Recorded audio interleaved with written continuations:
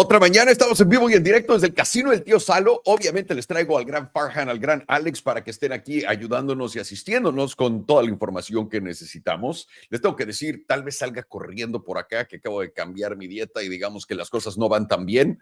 Pero bueno, eso es por aquí y allá. Vamos a ver el día de hoy cómo va el mercado. Recuerden, una tabla por persona, déjenlo acá para todos los miembros del canal de YouTube. And for all of you guys who are watching this in English and wondering what the fuck is going on, we're trading. We're live trading. I got Farhan here. A lot of you guys know him as ForexEye. He's been a fucking part of the YouTube channel for forever. I'd say the community on the YouTube channel. And also my boy, Alex. They're going to bring the heat right now. So get ready. This is the way we do it. We trade. I'm sorry. We look at prices. We look at comments. We look at your charts. If you have any questions, hit us up with it so we can explain.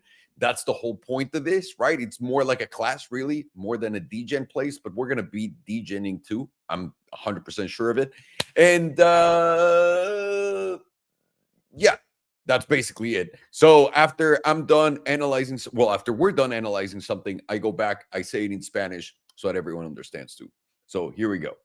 Boys, welcome. Thank you so much for your patience. Farhan, I know you're muted. I can see it. I can see it. I always leave myself muted. Yes, sir. How are you?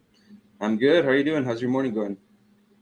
Good. Well, let's just say I can't complain about a thing or two here, but if you guys are thinking about becoming carnivores and doing the carnivore diet, just know that there's a bridge in time where you just have uncontrollable diarrhea. Oh, yeah. And it's just there's just no escaping it. It's straight up leaking.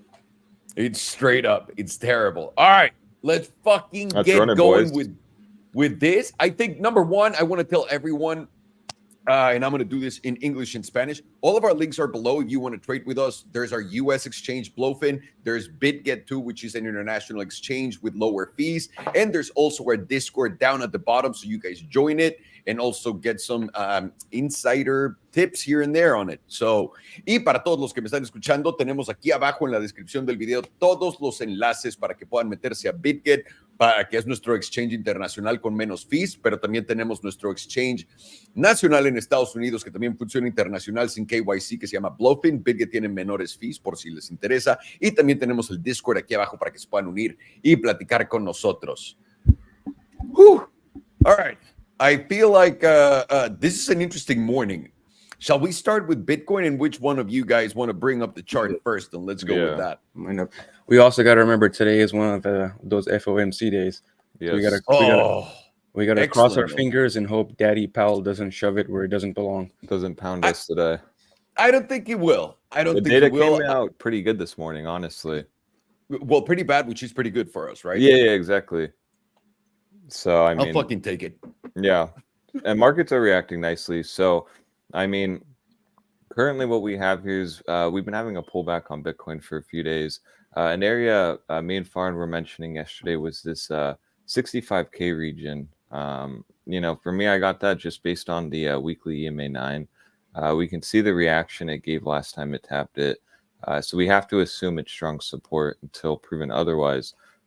Last night, we basically almost hit it, right? Bitcoin went all the way down to 65,300 region. And currently it's sitting right around 65,000. And it will keep moving up, per the weekly closers. But yeah, Bitcoin's looking good. If we go to a lower time frame, like a daily, you can see it's basically just kind of consolidating, which is kind of what we want. It's still holding the low that it formed on July 25th. And overall, it's not looking the worst. We are seeing that we're pressing up against resistance right now, which currently is right around that 66,800, 67,000 level, while also the daily EMA 9 is keeping price down for now. Usually on, FOMC days, price likes to just consolidate, kind of trap everyone by just kind of being choppy. And then the real move happens right around that press conference when we get the data. So it's going to be an interesting day to kind of see how markets shape up overall, because on New York Open today, things aren't looking the worst, especially with Dixie coming down. If we go and look over at Dixie, we can see after the data, Dixie had a nice fall. It tried to reclaim what was resistance, but failed to do that, and then had a nice deviation down, which puts pressure on risk on assets because it has like an inverse relationship, Dixie versus risk on. So whenever you see this come down, especially today, almost 0.5% is a pretty big move for Dixie overall. It should put pressure on risk on like Bitcoin. So that's something I'm watching overall. On the lower time frames, like the 2 hour, I'm watching to see how this closes in, I guess in 4 minutes now. It will be pretty telling if we can get above this EMA 9, which has been pretty strong resistance up until now. We're seeing that breakout, it hit resistance. So ideally, what I would like to see is maybe just some consolidation above that up until the event. That would be nice in my opinion. You can see the reaction here. Last time it got above, it was kind of game on. So this is a promising sign. I would like to see this hold up until the event. But like I said, there's just always a lot of, price is always choppy right before. So I'm not expecting too much on Bitcoin, but overall, it's looking pretty good. Consolidation is definitely what bulls want here. And it just puts pressure on bears to kind of make a move fast. And if they don't, and if Powell does what we think he's going to do, which will be dovish, then overall, I think Bitcoin will have steam to go up. Anything you want to add, Farhan, to this? You're muted again. It's fine. Yeah, It's going to take a while. It's going to be a minute before I realize it. But basically, the same thing I was looking at is a 9 EMA on the weekly, same as Alex, that we almost kind of touched it, but everybody else is watching the same area as well. So it does make sense that we would front run it by a few $100s, which is like not even 0.5% on what Bitcoin is right now. And what I'm watching for on the daily is the same thing where we bounce down to our previous support area. And what we have as the median on my HPDR indicator, which is what like the magnet for price action likes to consolidate around. For the past couple of days, and since we hit 68,000, like 68.8s around the 24th or the 25th, we ended up getting a sharp move down from there. But since then, we've been below that median. And after yesterday's close, we finally were able to reclaim it. And we're on the 5-day, we're still above the red 5 exponential moving average. So if you notice on every single one of the trending upwards moves, like when we moved up from 30s to high 40s, then we moved up from 40s up to 70K, each one of those was on that 5-day setup when it reclaimed the 5 EMA. And for now, on the 5-day, we're still using the 5 EMA as support, and we're basing off of it to move up higher. Nice. So things are looking good.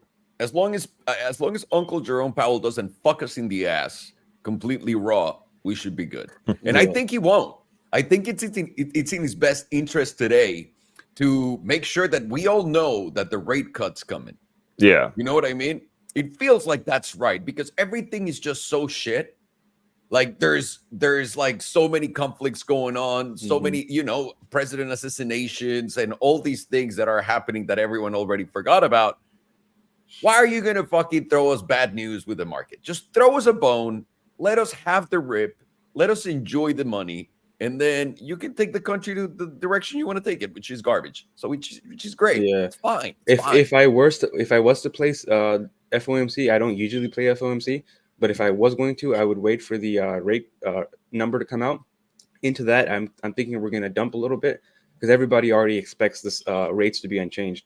And then in about 30 minutes, when Powell gets on the press conference, I think we're going to turbo reverse from there. Usually that's where the real move comes, The first move's a fake out. The second's the real move during the press conference. So. I mean, we saw it with Trump. When Trump was talking about Bitcoin and how great Bitcoin was, it was like a mega dump, and then it was a super pump. So, yeah, I mean, that's how the market moves. I like it. All right, let me share in Espanol with everybody.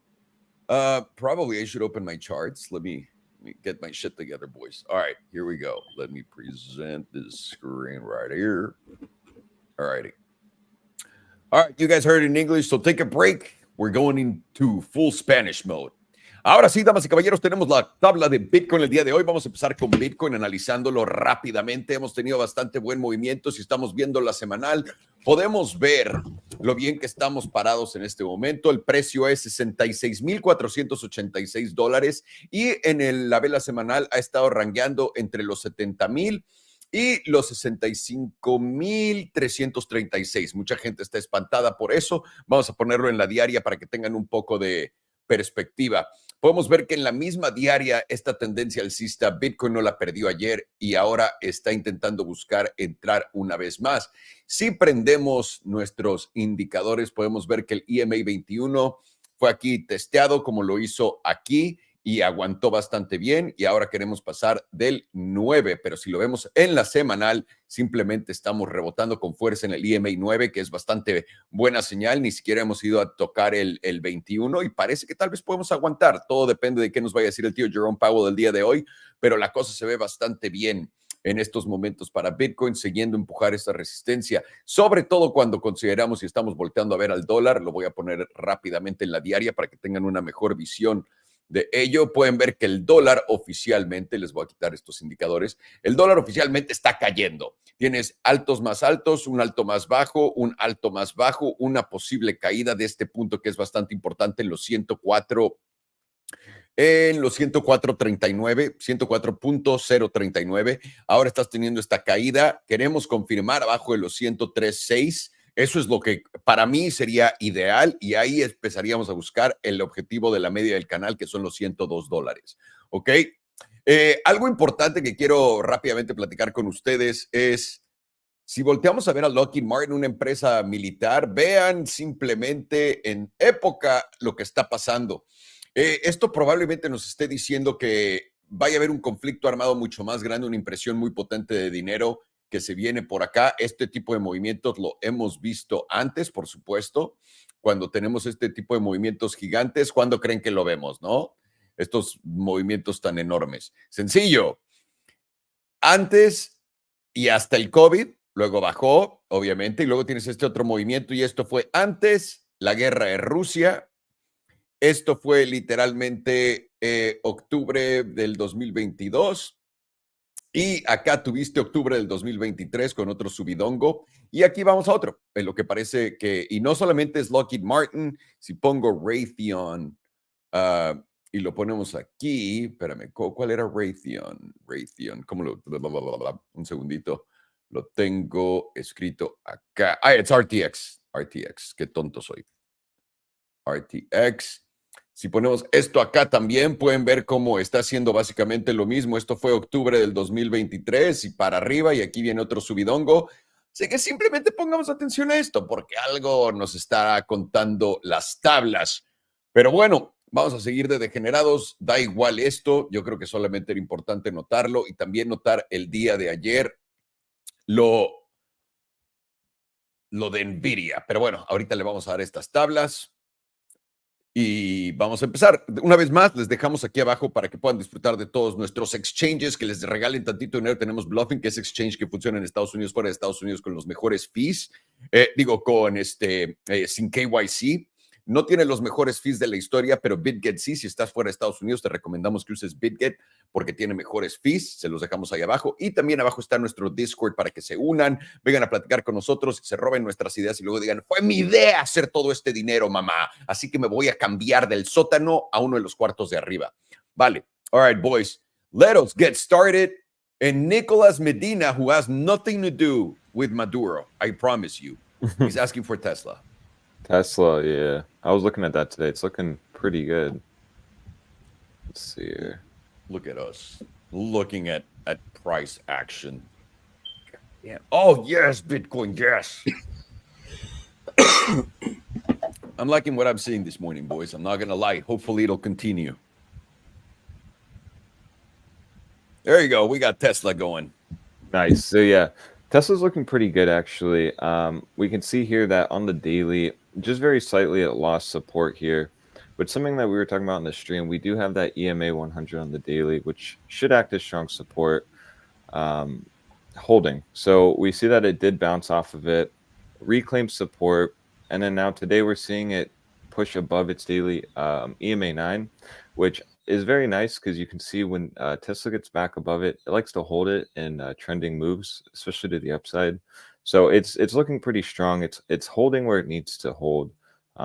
It kind of plays into why today is pretty important overall to see kind of how the market reacts and how it opens tomorrow. Holding this strength is welcoming. And we're kind of seeing that across the board. Risk on is kind of catching a bid, which makes me believe that that's going to bleed into Bitcoin. It's just simply lagging. If we go here on Tesla to the 4-hour, you can see here that this 4-hour is looking quite strong currently, and it based right off support. It is not trying to hold this EMA 9 on the 4-hour. So ideally, what we want to see is Tesla to keep holding that 220 level. The nice part about this EMA as well is it'll keep moving with price. Let's throw the 21 on. So you can see here, I like using the 21 as well in confluence with the 9. You can see here that currently it is acting as slight support. If Tesla can close a 4-hour, let's say back above $232 and like 50 cents, that would look as a very good buy signal to me. We're most likely going to have another push up to that. Ideally, we first go to 255.59, just this last breakdown high that we had on July 23rd. If we can break this high here, I'd be pretty confident that we're probably going to test this 262 resistance. And by then, if Tesla does reach all the way back up here, I would assume there's probably a lot of shorts built up around this level. So I would then be watching this 262 to either get a breakout and a base as support, kind of like what we saw right here, where it was trying to flip into support, but lost it and deviated, and then flipped into resistance. So it would be nice to actually hold this as support to give us the Tesla bulls essentially a chance to reach that glorious $300 level, in my opinion. That'd be pretty sweet. I have a question for you, Alex. I think it's important for people, for us to do this. We haven't done it yet, but if you were going to do an entry on Tesla right now, how would you place it? Would it be long? Would it be short? And what would you expect from it? Where would you kill it? What's your stop loss, etc.? Yeah, good question.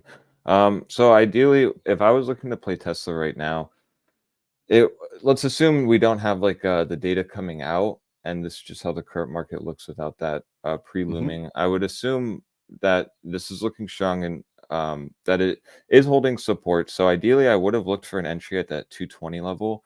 I would have gone to a lower time frame, basically like an hourly, and I would have seen this basing, even though it was under the 9 of the 21. I would have at least been confident in my support level, had a bid here, and then had a bid also at the hourly EMA 100. Where my stop would have just been simply right around this low here that it made on July 24th. I would have had it just slightly a little below it because we don't want Tesla to break this low in my theory. The reason why is because there's probably a lot of short, there's a lot of stops built up here. So if longs are, assuming that this is consolidation, where it reclaims support, and now we're just basing off of it, we definitely don't want this low to break, which ideally then the hourly EMA 100 would move up slightly, kind of getting a back above this low. So if we get back under this low, I would assume also we're probably under the EMA 100 on the hourly. And you can see here that Tesla left kind of a big gap here. So I wouldn't want to be holding a long if we're breaking down, which in my opinion would mean we're breaking this low.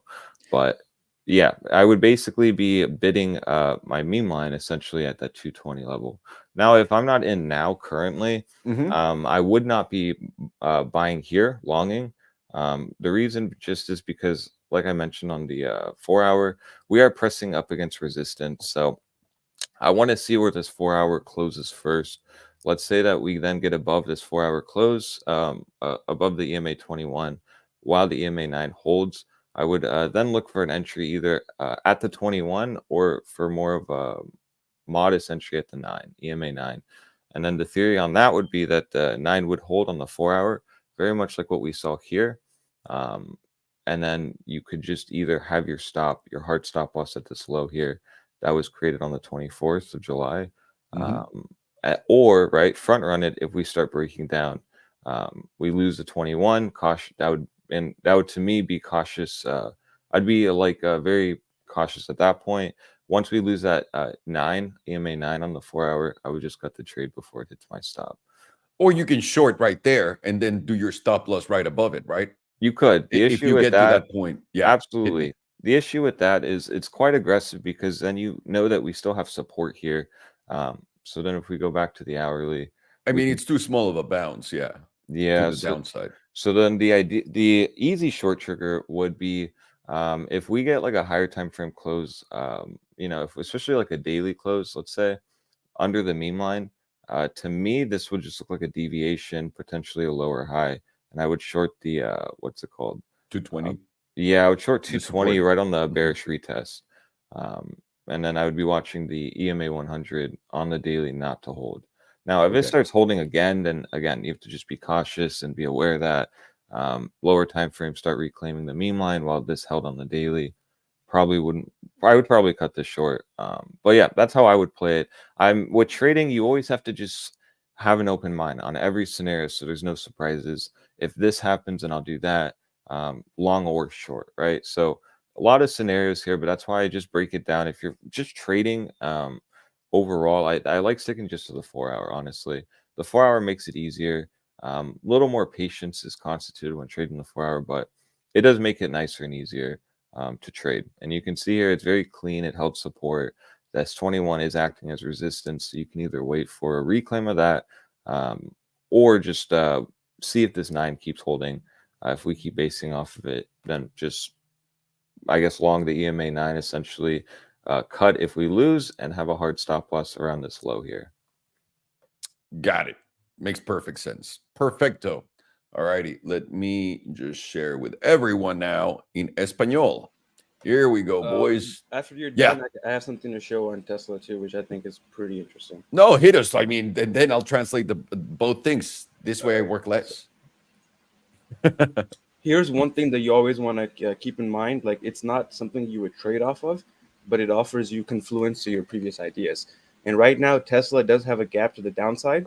And this shows you the ratio of how many calls there are to puts. And as you can see, like, you don't even have to look at the numbers, but you can see there's clearly a lot more calls than there are puts. And it tells you right here, the call open interest total is about 361,222 call contracts for people who are long. People who are short is currently 266,815. So just based off of this alone, you can see that the market is a little weighted towards the long side than it is the short side. And most people are usually wrong. Interesting. I like it. Interesting. Yeah. Well, now I'll steal your idea and make it sound like it was mine, Farhad. So get ready. Get ready to live what everyone lived through when I was a filmmaker, and I took credit for all the stuff that they did. All right, here we go. Tesla. Vamos a empezar con Tesla rápidamente. Le pregunté a Alex dónde vería buena oportunidad en la tabla. El precio en este momento está en 232.91. Tiene un buen rebote. Sobre todo estamos viendo en la semanal. Los voy a poner en la diaria para que tengan una mejor perspectiva de esto. Hemos visto el precio llegar a topar en los 271. Estamos rangueando en la zona de los 220, que ha funcionado bastante bien como soporte hasta este momento, y tenemos un buen rebote. Cuando volteamos a ver también nuestros indicadores, podemos ver que estamos intentando retomar el EMA 9 y estamos intentando retomar el EMA 21, pero aquí hay confluencia en los 204 del SMA 200 y el EMA 100. Y para el setup que estábamos platicando, vamos a ver en la gráfica de 4 horas, de que se poble esto. Como pueden ver, tuvimos un buen rebote en el EMA 9. Acá, lo que nos está llevando a este rango, que nos tiene rangueando entre el EMA 9 y el EMA 21. Un segundo. Farhan, I don't know if you're here, or Alex, if you can answer this to me. Yeah. So there was a cross right here between EMA 9 and EMA 21. Is that that's not a silver cross, right? I just always keep fucking forgetting the silver cross is 21 and 55. 55. Got it. So there's no relevance to this cross. I don't use the 9 to 55 cross. I don't know if Farhan does. No. The 9 and the 9 and the 21, they can give you something, but not the 9 and the 55. Got it. Thank you, boys. Ok, solamente estaba asegurándome que este cruce no tuviera un impacto, y me confirman los maestros acá, los profesores, ¿no?, de Elite Trading Academy, que no hay problema. Entonces, estamos acá rangueando literalmente entre los 232.26 y el 227. Pueden ver a la derecha siempre los precios para que sepan de las líneas, para que entiendan cuáles son los niveles. Y estamos rankeando acá. Si lo volteamos a ver en temporalidades más altas, es justamente donde estamos peleándonos con esto. Ahora, le pregunté a Alex, ¿qué harías para poder empezar una posición acá? Obviamente, idealmente, sobre todo, empezaría un long si estuviera aquí en los 220, ¿no?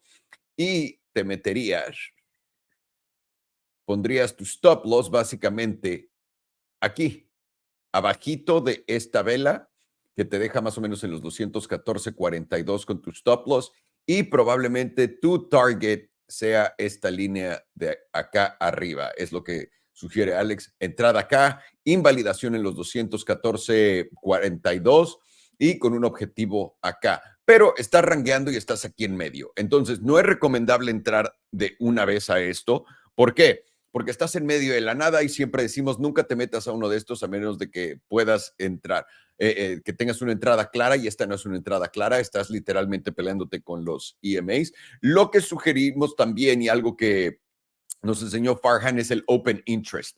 Open Interest nos habla de literalmente cuánta gente está long, cuánta gente está short, y acuérdense, long es alcista, short es bajista, y cuánta gente está posicionada. Y hay más gente posicionada a que Tesla va a subir, por lo que probablemente vayamos a ver a Tesla bajar, porque normalmente la gente está en lo incorrecto. Así que yo creo que ser pacientes en este trade va a ser bastante importante. Y también si quieres abrir un short, básicamente puedes hacer lo mismo. Voy a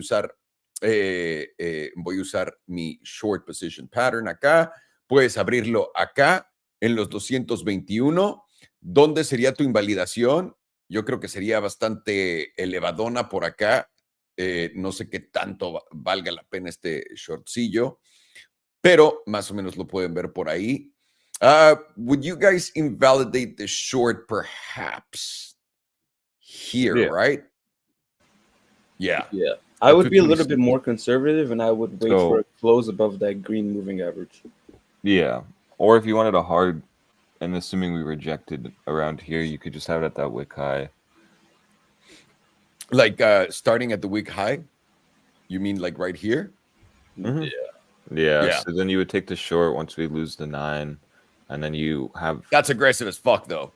Yeah. Yeah, but then you would be... It's an aggressive short overall, because we haven't even, on your chart, lost the meme line.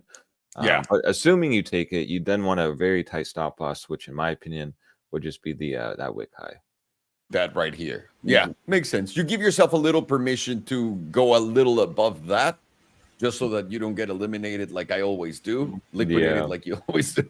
But here he goes. Okay, so then the possibility becomes greater here. Yeah. Exactly, and you can just like cut half at the major moving average right around. Oh, yeah.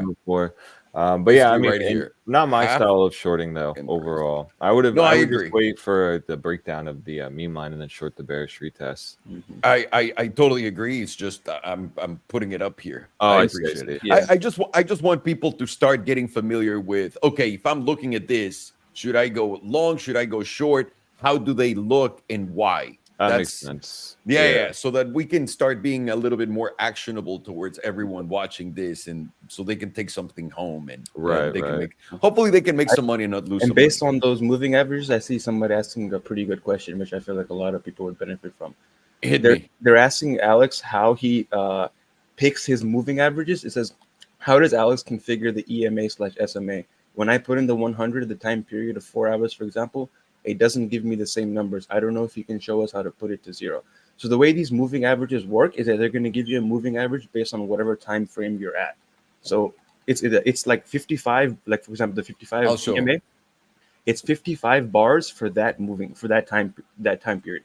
If you're on the daily, it's going to be 55 days for that time period. So you're not going to get the same numbers from time frame to the time frame. That's right. I'm just going to translate that too. Todo el mundo está preguntando que por qué se ven diferentes mis EMAs, SMAs, etcétera, a los tuyos, ¿no? Que es lo que estaban preguntando en el chat. Todo es diferente temporalidad, porque todas las temporalidades varían de acuerdo a los promedios que estamos viendo, porque 55 velas semanales son muy diferentes a 55 velas diarias. Entonces, cada que cambias la temporalidad, puedes ver cómo los números suben y bajan de estos promedios, para que tengan eso completamente entendido. Voy a regresar a lo que estábamos diciendo ahorita con esto. es la oportunidad del short. Lo único que les estoy presentando aquí es como ideas de cómo hacer setups de esto, ¿ok? Que los masters nos digan exactamente, está bien, está mal. Esta es la oportunidad del short. Y esto sería muy agresivo, honestamente, porque lo que estás haciendo es apostando a que vas a perder el EMA, 20, el EMA 21, el 9, y ahí sería tu entrada. ¿Cuál sería tu stop loss? Arribita estos wicks. Porque si se va arriba de esto, probablemente vaya a seguir subiendo y te va a hacer perder dinero. Y tu primera sacada de dinero probablemente sea donde se junten el EMA 100 y el SMA 200, que es esta zona por ahí de los 204, si fueras a abrir un short, y probablemente cerrar en los 192, la posición completa. Solamente les queremos dar más ideas para esto, para que estén listos para cuando se venga la hora de la hora. Y es básicamente todo. Vamos a la que sigue. All right, boys, let's go. We're moving. I like this. All right, somebody asked for the link on how to get the open interest. I posted in the private chat because it's not letting me post it in the public one. Oh, 1 second. I'll post it right now. Good question. Comments. Okay. With all that open interest, it makes me think Darth Maul's coming soon. Yeah, after Jay Powell. Yeah. There you go, boys. Open interest is coming. Ahí está. Ya les dejamos el enlace para que también puedan ver todos el open interest de todo. Está aquí puesto. I think you should put it on. Let's open another one on the Discord, like useful links and just like important links, kind of like that people want to use. Have them there. Like that's not like the main links, but like a sub of the links, if you will. That's like helpful resources. Yeah, so that people like, I saw that they talked about this. Let's go back and look at it to have it. Sounds good. Thank you, boys. All righty. Let's go all the way to the top. All right, we already saw Tesla. I was getting into this, but you guys started. Nvidia. Very interesting one today. It opened up, I believe, a little over 9% on open. Yeah. How's it doing right now? Weekly is looking pretty good on Nvidia right now. I can never find my chart. Let me see. I got it right here. Oh, here it is. Oh, yeah, very good. Pressing resistance now, but Try, you got this one? Yeah. Hit us, Sparhan. So on the weekly right now, we're getting to very extreme levels on momentum. You can see it broke below all of these previous lows here, while the price action is significantly higher. So this is giving us 3 drives of bullish divergence on the weekly on the momentum. To confirm this bullish divergence, you need to make a local low. So you're going to need 2 closes above $120.35. Once you get 2 closes above that, that'll give you your next target of the 78.6% level. Actually, Tesla likes to go to the 88.3. As you see, each one of these times it's going to the 88.3. So that would give us a target of around $189 to $190. But this whole setup is not actionable until we get a close right here above that 120 level to possibly this 9 EMA over here. Wait, you said bullish divergence. So why would the price go down? So on a hidden bullish divergence, every time the price makes a higher low, but momentum does not make a momentum makes a lower low, then the sellers had to put in more effort, but they were not able to push the price down lower than they did previously. So that means bulls are starting to take control. But that's what I'm saying. Isn't the price way above 180, 190? Because you said your target would be 180, 190. Yeah, if the bullish divergence is confirmed, my first target would be around 180 to 190. And it would my God, I'm most sorry, likely dude. pull back I'm there. sorry. We're looking at Nvidia. I'm looking at Tesla. This is the fucking problem that it's too early and I have diarrhea. Like, this is what happens. Okay, I understand now. I'm sorry. I'm sorry, everyone. This is why they're in charge of the class, and I'm just here fucking translating things. Go on. I'm sorry, my sensei. I apologize. I would expect it to hit around that 180 to 190 area, and then very likely it would pull back there because that's also reaching an extreme zone. Like every single time we've touched this zone, we've gotten somewhat of a pullback. So I could expect us. Let's get a rough idea of how much we've pulled back each time. 21% the first time. I think you did it 30. So far, this one is 27%. So it's very possible that we could get up to 190 and then pull back to around this top right here. Let's see. Yep, perfect. Right around here, 25 to 26%, where this previous rejective high was. So I could see us going up to 190. Everybody gets extremely bullish, thinking we're going to hit 200, we're going to hit 250, pulls back all the way down to this 140, 141 level. Everybody freaks out, starts selling.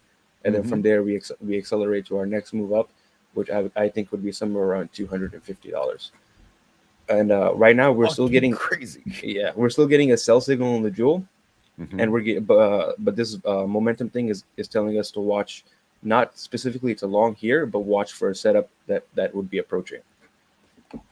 The mistake that most people do is that when they see bullish divergence, they say, "Oh, we have divergence here. I'm just going to long blindly." But the divergence doesn't mean anything until it's been confirmed. Until it plays out, yeah. Yeah, to confirm it, you need 2 closures above the previous candle open. Once you get that, then that previous candle, it can be considered a bottom candle. Until that, it's still nothing is confirmed, and you're just playing in no man's land. So it's above the 120, basically. Yeah. And right now on the daily, momentum is flipping up, volatility is flipping down. This is a setup to give us a price target of the median on the HPDR, which is right here currently at 124. This is going to become a natural magnet for price action. If we do get up here, that would go back to our weekly setup, where we would end up closing back above this previous rejective high, rejection area. And if we get 2 closes up there, that would confirm our weekly bullish divergence. So basically, just on the daily, if we can get this move to play out on the daily, which statistically is very likely to happen with volatility contracting, then the bulls would take over and the weekly hidden bullish divergence would play out, and we very likely go to new highs from there. And then big green dildo party starts again for Nvidia. Good for everyone. Good for everyone. And it's wild that it's the way you're looking at it and saying this might head that way, and then we're looking at Tesla and seeing the open interest, and also going like this might go down. It's a little bit of a divergence in 2 things that kind of do the same thing in a way that should benefit at the same time. So that's interesting. The one thing I'd say is, Farhan, you want to share how would you do your entry and for a long or a short, and what's your, like right now, what would you mostly do if you were going to bet on Nvidia? Right now, if I was trading this, I would not take any positions here. I would wait for this weekly close, and I would see if we could reclaim this 9 EMA. If we do get above this 9 EMA, I'd open up like maybe 1/4 of my intended size here, and I would wait for the next weekly close. If we don't close back above this candle, I would just cut it, whether I'm at a loss or a profit, and I would assume that's the lower high. If we do close above it and we hit that target in the daily, I would close half of my the other 25% of my position up here at this median, and I would let the rest ride for up to 250. So your first entry 116, and then the other one would be the confirmation of the bullish divergence on the weekly, which is at about 122 or 120. I can't see it right now. Yeah, about 120 to 121. Got it. Then I would wait for that. Then my stop loss would be any close below this median. For this, on the next close, this is likely going to go down. So that'll bring our support level down. And whenever we lose this median, we get very big moves. Like you see, we lost it right here. We got a huge move. Yeah. We lost it right here. We got a huge move. We ended up losing it over here. We got a pretty sizable move. So every time you lose that, you're looking on Nvidia about 20 to 25% down.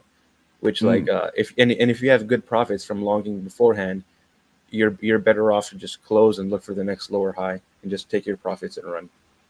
Got it. All right. Perfecto. Let's go.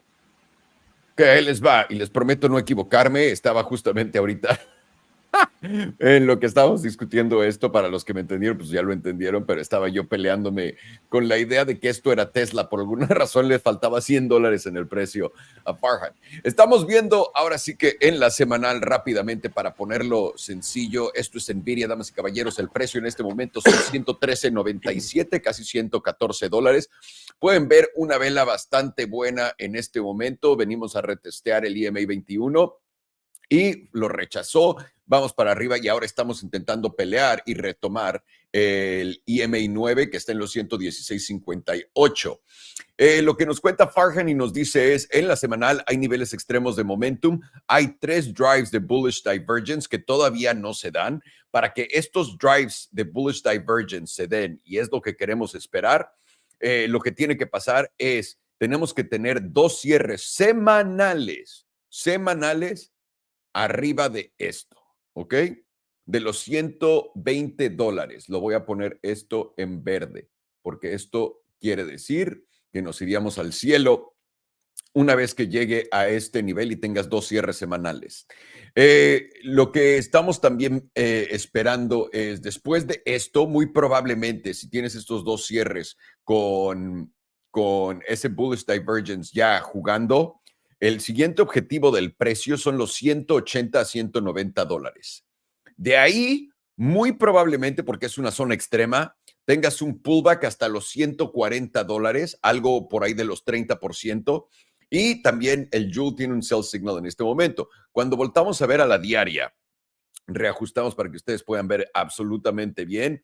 La diaria tiene, el momentum va para arriba, la volatilidad va para abajo, lo que nos está diciendo que en el indicador de Farhan probablemente el precio va a ir a buscar la media del indicador y eso está en los $124, lo que nos pone justo en el juego. ¿Qué tenemos que hacer?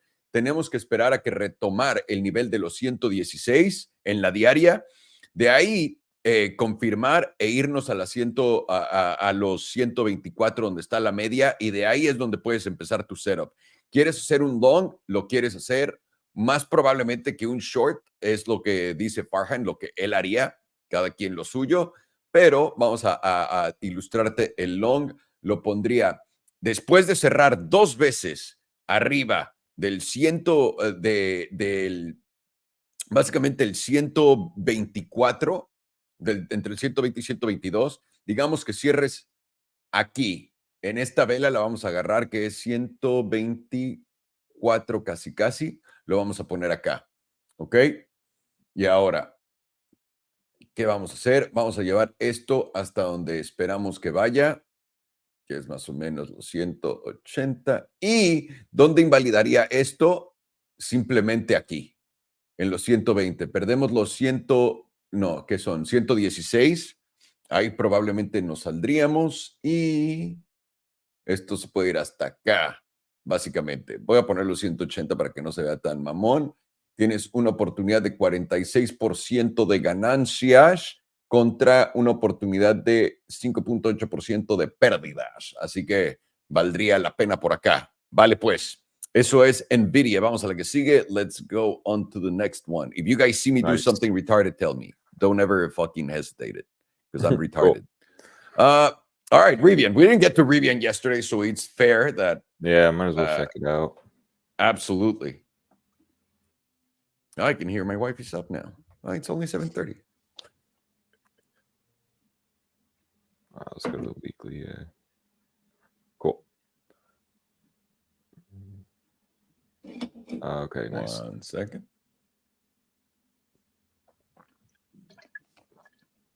Perfect. So yeah, we have Rivian here. You guys can see very strong chart overall. Weekly went straight to resistance, lost it on July 15th week, and then basically retested it as resistance, and then here we are now. It's kind of in a no man's zone, in my opinion.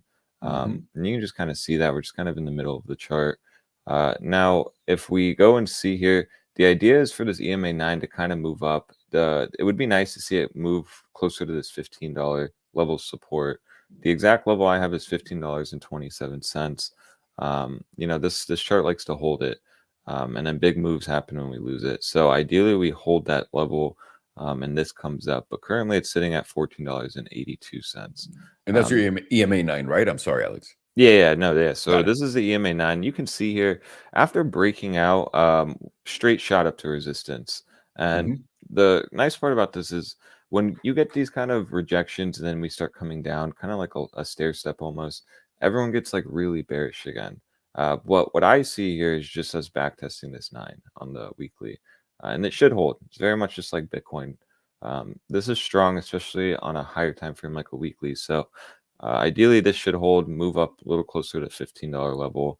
But yeah, I'd watch closely that 15.24 level if we come down. Now you can see the weekly is developing into a nice candle overall. Nice in the sense that it's finally breaking the red streak, going green.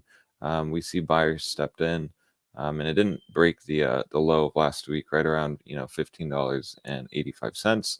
But again, still just kind of in a no trade zone. If we go down to a daily now, we can see here that the daily is trying to show some strength, just like a lot of charts we're showing today. The only difference between today and other days is we just have a big economic event. So that will dictate a lot. And then tomorrow will be key if we hold this momentum. But overall, it's looking good. And it's looking good because you can see here how price is kind of consolidating on the daily. It fell right below that daily EMA 100 for 3 days, essentially, and then lost it, rejected the 9. But then today we see it trying to break out above the 9 and holding the 100. Good sign in my opinion. Ideally, we close today above $16.52. That'd be strong, and then I would look for basically maybe a back test of that 9 on the daily, and then for an expansion, ideally up to $17.65 again. You can see here how that's been kind of a key resistance zone for Nvidia. Losing that and then trying to base Rivian. on it before. I mean, yeah, Rivian, my apologies. No, we're all here fucking doing the same thing because it's so early. Yeah, basically Rivian, yeah, this is a key area, the $17.62 region. It based off of it right before a massive move. This from this point after basing it, it was a 38% move, massive for stocks. So it's a key area right here, this green line. $17.65 will be the area I'm watching. Ideally, what we want here is for the daily to close above $16.52. To me, that would mean the daily just reclaimed the 9 while also holding the EMA 100 on the daily. Very strong levels because we're using a daily for this. This could probably give us momentum to push up to that again. The reaction there will be key because you can see here it really couldn't hold it at all. It lost it right as soon as we broke out. It lost it the next day here, reclaimed it, and then quick rejection. And that's kind of where we've been now. So ideally, what we want to see is the breakout. It breaks above $17.65 and it holds it. Bull's best case would just be consolidation above this level, letting the 9 on the daily push up, and then hopefully we can start the uptrend again. The momentum just basically compressing here. If we go and switch, if I take the moving averages off, I'm interested to see how the Bollinger Bands look on it. So you can see here on the daily, we're basically starting to compress. These can get a lot more tighter, as we saw like right around this level. Ranging markets, often they range in the Bollinger Band ranges, and then it leads to that expansion up, or it can go down as well. We see it got very tight here, started to pinch, and then we got that expansion down. So ideally, this could play into if we start getting a move up, these still can get tighter. So that's something I'll be watching. Maybe if we go to a 4-hour, they're probably a little tighter. Yeah. So you can see they are starting to pinch on the 4-hour. This candle, which closes in 2 hours and 15 minutes, is trying to reclaim the mid band, which would be a good sign. Reclaiming that mid band, I'd like seeing that. Kind of like what we saw here. Might give us we could use the 4-hour to kind of see where the daily will go. That's kind of what I like to do. So if the 4-hour starts breaking out, that could give us momentum for potentially the daily too as well. But for now, the chart's not looking the worst, especially on the daily. We just want to see how today closes. It's kind of, like I said, in a no trade zone, and you just kind of want to wait. For me, I wouldn't trade this. I'd personally be waiting for that $15.24 region, assuming we break down, but seems unlikely. Or, right, if we start basing off that $17.65 region, potentially you can take an entry just because it's more at that extremity. So you have an easy stop loss, essentially. So that's kind of what I'm seeing with Rivian. Not looking bad overall, especially in the lower time frames as well. Maybe the hourly goes in back tests like that $16.43 region. But overall, today's going to be key. See how it reacts with the economic data. But yeah, we're just in a range, no trade zone in my opinion.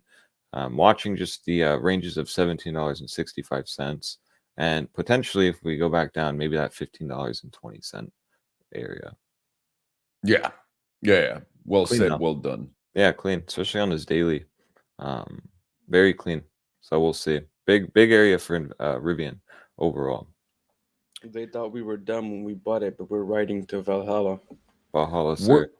We're going to the fucking moon of Valhalla. We're not even just going to Valhalla. We're going way past it and getting to the moon of that fucking place. We're going to be driving those little electric Rivians on the moon. On the Mars, brother.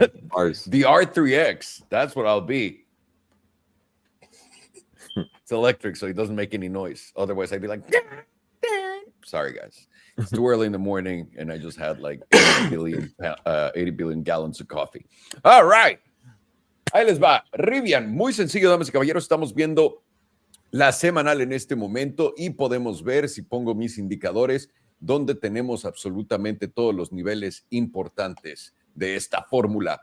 En la semanal tenemos a Rivian, el precio está en 16.65 y además, si lo podemos ver acá, esto es aparte, esto es mi análisis directo. Ya saben que me encantan mis líneas pendejas que normalmente a mí me han funcionado bastante bien. Estamos intentando retomar esta línea que también viene como coincidencia en la diaria en todos los niveles importantes de nuestros EMAs, ¿ok?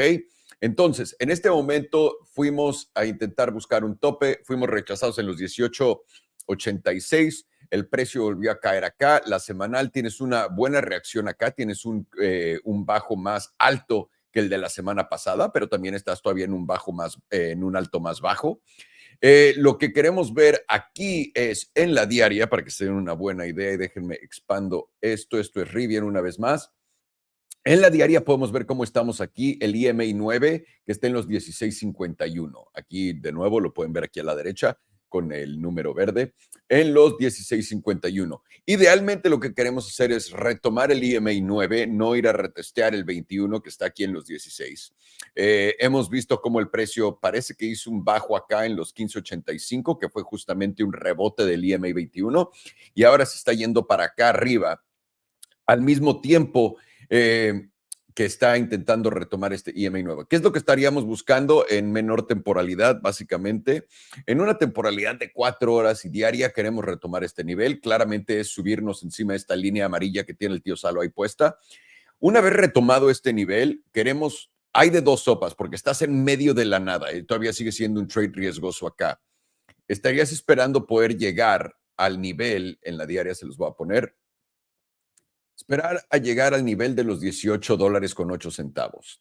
De ahí puedes sentirte bastante a gusto de que esto se va a ir para arriba y aquí es donde podrías abrir tu posición en long para ver cómo va con un corte aquí, básicamente en los 17.55. Pero también podrías abrir un corto, aunque no tiene tanto sentido porque el precio tiene bastante fuerza y momentum a la alza. Y si vemos también, nos enseñó Alex los Bollinger Bands, los míos son una mierda, todavía debería honestamente de solamente poner el indicador bueno.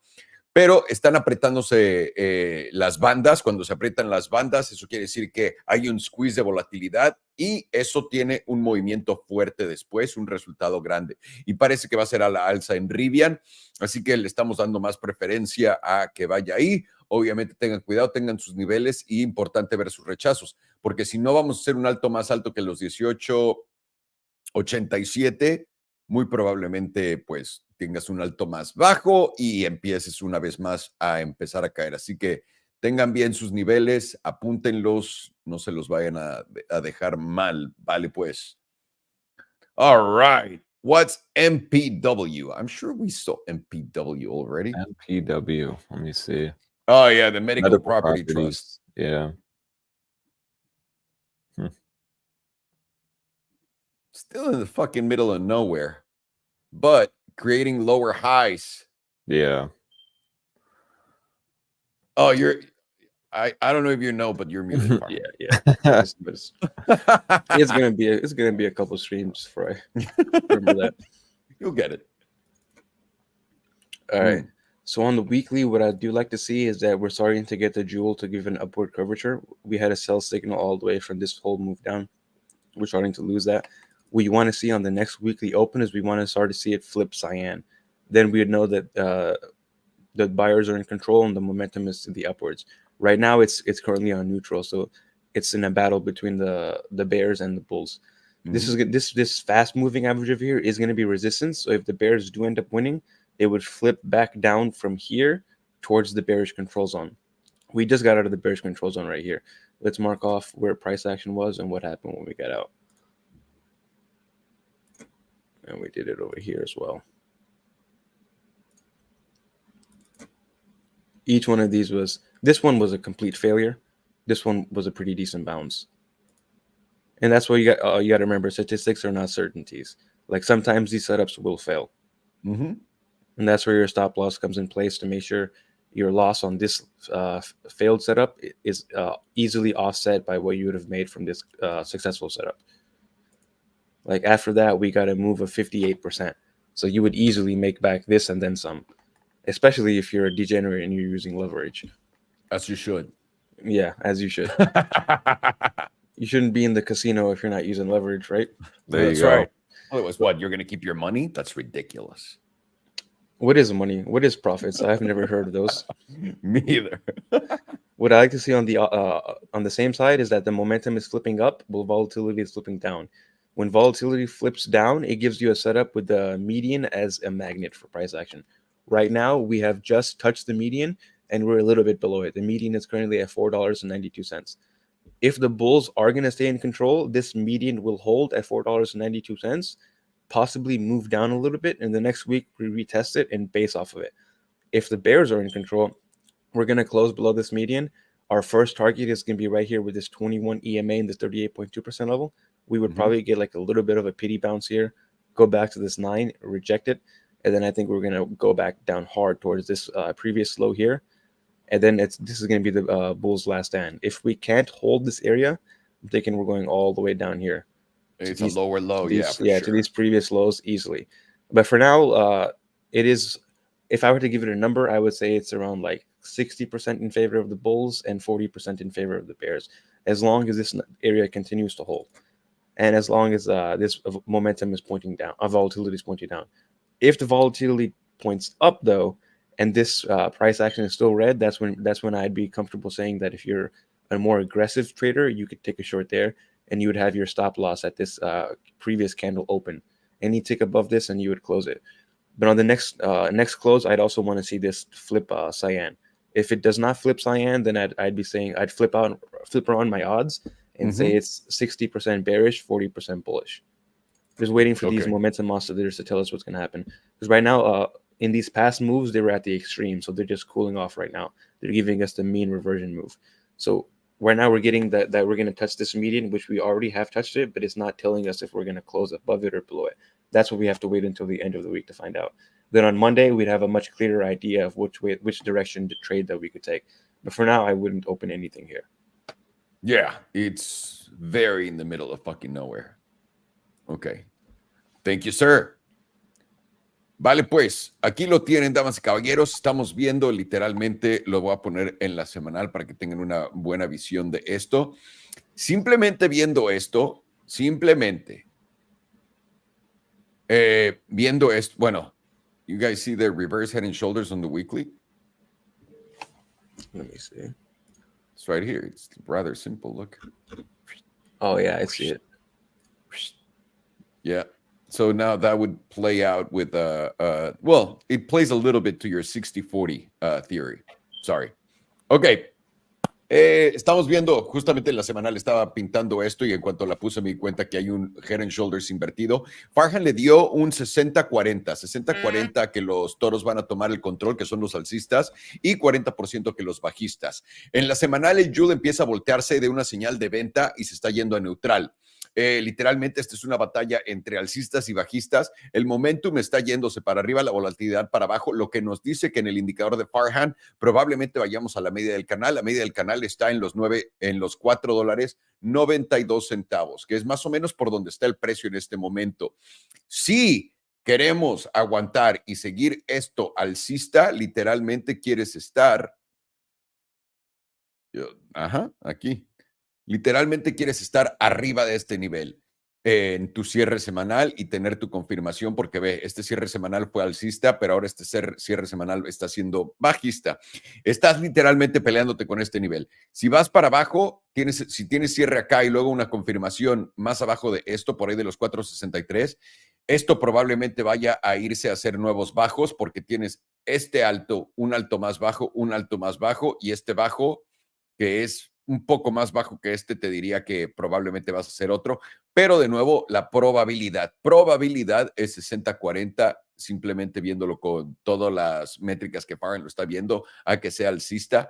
Vamos a ver si se juega en esa posición. No hay una entrada en este momento para nada en esto. Creo que es bastante obvio. Estás literalmente en medio de todo y tendrás que ver con qué dirección toma el precio.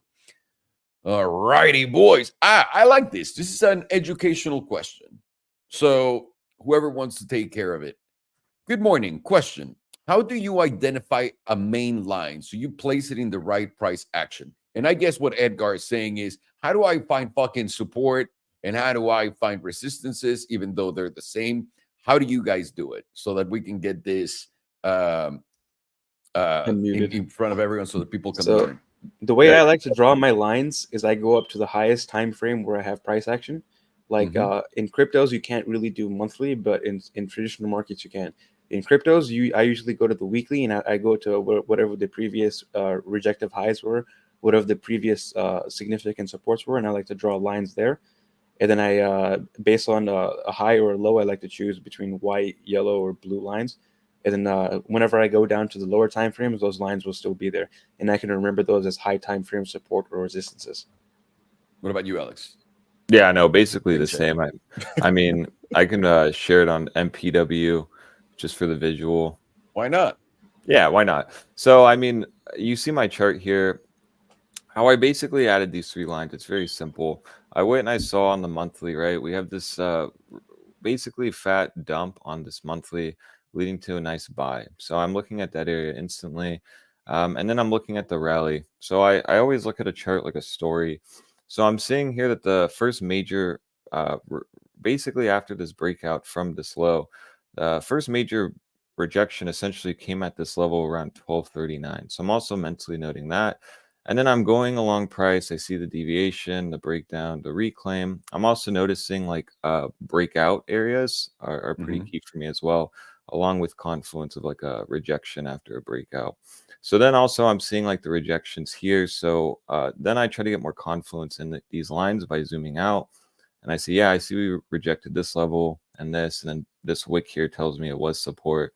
So then I just extend my meme lines. That was based on this first rejection after this breakout. And then we just simply go back to this support line here, which was basically the first area got majorly bought up. And then, yeah, I just back test it and see, well, yeah, it held here. And then this also led to a nice breakdown. Same with this area. Once it was lost, this led to a breakdown. And that's kind of where I find this line as well. And then, you know, this third line was just easy because you just take the low where the wick got bought up on this chart, which happens to be, you know, right at that 278 level, which is where price is basing off of now. So that's kind of in a very simplistic way how I do it quickly. Because I just think like there's no proper real way to do it, but that's just the way I find easy confluences and entry points. And right, a big part of that comes with just having confidence and the way you see the chart, and that just comes with experience. But it's basically the same exact thing as foreign. I just look at rejection, you know, rejection highs, and then also where it found major support.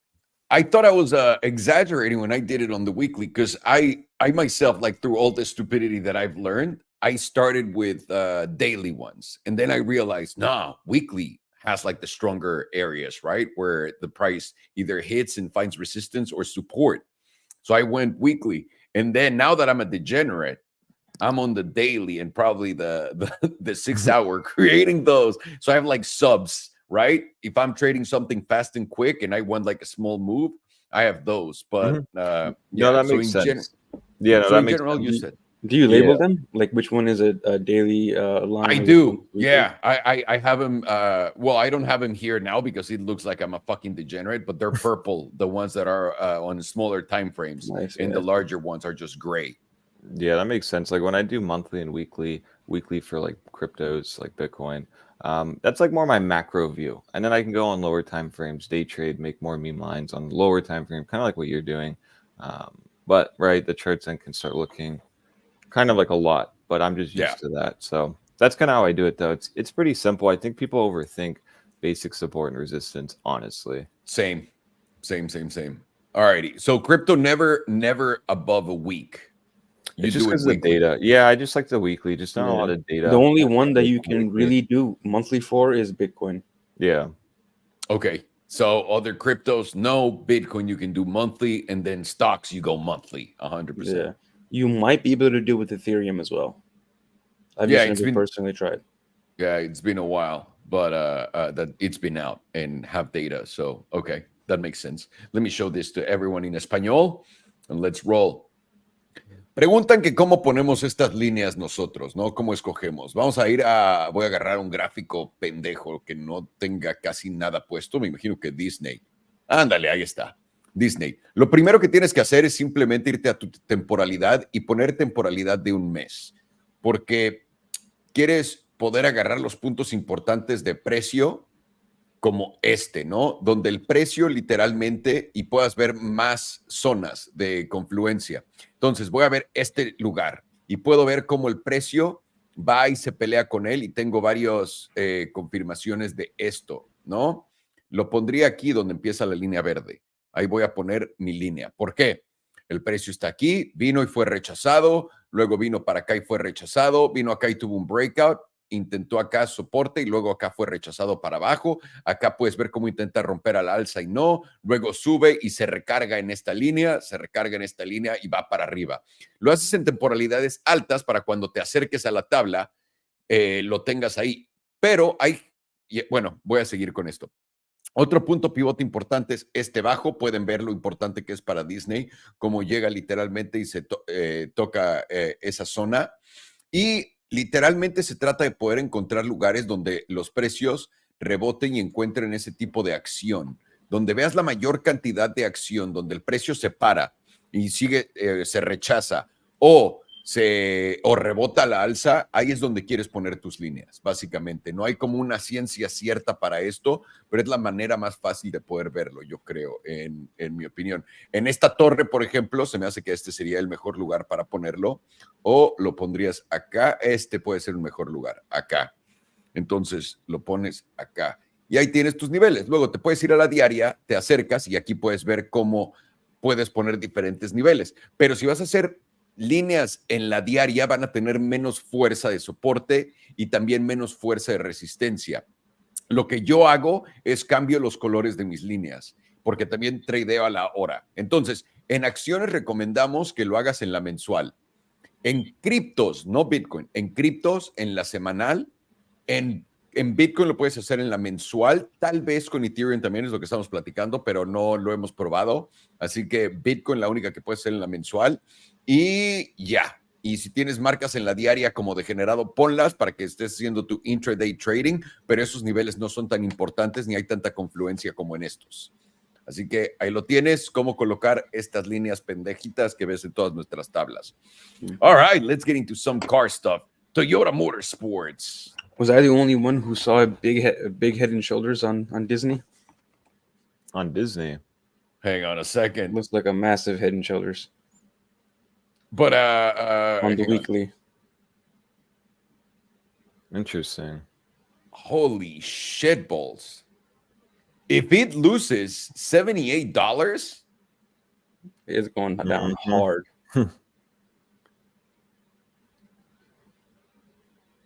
Let's see. That's below 50. Let's pretend he does it here. Right? Because it's going to move, blah, blah, blah. No, that's negative. Negative. It's going negative. You're going to owe them money. That would be crazy. But that's on the weekly. Let's look at the monthly. Maybe on the monthly, it's even... Yeah, dude. Like, on the monthly, you can see it too. Look. It's going to be like that time where oil went negative. Sure, exactly. Except this time it's just going to be Disney. Holy shit. Wow. That would be an insane move if this happens? What could happen that would take Disney down like that? I guess we'll see. Possibly since nobody's really been watching their movies recently. All of the Marvel movies have flopped. I think just making every character gay and black and And yellow Disney and Plus, blue. Yeah, that does kind of fuck up your shit. And in the last Avengers By the way, movie, can I say this? I worked in Hollywood. They're not doing representation of everyone. I'm sorry, we're taking a break, guys. They're not doing this to like really create equality. And I'm going to show you the best and easiest example in the universe. Mexicans don't play Mexicans on TV. All of the guys like the Hector, even Danny Trejo, and all these guys that you guys know as Mexicans, they're not Mexicans. They don't even have a fucking Mexican passport, and they don't speak Spanish that well.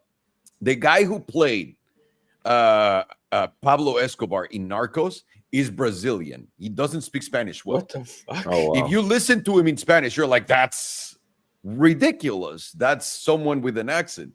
And my guy is Brazilian doing that. They don't hire Mexicans in the United States to do anything on TV. They're all fake. When they hire Indians that are born in the United States too, that have like a perfectly American native accent. And then they make him do the accent, and they do the same thing with Arabs. They don't hire people that don't sound like Americans that are born outside to play them. And normally when they play Arabs, they'll grab an Egyptian guy to play a Lebanese guy, and they'll grab a Persian guy to play a Jew. Like, it's fucking wild. So they have no intention whatsoever to bring that equality in. Right. It's absolute horse shit. And they tell you, because I try to sell a TV show to Lifetime that had all of the money for 13 episodes from Greece. They were like, the leads cannot be foreigners. They need to be Americans. And if they're not going to be Americans, we can't do this. And I said, they speak fluent English, and not only fluent, like perfect accents, better than mine. They were like, nope.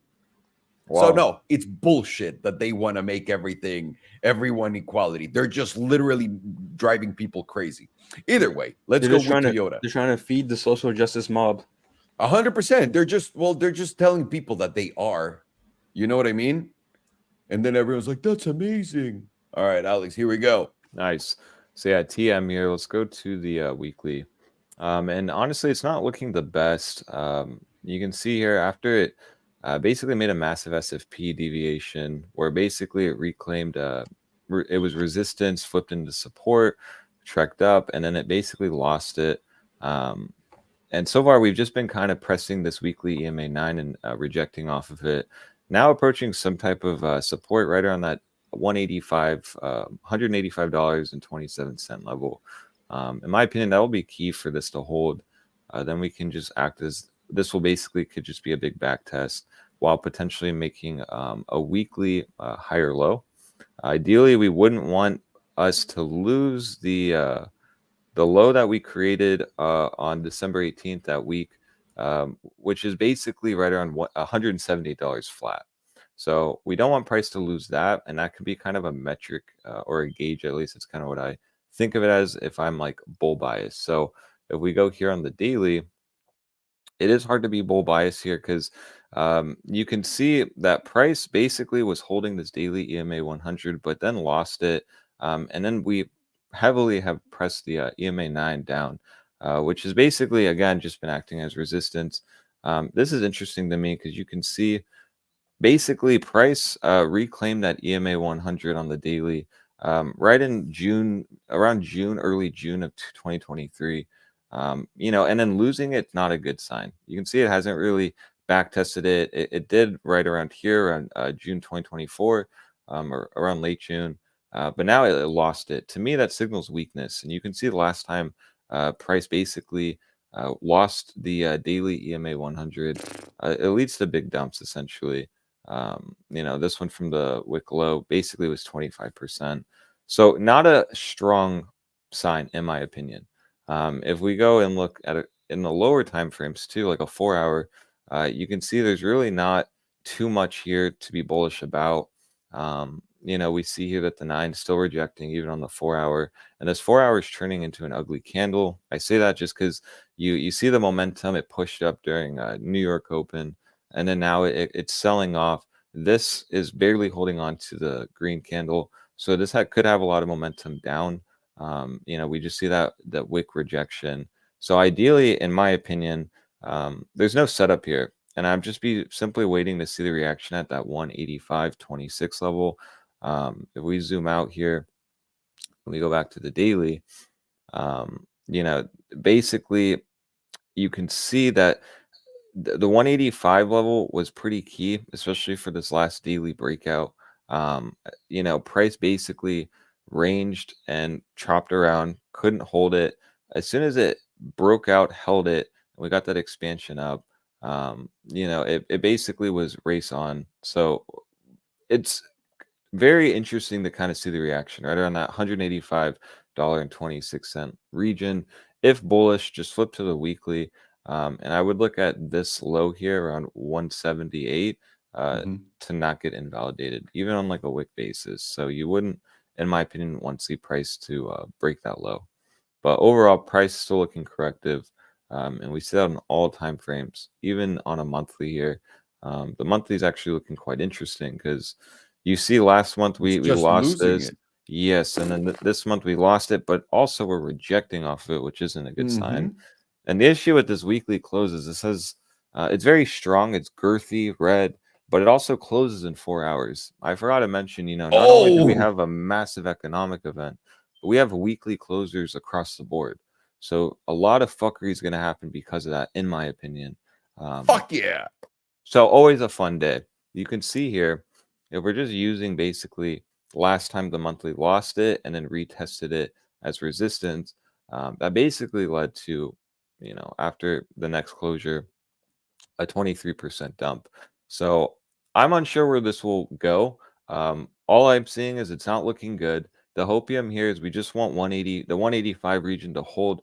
If it doesn't, while it's still rejecting the 9 on all time frames, which is, you know, not strong in my opinion, still also rejecting that EMA 100, I would then look for this support not to hold.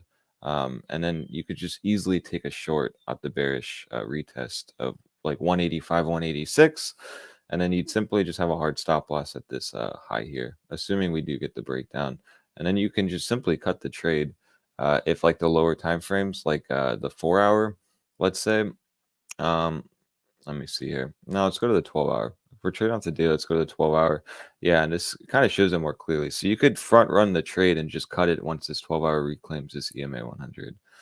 Because then that to me would look like a deviation, a reclaim, and then potentially a bear trap. But for now, it's not looking that way, and it's looking quite bearish. So I'd be cautious here and watch out 185 to 186 level. Lose that, then yeah, I don't think it's gonna be good for bulls. I'd absolutely have to agree with you 100% on that. What a chart. Yeah. It is getting royally fucked right now. Especially Let's on go. the monthly. Yeah. Oh, dude. That was wild. Yeah. That is wild. Ahí les va. Estamos viendo Toyota Motorsports en este momento en un time frame semanal. Les voy a poner el mensual para que tengan algo que comer, señores. Vean esto. Número uno, normalmente este tipo de lugares se vuelven un excelente lugar de soporte para precio y para seguir el movimiento para arriba. Pero ¿qué estamos notando? Llegamos aquí arriba y empezamos a caer. Ahora, el EMA 9, que está en los 205, acabamos de ir. Esta es una gráfica mensual, si es que no lo he dicho. Gráfico mensual. En la mensual perdimos el EMA 9 en esta vela y acá vino a intentar retomarlo, rechazó y vino para abajo y ahora está rebotando en el 21. Pero cada que pierde el EMA 9 tiene unos bajones buenísimos. La última vez que lo hizo fue aquí, para que tengas una idea. Y de acá que lo perdiste, ¿a dónde llegó el precio? Estás hablando de un 27,5% de bajón, ¿ok? Entonces, son movimientos drásticos, esto se ve bastante bajista y es un poco en todos los time frames que tienes, porque también en la semanal ya perdiste el EMA 5, digo el 9 y el 21, y ahora vas a ir a buscar por acá los 186, que es justamente donde también hay convergencia con esta línea de soporte. Y si no, el SMA 200 está en los $170. Lo que Alex dice, porque no importa en qué time frame lo veas, ¿no? En todos es bajista. En la diaria perdiste literalmente todos los niveles. Cada que pierdes todos los niveles, vamos a ver qué tipo de bajón te da. Aquí perdió todos los niveles. cada que pierdes todos los niveles en la diaria, te dice otra baja de 27%. Literalmente es lo que es. Entonces, ¿qué estamos esperando y qué deberías de estar buscando en este momento si estás invertido en Toyota Motorsports o si quieres invertir en Toyota Motorsports? Sencillo.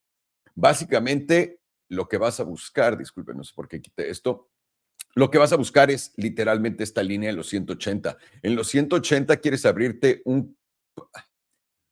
puedes abrir un short o un long.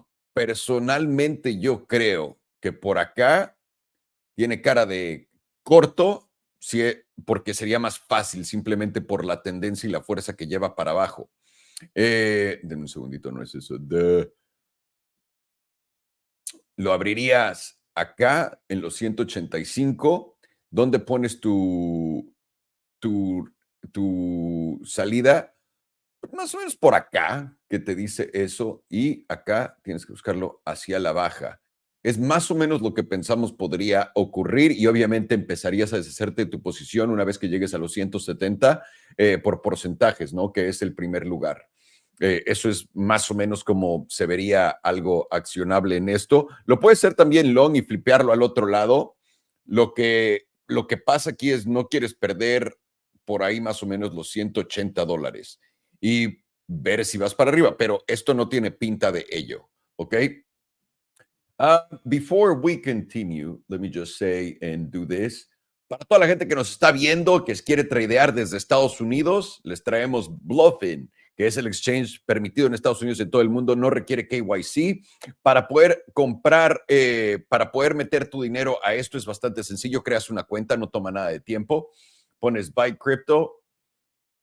Aquí pones cuánto quieres comprar. El tío se lo va a comprar $10,000 en unos minutos. Te ponlo acá con tu tarjeta de crédito, me van a dar 9,600, perdiéndole $400 por los fees que le va a hacer y compras, punto. Eso, o también puedes mandarte criptos, ¿ok? Puedes literalmente acá ver qué hay, quiero depositar o transferir, pongo acá qué red quiero hacerlo, pongo Tether, me va a poner que quiero la de Ethereum y aquí me dice a dónde mandarlo. Esta es mi cartera. Mando dinero a mi cartera, instantáneamente están los depósitos. También estamos, y para los que quieran preguntar, ¿cómo tradeas? Te metes a literalmente futuros y en futuros estás aquí en Bitcoin, en perpetuals y le puedes cambiar, ¿no? Quieres meterte a Ethereum, quieres meterte a cualquier otra cosa que te imagines. Render, aquí está y lo tienen todo, ¿ok? Render es una moneda bastante nueva. Bueno, también tenemos Bitget por acá. Bitget es exactamente igualito que lo que habían visto. Esto es para internacional, no en Estados Unidos. No, esto sí requiere KYC, pero los fees son más baratos por si gustan. Todos nuestros enlaces están en las descripciones de abajo. Y también tenemos nuestro Discord, que ya saben, está aquí abajo para lo que necesiten, damas y caballeros. Pero bueno, vamos a darle. All right, let's continue. That was the plug. Should I do it in English? I don't know how many people are watching in English this. Yeah, why not, right? Why not? Yes, it doesn't hurt. It doesn't hurt at all. So, everyone, this is Blofin right here. Use our links in the description down below. This is an exchange for futures that works in the United States, okay? So, if you want to register, this works in the US. This works absolutely everywhere in the world. So, you don't have to worry about anything. It doesn't require KYC. The fees are a little bit higher than our other exchanges that we're working with, which is Bitget. But the reason why is the convenience of it being legal in the United States. There's not a lot of them. It doesn't do KYC, etc. You want to fund your account, you create an account. It's absolutely free. And all you need to do is basically go in here, copy trading, earn more. Where was buy crypto? You go into buy crypto. You put the amount you want to buy, and then you can do it with your credit card. Or even better, you want to fund your account and you already have crypto. You're just going to funding, deposit, right? And then you select whatever crypto you want and it'll give you the address, your own address for it. So it'll tell you right here, and then you have your address. You send your crypto to that address, and then it's there in your exchange. How do I start trading futures? You go into futures, and literally right there. And then if you want to swap from Bitcoin to any other coin, it's right here. You open a position, it'll show you down here at the bottom, and you can buy a long, you can short. Now, you can do the same shit on Bitget, but this is a little bit, this is cheaper fees, but it requires KYC and it's not for the US. So you would need a VPN to operate this within the US, and then also all of the other stuff that comes alongside that. But these work identically, basically the same thing. It's a copy paste of all the shit that you've ever seen. You can do a long, you can do a short, you can do whatever the fuck you want. And then also remember, our Discord link is in the description down below. Don't miss it. Whatever you guys need, the boys are there to answer all of your questions. Remember, I'm just an idiot translating stuff, so they're going to answer to you, not me. So you're safe. Safer. Let's go. We already did Tesla. We already did Rivian. This is how you know this is one of my lives, right? Palantir. Oh, hang on. I'm sorry.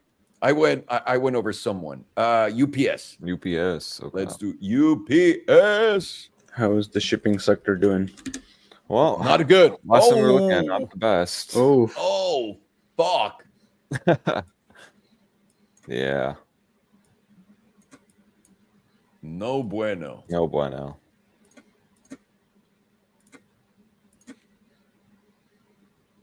All right.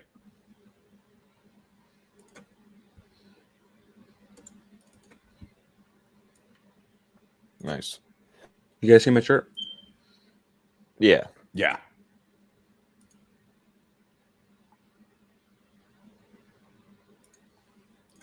All right, so we're looking at the monthly chart right now on UPS.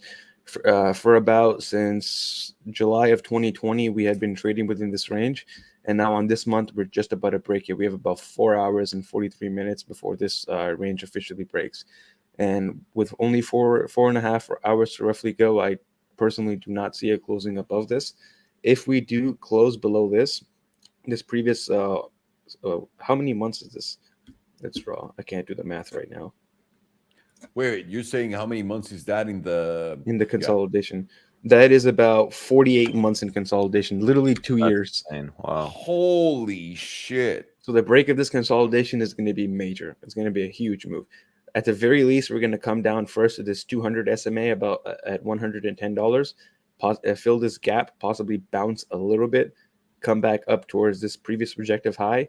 Mm-hmm. If it's bullish, like not bullish, but like it really wants to shake the shorts out, it would go back up to this line up here where you could take a short. And this would be the maximum opportunity zone for shorts, because if you get any type of closure above this line, you would immediately close it and flip long, and this would be a deviation back up to this range high over here. But that with how the monthly looks right now, we have a silver cross to the downside of the monthly, which is extremely powerful on the monthly. Let's see the last time we had a silver cross to the downside. We had a silver cross to the downside right here. Although this does not look like that much on this logarithmic chart, here's how much of a move that actually was. About 45%. And that was the first silver cross to the downside. Then we got a silver cross back upwards. The second one tends to be more powerful than the first one, because everybody is conditioned to buy the lows, because they see it dips down right here. They're conditioned that, okay, we're going to make a higher low over here, and then we're going to continue up, which has been happening for the past since 2009. It's been happening from 2009 all the way to around 2022. Buying the lows has always been worked, and people have been making money off of it. I feel like right now, with how the monthly is looking, everybody who's been conditioned to buy the lows is going to keep buying all the way down until they eventually capitulate and the price finds a final bottom. Yeah. And that's probably going to be somewhere around, definitely below $100, but somewhere around, I want to say this zone of $80 to around $70 would probably be the next low. Let's look at our oscillators. I have 89. Our oscillators right now are pointing heavily down towards on the monthly, with the momentum pointed down. We have the volatility pointed up, which means this is an impulsive move and not a corrective move. And we have the jewel on the monthly flipping to a fresh sell signal after failing to get out of the bearish control zone, which tells you that not only are bears in control, but they are strongly in control. In the DMI right now, it's been green since 2011. January of 2011, the DMI has been green, which is like the amount of cash flow that's flowing into an asset. For the first time since 2011, DMI has started to flip red right here, which is not a dead signal, but it's pretty close to one. And while we continue to go down, now that we've failed to get out of the bearish control zone, the most likely target is going to be somewhere over here in the bearish critical zone, which we have not hit like last time we went to this zone at all was in the 2008-2009 crash, and this one is probably going to be somewhere around that level of severity if we do lose this monthly support line. Oh yeah, and that makes sense with reality too. It's fun. On the weekly, it's looking very bad as well. We didn't quite get a bearish engulfing, but it was very close to it, and we erased these previous 1, 2, 3, 4, 5, 6, 7, 8 weeks of price action with one downward candle. And this weekly candle has already closed below this monthly support line. So basically, what if you were aggressive and you were to play with statistics, you would place a short somewhere over here and reshort the retest of this line. We get a weekly close over this line, you could just cut it. Yeah. What's making me think that we're going to get a retest of this line right now is because momentum is starting to flip up while volatility is slipping down. So that gives us a target of the median. The median is currently at about $136.89. So it wouldn't make a lot of sense that we go up to tap this median. Everybody thinks the bottom is in. They say that, oh, we just made another higher low. Taps the median, makes a very sharp rejection, and closes back under it. And then once that happens, everybody who longed this dip is going to capitulate their orders. They're going to vomit everything that they just bought, and the price is going to nuke very hard, very fast. Probably in one day, we're probably going to have like a 10 to 15% move if that were to happen. Because when this thing gets volatile, it gets volatile. Yeah, it does move. Like it moves like this many around 27 to 30% it can easily do in a month. And for traditional markets, that's insane. Yeah. With traditional markets, people freak out with a 7% loss in a year.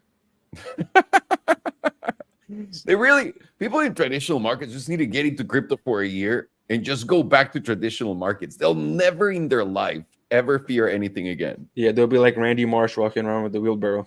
That's right. Absolutely. Balls out, everything. On the weekly, we are getting a little bit of a buy signal on the jewel, but it's not a strong one because you see it's kind of curved. The strong ones are straight vertical. So this also tells us that we would probably get a move up to that median zone at 136, and at that area, I would strongly assume that it would reject there. Which on the weekly, weekly, your EMA 9 is right there at 136.71. Yeah, and the median is right above it. Like they're basically at the exact same area, which is also provides you a lot more confluence that whenever we have a silver cross to the downside, the 9 EMA is almost always resistance. If we close above the 9 EMA, then the silver cross is negated, and we can target back the top of this range up here. But until then, we have to assume it's bearish. So once this jewel approaches that resistance or the median, we have to watch for any type of weakness. The weakness we would be able to see if it starts to flip white. If it flips white, I would exit every single long I'm in, no matter if it's in profit or a loss, and I would wait for an entry for a short. But it looks very bad for like after breaking the previous, I want to say 13 years of consolidation is going to be a big move to the downside. Just like on stocks, whenever we have a very long consolidation like Nvidia, it ended up having like a 10,000% rally in the next year. Yeah. So same thing to the other way around. Yeah. Fuck. That is wild. All right. Well, thank you so much, sir. Let's go into Español. Sorry, that's not the right one. Ahí está. Vamos a platicar rapidísimo de UPS. Importante decir esto. UPS, para todos los que no sepan, ¿no? Para todos los que no sepan, UPS, que es transportes, etcétera, bueno, logística, ha estado rangueando aquí en todo este rango de los 133 a los 234 por 4 años, desde el 2020. Y acabamos de ver cómo perdimos ese rango con esta vela después de un rechazo del EMA 9, del EMA 100, y ni siquiera pudimos ir a ver el 21. ¿Ok? En la mensual, estamos hablando de la mensual, esta gente está atrapada a los $124 y ahora muy probablemente vamos a ranguear hasta acá. ¿Por qué? Dame un segundito. Ok, esto está a punto de cerrar en 4 horas. Pueden ver aquí cuántas horas le queda a la vela. Esta, de nuevo, es una vela mensual. Este cierre aquí va a ser muy potente hacia abajo. Todo en esto pinta hacia abajo. El momentum va para abajo, la volatilidad va para arriba, lo que quiere decirnos que es un movimiento impulsivo y no correctivo lo que se viene. Justamente hay una señal de venta en el Joule. Y desde el 2011, el DMI, que es lo que te dice cuánto dinero ha estado entrando a la acción, básicamente desde el 2011 ha sido positivo hasta ahorita. Es la primera vez después de 13 años que está en negativo. Entonces, cuando volteamos a ver en la semanal la acción, déjame lo recojo una vez más, seguimos en estas caídas potentes. Esta no es una vela envolvente bajista porque no llegó a tomar la parte arriba de ello, pero sí fue un gran rechazo del EMA 21 y del EMA 9, como pueden ver acá. Y ahora el precio está intentando consolidar por acá. Muy probablemente por lo que estamos viendo en la diaria y lo que Farhan está viendo en la diaria con sus señales de momentum, lo que vayamos a ver es un rebote a esta parte, a la del 133 hasta 136. Eso es lo que probablemente vayamos a ver a corto plazo. Ahí es donde abres tu short. Puedes abrir un short delicioso en esta madre porque esto se va a ir al piso. Lo puedes hacer o aquí arriba. Puedes empezar tu primera entrada en los 133 y puedes dividirlo en 2 o hasta en 3, ¿no? En los 136 otra y máximo 140. No creo que vaya a ir a máximo 140. Creemos que los 136 van a funcionar bastante bien como un rechazo. Entonces podrías hacer algo así y esperar a ver hasta dónde se va esto. Normalmente cuando perdemos todo esto en UPS tiene bastante movimiento y estamos hablando de movimientos tranquilamente en un año de 30% para arriba o para abajo y es probablemente lo que vayamos a ver acá. Así que ojo con UPS, no se ve nada bien la cosa y también esto nos habla muchísimo de dónde está parada la economía en Estados Unidos en este momento con simplemente pues, falta de entregas, de envíos, etcétera.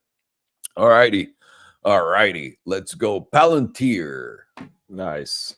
I have this pulled up. Palantir. Let's go. Nice. So yeah, we have Palantir here. I'm on the 2-day chart. So we're watching this wedge here. This basically just channel, and we got the breakout very nicely. You could see that Bitcoin, Palantir is in a nice trend. It's in a strong trend. We have the higher high here that it made on the July 18th closure. And that was right around, that was $29.83. So why I have the 2-day on is I think it's it kind of shows us the strength right now. You see here the rejection here at resistance at 27.50, leading to a nice dump from that area. Basically, it was an impressive 5.6% move down. Why this is relevant is because you see just the buying pressure on Palantir currently. This 2-day closes in 4 hours. And what I'm watching today is just to see if we can close green on the 2-day, maybe form more of a green body here, potentially forming some hammerhead candlestick, which would be promising in my opinion, because those are usually reversal signs, and also just be a strong candle because ideally if we can close back above 27.27, that would be the 2-day EMA 9. This would look just like a quick deviation down after getting reclaimed, and then I'd be focused on 27.50. So 27.50 is very key for Palantir. It's been a spot where we like to reject, so flipping that into support would probably put pressure on retesting these highs around $29 to $29.85.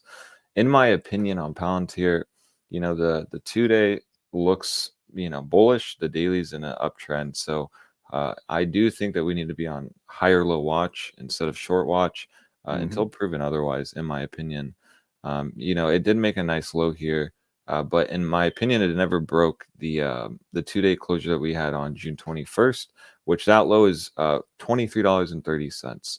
So what I'm seeing here is I don't want Palantir to break this low. I'm watching for the 2-day EMA 9 to get reclaimed and potentially for this 2-day to close green today. That'd be nice. And then if we go here on the weekly chart, you can see it's very much just like what me and Farhan are talking about with Bitcoin, where the EMA 9 on the weekly is a massive level. So you can see 2 times now we've tested it, this last week and then now this week. Both reactions haven't been disappointing. So ideally in 2 days, this weekly can close green. And especially if this 2-day closure that's going to happen in 4 hours from now can close green and get above this 9, this puts pressure on the weekly, potentially flipping green and turning into a nice candle. Just like I mentioned on the 2-day, the weekly potentially has the, it could potentially turn into like a bullish hammerhead candle. Assuming this will flip green and then it breaks this high here at 2780. So the reason I have this green line here though is because it just simply represents the, in my opinion, the higher high essentially. This trend basically it formed this higher high here. So this will be a key spot. If we break this, this is where a lot of people end up shorting and then they just place their short slightly above. So getting back above this green line will probably constitute another breakout leading to another higher high. This potentially could be the higher low with, economic data. We're unsure how that's going to go, but just the chart wise, it does seem like it's trying to flip the 9 back on the daily and the 2-day, which is what we want to see with like an uptrend market.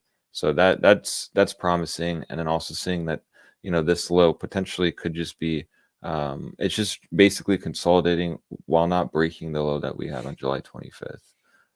So it also looks like a massive cup and handle, no? Yeah, no, it definitely could. Right here, and then potentially forming that handle now. So it's not looking bad overall. And the weekly is going to be interesting to me because it held exactly where it needed to overall. So, if you're short bias on this, I would simply just wait for the daily at least. The daily to, break structure, which in my opinion will happen if we break that June 24th low. Until then, I'd just be on higher low watch, waiting for that higher high to break. Yeah. Perfecto. Thank you, sir. Yes. Vale, pues, les pongo rapidísimos sin indicadores para que puedan verlo bien. Esto es Palantir, damas y caballeros, empresa americana de tecnología y seguridad cibernética y más cosas miserables con la militar. Pueden ver de dónde estamos viniendo. Voy a cortar esto. No creo que nadie necesite todavía esto, ni tampoco esto. Estamos en una clara tendencia alcista. Estamos creando ¿qué? Para la gente que nos está viendo y está aprendiendo conmigo, porque estos güeyes ya saben, estamos viendo un clásico cup and handle, o si quieres ponerlo acá, y normalmente estos consolidan así, luego tienes el movimiento a la alza, aunque nada es garantizado, obviamente. ¿Qué estamos checando? Estamos viendo en la semanal sencillamente, este es un tope y este tope también coincide con estos niveles, así que es un nivel bastante grande. Lo que estamos buscando en este momento es un alto más alto en vez de un alto más bajo. ¿Por qué? Porque estás viendo cómo contra el EMA 9 estamos rechazando y estamos agarrándolo como soporte y rebotando a la alza en ese EMA 9 y ni siquiera hemos ido a buscar el 21. Entonces, probablemente esto nos haga, nos deje crear un bajo más alto, que es básicamente lo que ya hizo esta vela comparada con esta y sobre todo con esta. Pero aquí lo que quieres es que el precio continúe su tendencia y quieres ver si aquí vas a abrir un short o si aquí va a subir. Y este es un short bastante fácil de crear porque lo pones en este nivel y no estoy diciendo que sea la movida porque se ve más positivo que negativo. Y esto lo puedes hacer sencillo. Pones tu short, lo creas aquí arriba y aquí donde lo invalidas literalmente un centavo arriba de esto, ¿no? Para que, o sea, date 1%, ponte tú, para que no tengas excusas. Te das 1% y aquí abajo, pues tendrías que ver paso a paso qué nivel vas a buscar, pero hay bastante espacio acá, 1% contra 12% de probabilidades de ganar. Yo creo que valdría la pena si se da, pero lo que estamos buscando es, no sea en todas las temporalidades, esto se ve bastante alcista. Les había puesto también, vemos en la diaria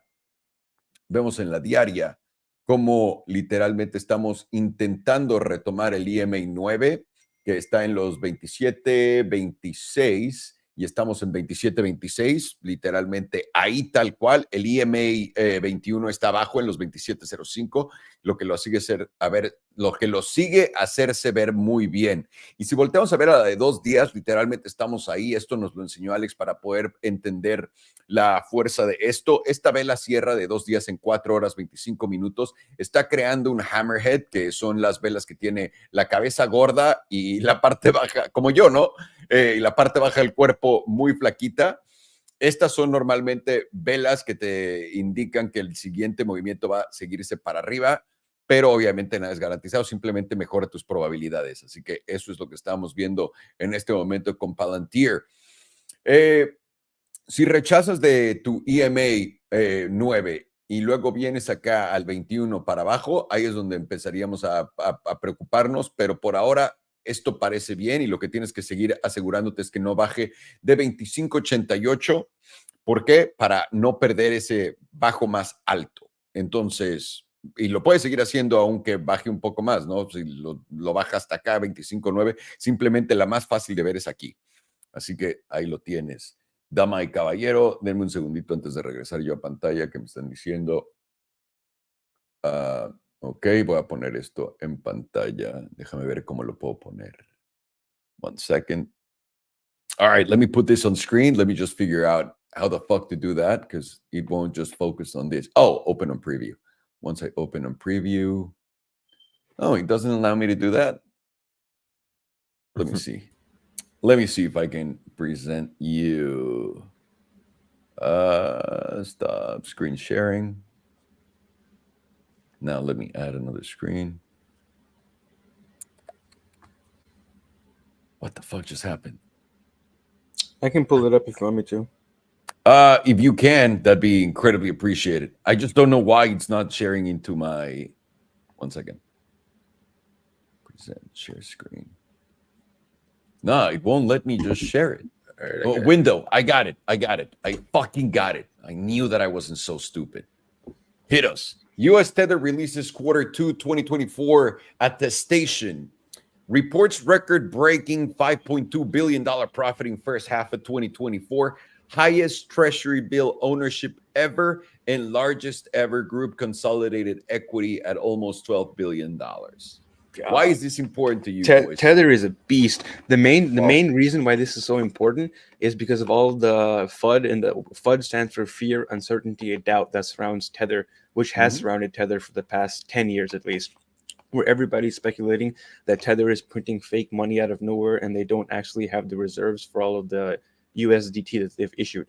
And quarter after quarter, Tether releases record-breaking profits after record-breaking profits after record-breaking profits. And y'all also have to remember that Tether is a group of like, I think 20 to 30 people. They have the most minimum overhead that you could imagine. Almost all of that $5.2 billion is pure profit. Everything they make is usually pure profit. And what we Bitcoiners love about that is Tether has promised at the end of every quarter, they're going to invest about 25%, I believe, or 30% of their entire profit into Bitcoin. So usually after the quarter, whenever Tether has a record-breaking profits, Bitcoin usually has a pretty nice rally within the next 2 weeks after that. Damn. All right, en español, ahí les va. Tether acaba de hacer su reporte del segundo cuarto del 2024. Los reportes anuncian un récord, un romperrécord de 5.2 mil millones de dólares en ganancias en la primera mitad del 2024. La mayor cantidad de tesorerías que han tenido en la historia, más allá de 12 mil millones de dólares en ellas. ¿Por qué es alcista esto? Porque Tether prometió a todos los Bitcoiners que iba a comprar cada... no sé si es mitad de año o cada cuarto, entre 25 y 30% de sus ganancias para comprar Bitcoin. Así que bastante bien para nosotros, para todos los que estamos de degenerados apostándole a Bitcoin, a que suba. Esto es buena noticia. All right, let's go on to the next one, boys. UNG. That's gas, right? Natural gas. That's gas. People don't want to listen. People don't want to, they all see it cheap, and they're like, I'm going in. I'm like, it's going to go lower. It's going to go fucking lower right now. But people are anxious. They want to see what's going on with UNG. And it's going lower. I wonder if somebody has a huge bag that they bought way up there, and they're just praying for it to come back. I don't think so, because everyone on the channel kind of made money on it. Because we literally bought the bottom before we had the pop to the 21. And I feel like now people are getting greedy and going like, I'm going to do it again. And it's just, you just have to wait a little bit. Let me see. All right, my chart is up. We're looking at the weekly right now. Last time we looked at it, we were still within this previous zone of consolidation or range, and we had been in that range since about December of 2023, getting close to a year now, where we came down to the bottom of the range. We ended up bouncing again. We rejected the top of the range 2 times, and we ended up making this little top candle, and then this little shooting star type of candle with this very small body, very big body. Once we got the confirmation close below this candle's open, that's when it became bearish, and you have to target the bottom of the range. Right now, we've already closed a weekly below the bottom of the range, and we've retested it, and we're rejecting it so far. This is the point where I would probably consider it the zone of maximum opportunity for shorts, because if you were to short it here, any close back above this line, and you could target the top of this, and since we've rejected it twice already, very likely we end up going higher and retesting somewhere around these lows over here. But for now, this is a short zone where you would short it here, and your invalidation will be above here, and you would target way below these lows, almost certainly like about, I want to say 75 to 80% chance that we'd hit this if we continue to reject here, which is somewhere around $11. At this point, I don't think it's going to go any lower than here, because based off of the statistical range that you only have a 1% chance of continuation from here. This would be your zone of maximum bull opportunity, to where you could long it here and you would target these previous highs, and your invalidation would be in any close below here. These are my favorite type of trades to take, where you have a huge gain if you're right, and you have a very minimum loss if you're wrong. Yeah. You look on our oscillators are on the floor. Right here, our momentum it's lower than we were over here, but price action price action is also lower, so there is no divergence. Our volatility is starting to flip down, though. If volatility does flip down, then we'd have a setup for the bulls where you could hold that long, and you would target this zone over here on the median, which is around $19. But keep in mind, on this next close, this is probably going to come down, and it's probably going to be somewhere around like this level right here, which is around $17.60. You would want to close above this meme line to target that zone, and if you can close above that zone, is when we'd have this whole thing as a macro deviation, and we could target these previous highs. We would most likely get a rejection here, come back down here, and then at that point, I think we would touch the 200 SMA. But for now, that's like a pipe dream. It's like bullish hopium. Yeah. It's very unlikely to happen. The jewel is pointed very sharply towards the downside with a heavy sell signal, and we smashed through this fast moving average, which should have been support. Didn't find any type of support there at all. We're about to approach this slow moving average. This should be some kind of support, but it's not really going to be much support at all, as much as this was. As you see last time, we came down here and we ended up bouncing up sharply. This time we blasted right through it. So I'm thinking that we're going to go straight through here and touch somewhere around this bearish control zone. Possibly we get a bounce here, but we've already tested it 2 times before, so it makes it less likely. And the DMI has also flipped red, so there's more money flowing out of this asset than there is flowing into it, and by a good amount. That coincides with my theory of this continuing to reject and us moving down towards this $11 area.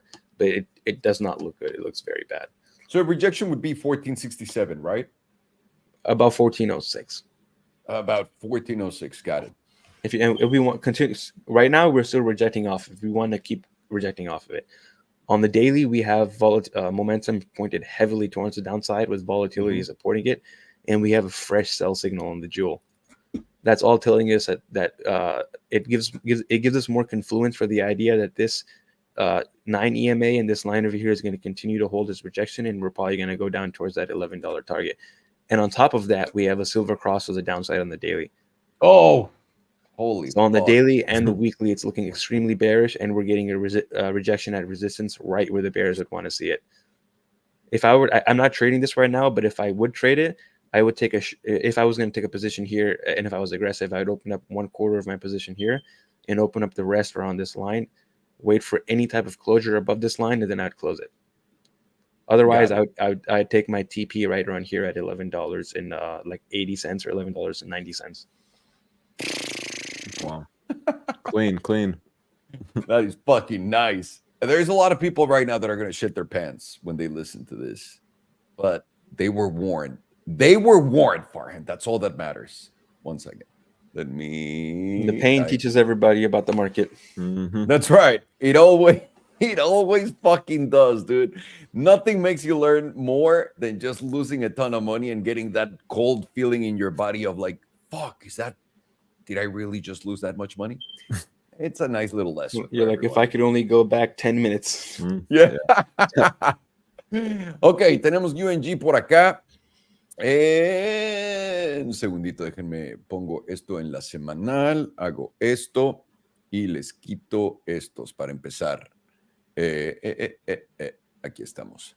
Vale, pues pueden ver esto, viene una bajada, como siempre esto es un ETF, por lo que tienes que comprar y vender en cuanto te dé el PAP para la alza, como básicamente lo hicimos por acá abajo. Ahora, estamos nosotros en esta zona, aquí abajo. Aquí hasta abajo es donde nos encontramos en este momento con el precio. UNG está cotizando en este momento en $13.69. Nice. Y tengo que decir esto. Esto es un ETF de gas natural. El gas natural, cuando compras un ETF, no te quieres quedar con el ETF porque a través del tiempo se van a ir a cero. Es simplemente matemáticas de cómo funciona. Así que lo que quieres hacer es comprar cuando ves que el gas natural, el activo al que está representado en el ETF, lo que quieres hacer es comprarlo cuando creas que ya tocó un fondo o cuando tocó un techo, hacerle short o un long, de acuerdo a lo que estés viendo, y simplemente llevarte el porcentaje donde veas, ok, hasta aquí llegué, y salirte y volver a repetir. Esa es la idea de esto. No es de que te lo quedes para siempre. Esto no es gas natural tal cual. Entonces, atención a todos. Estamos viendo la semanal. La semanal, lo que nos dice Farhan es, tenemos también esta velita que nos dijo que íbamos a ir para abajo, al igual que esta. Tuviste la confirmación, luego tuviste el retesteo y nos fuimos para abajo. Hay 70-80% de probabilidades, de acuerdo al sistema que usa Farhan, de que el precio se vaya a $11. Bueno, a 10.92. Eso sería una zona de máxima oportunidad para aquellos que son alcistas. Y eso más o menos estaría, digamos, lo voy a poner imparcialmente los 11.09 por acá. Entonces todavía tiene camino para correr hacia abajo esto. El momentum está abajo, la volatilidad está empezando a irse para abajo y si aguanta ese setup sería para los alcistas. Pero, ¿qué tenemos que hacer para que esto sea alcista y para que todos los que ya están invertidos en esto digan, no quiero perder los calzones? Sencillo. Tienes que literalmente cerrar arriba de esto, de los 14.13. Si no puedes retomar este nivel y tener un cierre arriba de esto, muy probablemente vas a ver la baja. En la diaria estamos viendo que el Joule, y se los pongo acá también para que puedan tener una visión más cercana de lo que está pasando en la de harina, que es la de diaria. Podemos ver en la diaria también esto. En la diaria tenemos una señal de venta en el Joule. El DMI, que es la cantidad de dinero de inflows o outflows, es negativo. Entonces estamos viendo que hay más dinero saliendo, está más en rojo que en verde. Y aparte tenemos un Silver Cross, un cruce plateado hacia la baja. Y a menos de que cierres arriba de esta vela, de los 14.10, si no tienes ese cierre ahí, vas para abajo, carnal. Vas para abajo. Voy a eliminar esta línea. Y ya, es lo único que tienes que saber. ¿Cómo puedes jugar esta posición? Muy sencilla. Puedes comprar, puedes dividir tu short, ¿no? Porque es lo que deberías de hacer, honestamente, en este tipo de posición. Estamos aquí en short. Literalmente puedes empezar a agregar aquí, ¿no? En la parte donde estás, la primera parte de tu short. Entonces puedes hacer esto y poner tu stop loss simplemente arribita de estas velas, en los 14.16. Y puedes llevarte tu take profit probablemente hasta los 11.20, algo así, por acá más o menos. Así es como se vería tu short. Para poder ganarle a UNG en este momento y hacer tantito dinero. Es lo que estamos viendo en las tablas. Vamos a seguir para adelante, como de que no, damas y caballeros. All right, let's go. Let's see. Fed, and I cannot guarantee that this is not a pornographic site. No, it's not. Is it? What's Fed? Forum Energy Technologies. I think it's an altcoin, right? No. Oh, that's Fetch.ai. I see. Yeah. We're very crypto driven. Yeah. It's the That's only all we thing I think know. about. Yeah. Let's see. All right, Oh, it's one of those things that just keeps coming down and down and down. Holy shit. all right, I think I have it here. Once again, fellas, you don't have to play these things. I know. You're like paying, I guess. Yeah. Okay. It's like, let me find a really bad graphic that looks like it's is at 0 and put my money in because it's gonna pop, but it never pops. There's a famous saying in crypto. It says, "Choose rich, don't choose poor." When you buy stuff like this, you're choosing poor. 100%. 100%. All right. Okay. Yeah. So we have Fed here. Let me go off the 3-month and just go off the monthly here. So yeah, this chart, I mean, it's not looking the best. Let me zoom out. Yeah. So I mean, this is just one of those charts that really aren't doing much overall. I mean, let me see how big this range is that we've been in. Oh, well, yeah, I mean, that looks a lot bigger. So, I mean, yeah, it's in a massive range here overall. What I see here on Fed is it's basically just in a solid downtrend. You know, we briefly did break support again, kind of like what we did here in December of 2021. What I'm looking for today is, you know, ideally we want to see that 1761, 1770 area hold for possibly a push up to this 9 on the monthly. And that's sitting right now around $19.50. We have to assume that it's going to just reject, just like it's been doing for many months now. So I don't know why this time would be different. So the assumption would be that, yeah, this area should be some resistance, if not just another lower high overall. Let me go to the weekly now. So the weekly is also, I guess, giving me a little more confidence that we potentially could have a bounce here. And again, I just watched that monthly EMA 9 if we do.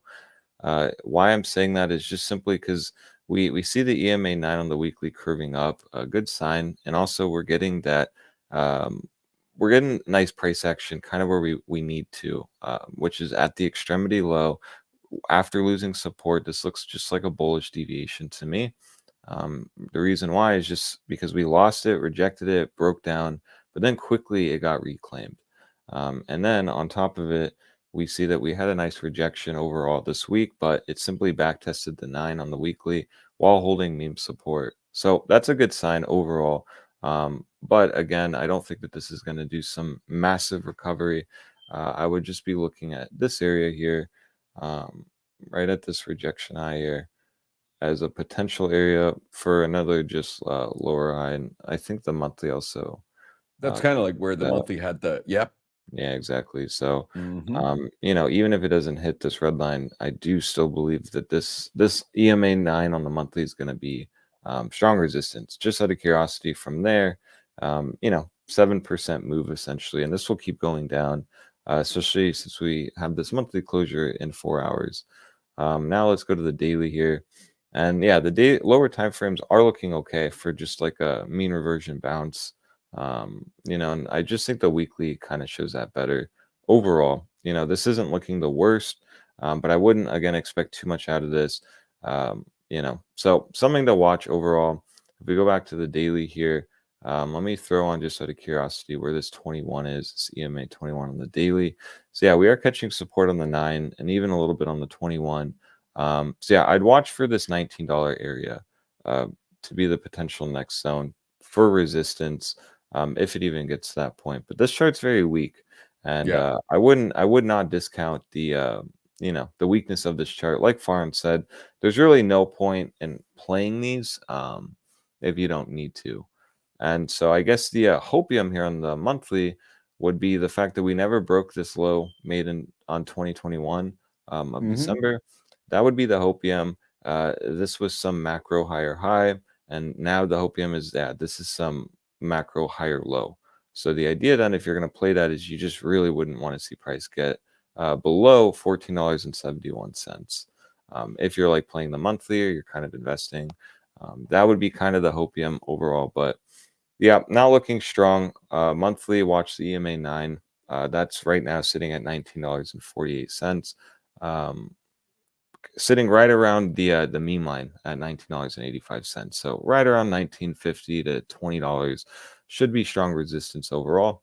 Now, if the monthly does reclaim the 9, to me that'd be a great sign. It would signal some kind of shift, because you can see here how for 1, 2, 3, 4, 5, 6, 7, 8, 9, like 10 months, it's been heavily pushed down, rejecting it each and every time. So reclaiming that would be a welcoming sign. So I would watch closely.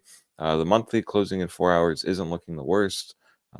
So yeah, giving me more fuel and confidence that I do think we push up, maybe sometime next week to this $19 region. Nice. Very nice and very simple chart. Yeah, interesting chart overall. You guys want to throw on the monthly for CME? Very interesting, and it's about to close in about 5 hours. For Bitcoin? Yeah. Definitely. Who's going to do it? I'll do it. Ahorita vamos en español, mi queridísimo Juan David, con esto. Nada más rapidísimo vamos a checar con Bitcoin. Let's go with Bitcoin, ladies and gentlemen. What do we got here? Oh, no, we're fucked. I'm just kidding. Wrong chart. Right here, you see on CME, I have a line drawn here from the 2021 previous cycle highs. And we have this massive consolidation zone where we've been consolidating here for 1, 2, 3, 4, 5 months. Currently, we have about 5 hours to go. Anything can happen in 5 hours in crypto. That's basically an eternity. It's true. But right now, not only are we above this this monthly resistance meme line, but we're also above this 38.2% level. And right here on the monthly, we're getting volatility starting to flip back down, and we're getting the momentum going sideways. With volatility flipping down, we have a target of the median where we basically kind of front ran it. We didn't really touch it. Whenever we see it price front run it and it doesn't actually touch it, it shows you that there's a lot of buying interest right here, and everybody who wanted to buy at this zone was unfilled, and people bought like ahead of them. And right now we're still holding the 9 EMA on the monthly and the 5 EMA on the monthly. And if you can see it every time in Bitcoin's past, every time it's held the 9 and the 5 EMA, it's gone on parabolic moves. Right here, it held the 9 and the 5, went on parabolic moves. So if we were to get a close above both of these zones, our first natural target would be statistically around $90,000 to $91,000. But in this monthly right now on CME is looking insane.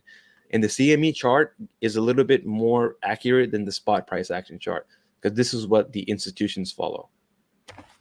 Oh, all right. Leave it there. Don't go anywhere. Let me just tell everybody what you just said, okay? Estos son los futuros CME de Bitcoin, ¿ok? Para que sepan. Esto es más, esto es algo que la gente usa más que las instituciones grandes usan más que lo que es literalmente spot, para que entiendan esto. Lo que estamos viendo en el precio es, pueden ver las velas de hasta arriba a la derecha, y de nuevo, estas son velas mensuales. Cómo el precio está consolidando en esa línea. En este momento el precio está arriba de ella y la vela está a punto de cerrar por encima. Vean, la primera vela cerró arriba, la segunda vela cerró abajo, la tercera cerró arriba, la cuarta cerró abajo y la quinta está a punto de cerrar arriba. En 5 horas todo puede pasar, obviamente, pero si tienes ese cierre tal cual lo estamos viendo en este momento, aquí arriba en los 60 no puedo ver tanto, hasta ya 64, 400 o 370, lo que sea. Si tienes este cierre y lo podemos hacer, de nuevo, faltan 5 horas, todo puede cambiar porque sobre todo tenemos un anuncio de la Reserva Federal, pero si tienes ese cierre, tu siguiente objetivo sería $90,000 en Bitcoin. Así que atentos a este cierre, sobre todo porque esto puede llevarnos a Valhalla y pues tal vez quieras abrir un long, tal vez quieras abrirte un long. All righty. I got one more thing to add, by the way. Show me. So right here, you can also on the monthly kind of see this as somewhat of like a dirty inverse head and shoulders, or like a cup and handle type of thing. Oh, yeah. So I have the measured move drawn over here, and let's see what that would theoretically take us to. That would have a theoretical target. It's probably not going this high, but no, I have it too. Theoretical target of about $280,000. Yeah. Wouldn't that be crazy though? Insane. Couldn't you argue too on the monthly? There's potentially, that looks like a bull flag. Yeah. It's a bull flag. on the monthly, if you're just looking at the chart as is, but on the monthly, a little bit of a, hang on a second, because I just did it. Oh, fuck. On the monthly, it kind of looks like no, on the weekly, like an inverse head and shoulders. And on the daily, it really certainly looks like it, like the consolidation area. Yeah, right over here. Yeah. Let's see if I can get a target for the month, the weekly.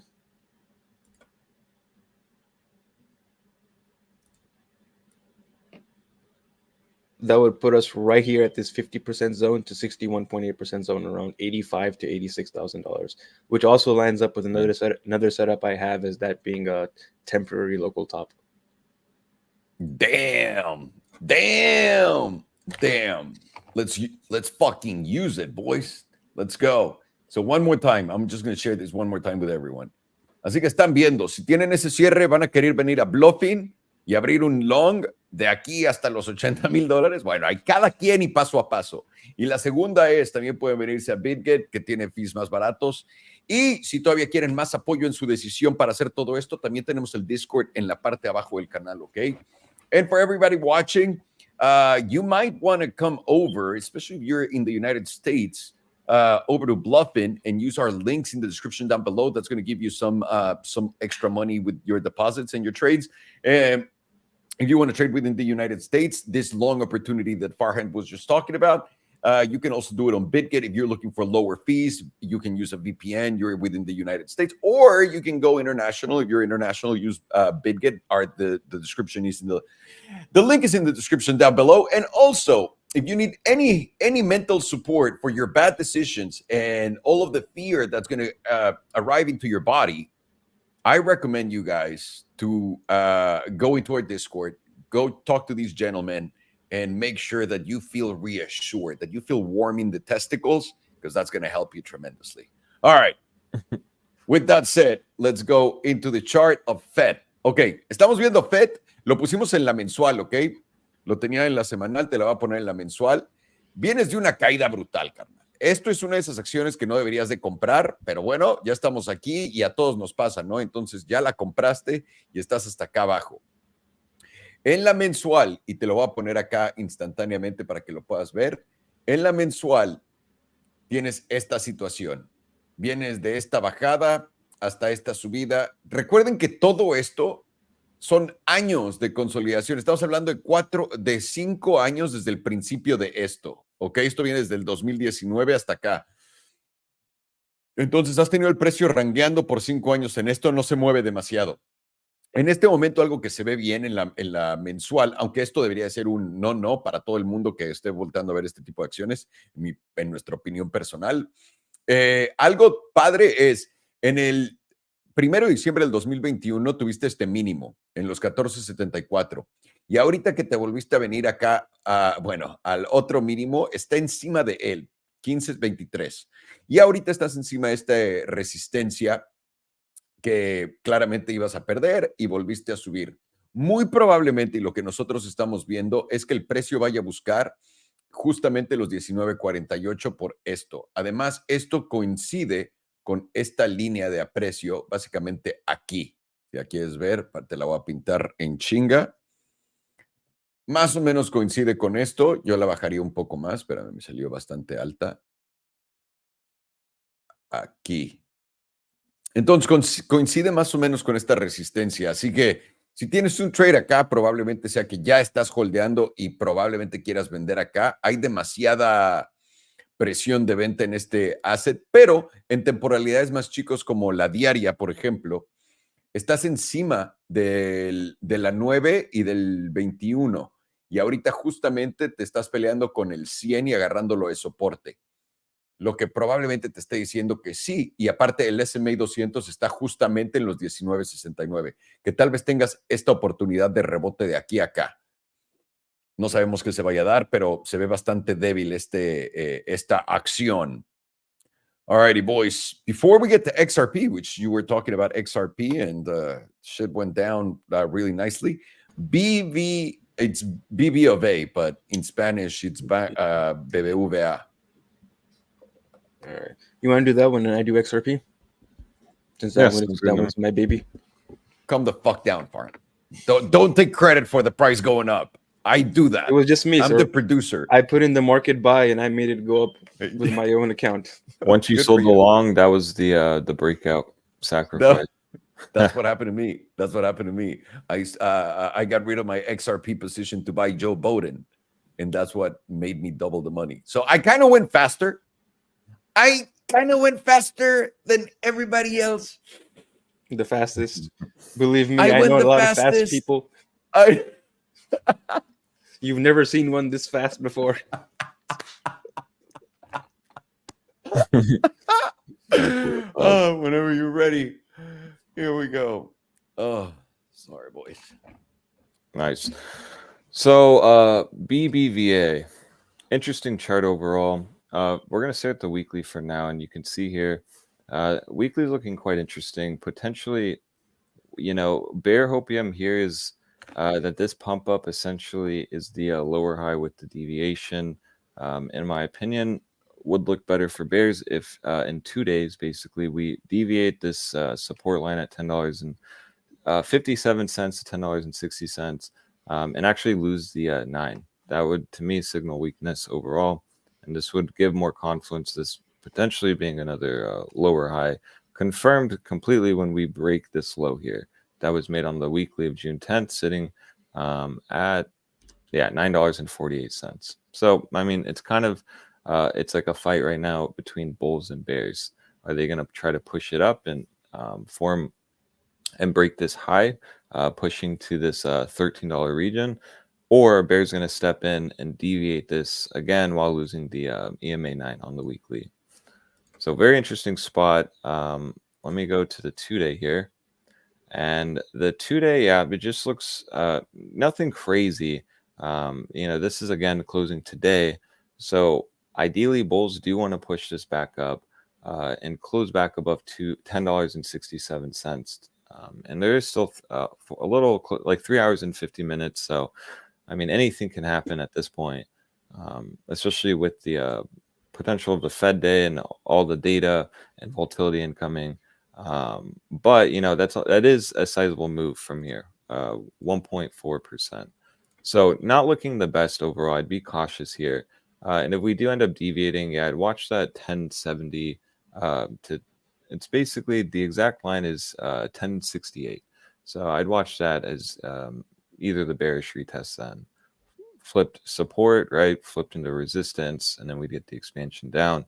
Then you could have an actionable trade potentially, especially if you're going off of the basically the lower high thesis. You just short the meme line on the bearish retest, maybe the daily EMA 9. You have a second bid there, and you simply just have your stop loss a little above the high formed on July 23rd. Maybe like at 11:18. That's how I would play that. But overall, not looking the best, especially with this this SFP basically to the downside. Not looking the strongest, and this weekly definitely has some girth to it. So I'll be watching the EMA 9 on the weekly to hold like it's been holding now for 3 weeks since it got reclaimed on the 1st of July. So very interesting chart overall. This chart does like to hold the 9 on the weekly, so this is a very key spot overall. Ideally bulls. Yeah, exactly. Like ideally, bulls step in soon, considering this does close in 2 days. Let's see the 12-hour.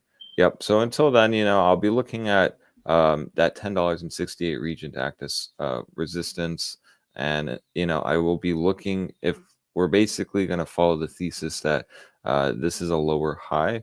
Then I would be looking at this low to probably get broken, leading to a retest of like $8.96 to $9. If you're playing that right here, it's like in a no trade zone because the move already happened.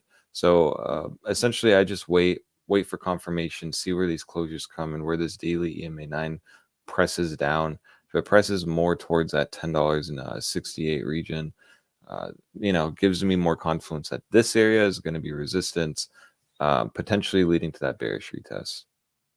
Makes sense. Makes absolute sense. Yeah. And you can see here, just like on the daily, I mean, we do have like almost like a double top with a lower high here. So, the ball is definitely in bears courts right now. So we shall see. Probably this chart will get brought up again. So it'll be interesting to update it. Yeah. So save it. Farhan's taking a little quick break. If you want to take a quick break while I do this, let's go. All righty, ahí les va. Tenemos BBVA, muy sencillamente puesto, esto se ve algo bajista. La razón por qué, número uno, tienes esta vela que es una vela de tope y luego tienes instantáneamente una confirmación con el cierre de esta, que es una confirmación, un cierre abajo del cuerpo de esta vela y creo que se lo llevó, pero de corbata. Estamos viendo, este es un rango semanal para que no se me pierdan. Luego intentamos volver a retomarlo, al mismo tiempo perdimos el EMA 9, pero instantáneamente lo volvimos a retomar y luego volvimos a rechazar. El EMA 21, que es el amarillo, nos ha salvado y nos ha mandado para arriba. Intentamos retomar otra vez el 9 y volvemos a tener otro rechazo. Ahora, vuelves una vez más a subir acá y ¿qué estás notando? Tienes un bajo más bajo, un alto más bajo que para empezar esta vela. Entonces, esta vela es más baja que esta vela es más baja que esta y obviamente esta. Sobre todo cuando lo pones en la diaria, te da una mejor perspectiva de eso, de que literalmente estás generando nuevos bajos. Lo puedes ver acá, en la diaria pinta una mucha mejor fotografía. Yo creo que puedes poner esto acá para darte una buena idea en qué tipo de tendencia estás. Está el precio. Lo bueno de esto tiene honestamente algo bastante sencillo de reconocer, ¿ok? ¿Y eso qué es? Que esto probablemente va a ser un short. Estás aguantando en la semanal el EMA 21, eso sí, pero acá tienes otra de estas velas topelonas, ¿no? Aparte de la que tuviste acá, tienes otra vela topelona y estás creando nuevos bajos. Probablemente vayas a crear un nuevo bajo si esto de verdad no puede romper a la alza de los 11.19. ¿Cómo jugarías esto? Sencillo, puedes abrir un short aquí en el nivel de los 10.64, 10.70, poner que tu eliminación sea que tu stop loss lo tengas a los 11.22 e ir a explorar si puedes llevarte esto, ¿ok? Para que lo puedas ver visualmente. Voy a ser un poco agresivo con mi short, lo voy a poner acá. Voy a poner mi stop loss literalmente aquí arriba. Y esto lo dejo acá. No mucho que ganar. Es básicamente el doble de oportunidad de ganancia que de perder en esto. No se ve nada mal. Entonces, tal vez valdrá la pena por ahí. Pero así es como se ve la situación de estas cosas. Vale, pues ya. All righty. I got you back. I got you back. Farhan, you're doing XRP. You're the fucking chosen one. I'm going to go take a piss while you say it. I'm going to pay attention. You're muted, Farn. Somebody had to do it. Somebody had to do it. I am the chosen one. Alejandro, you're muted now. All right, so I had been slightly bullish on XRP for a little bit, a while, since I've seen this little bit of a symmetrical triangle / pendant formation on the monthly since December of 2020. Usually these little symmetrical triangles don't really play out. They have like a 55% hit rate, but on a time frame like a monthly, they're usually pretty strong because not as many people are trying to draw these on the monthly. And what makes me think that this is a bullish pendant is because XRP, unlike most other shitcoins, has been making higher lows consistently with every single cycle. It made a low here on this cycle, it made a higher one, it made a higher one. Each time it's been making consecutively higher lows. And right now we're approaching the apex of this triangle.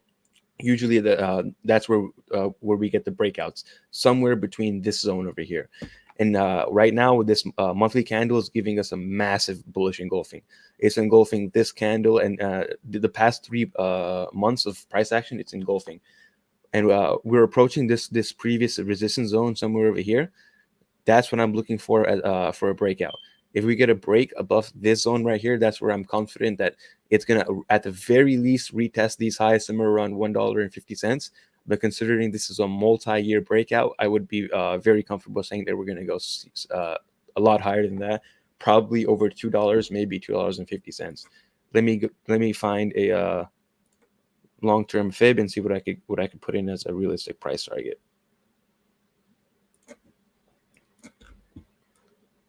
So once we're able to close above this area, our first target would be these highs over here, around $1.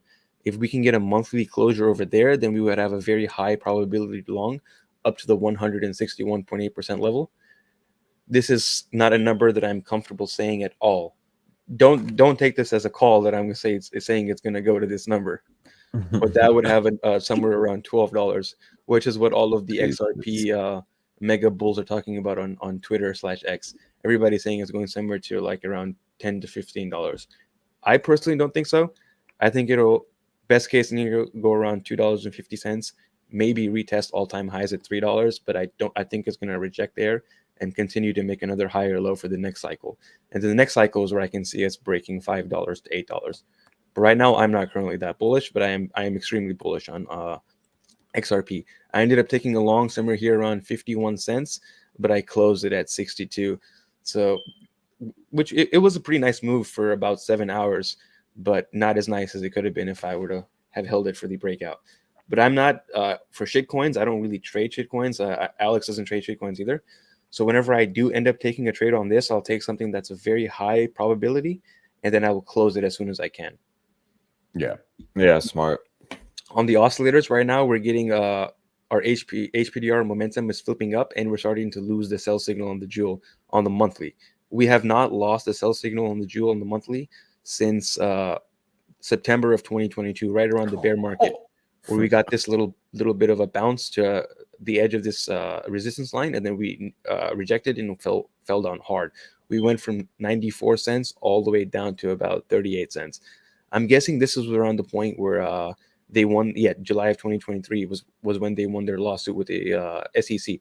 We quickly broke above this little pendant right here, but we rejected it and closed below it, and we closed below this line over here, which was showing us some serious weakness after that major win that everybody was looking for, that it couldn't even hit $1. Everybody's been getting so bearish on XRP for the past couple of years that anybody who has even a $1 price target for XRP gets mocked to hell, which tells me more that that's the unpopular trade, and that's what side that you want to be on. Let me switch. Your monthly chart looks interesting. Is that where's the RSI on that chart? I don't have one on this one. I'll flip to a different one with the RSI. Here's my RSI chart. Very clean.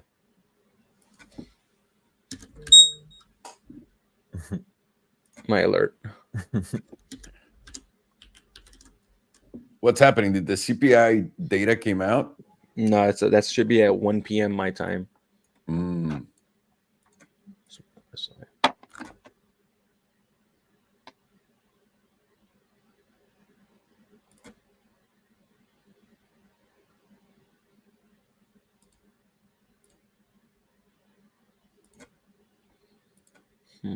RSI is not showing up.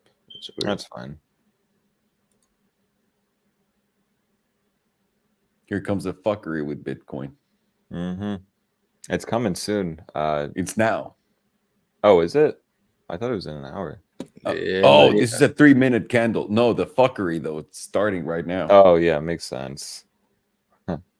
It went to 66,700. It just fucking dropped. All of my indicators just disappeared. Let me see here. The 2 hour. The 2 hour on Bitcoin still looking good. Back tested that EMA 9, now holding it. What happened to them? All of my indicators just disappeared. How? Your chart's naked, sir. What?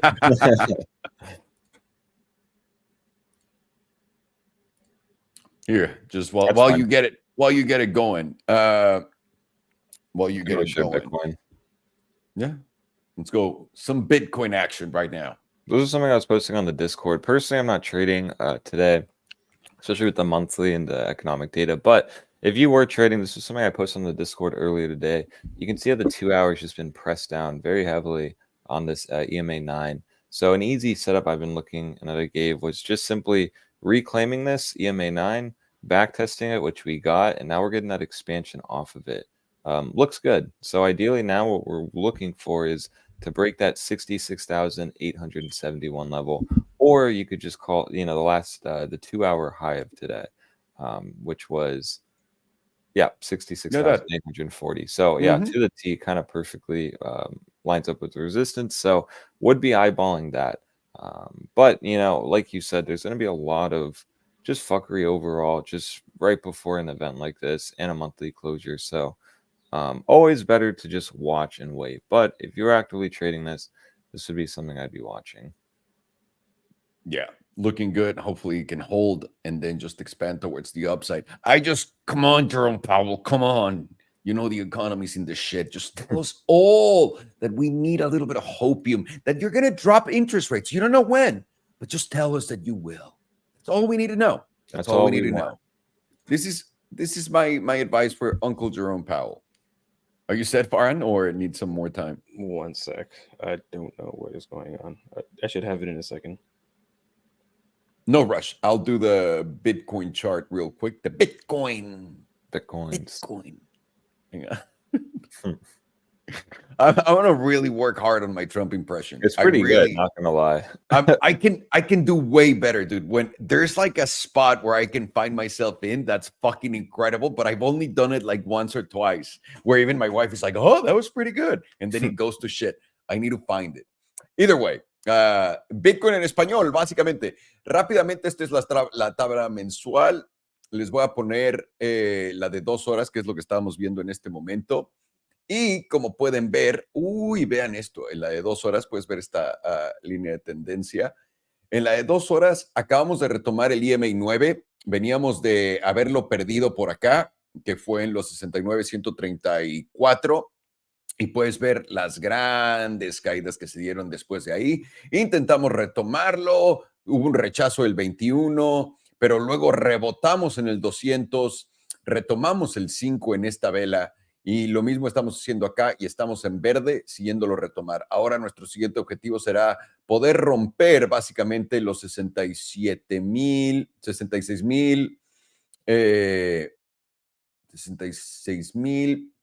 digamos 800, que es más o menos por donde está el EMA 100, y también esta línea de resistencia que, bueno, era soporte, ahora se convirtió en un poco de resistencia, pero en bajos timeframes, así que no nos preocupa nada. Vamos a ver cómo se da esto, sobre todo con la junta del Fed, pero pues aquí estamos esperando a ver este movimiento y a ver qué nos dice el tío Jerome Powell. Now, Farhan, let me ask you something. Are you ready? Or are you indicating you're muted? But whatever is going on seems like it got worse. So let me just go into the XRP chart myself. XRP,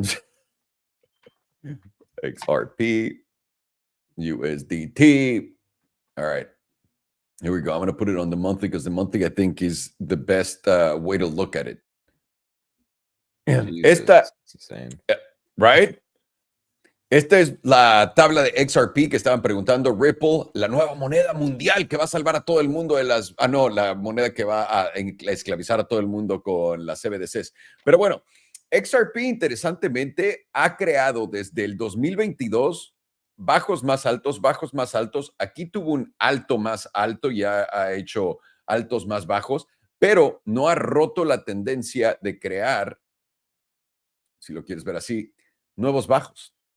Entonces, ahorita en este momento en la mensual se empieza a ver la cosa bastante bien. Lo que decía Farhan es, de acuerdo a todos sus indicadores, sobre todo el indicador en el Joule que estaba en vender desde el 2022, literalmente desde que empezó esto hasta ahora, se acaba de voltear a comprar el indicador, obviamente, a una compra fuerte. ¿Qué es lo que estamos viendo y esperando? Estamos viendo y esperando que podamos tener cierres arriba de estos, del punto 747. Y con eso, y aparte la media que nos sacó Farhan de todas las medidas que estaba diciendo, y dijo, no cree que va a pasar, pero puede ver esto irse hasta $12, que se me haría una locura, pero también al mismo tiempo todo el mundo ha estado diciendo y burlándose, incluyendo a mí mismo, a la gente que estaba holdeando XRP por tanto tiempo y que han estado de alcistas por tanto tiempo y el precio nada más no sube, y les hemos dicho hasta cardanistas, ¿no? Hay varios de ustedes que tienen cara de cardanistas. No los quiero insultar tan feo, pero es lo que había pasado. Entonces, ¿puede ser este el momento de XRP? Vamos a ver, porque se puede dar arriba de los puntos 75, de los 75 centavos. Yo creo que vamos a darnos cuenta de que algo muy especial va a ocurrir. Déjenme subo esto. Literalmente. Y voy a agregar a Farhan al stage, pero voy a regresar yo acá a la tabla. Ok, queremos romper esos puntos 75. Eso nos diría que esto se va a ir muy para arriba. Y si están bien los indicadores de Farhan, esto se va a ir al maldito cielo. Así que si están pensándola, están de verdad pensándola, se pueden dar una vuelta a Blofin y aquí mismo lo pueden hacer en perpetuos. Le picas aquí, pones XRP, te metes a XRP, abres un long que en este momento vamos a abrir. No se crean, no vamos a abrir uno. Pero también lo pueden hacer en Bitget. Share this tab instead. Recuerden, XRP simplemente en futuros, le picas acá, te da XRP y te lo pone tal cual. Y cualquier pregunta que tengan, dense una vuelta a la Discord de estos caballeros para poder asegurarse que todo lo que estén haciendo esté bien hecho y no estén haciendo tonterías. All right, I got it working. You got it working? Yeah. All righty. Let's go. I had to reset my cache on my Google Chrome. Oh, interesting. I wonder why. All right, we were looking at the RSI. An XRP, that's the SPX. Or were you looking at the RSI? I'm about to change it.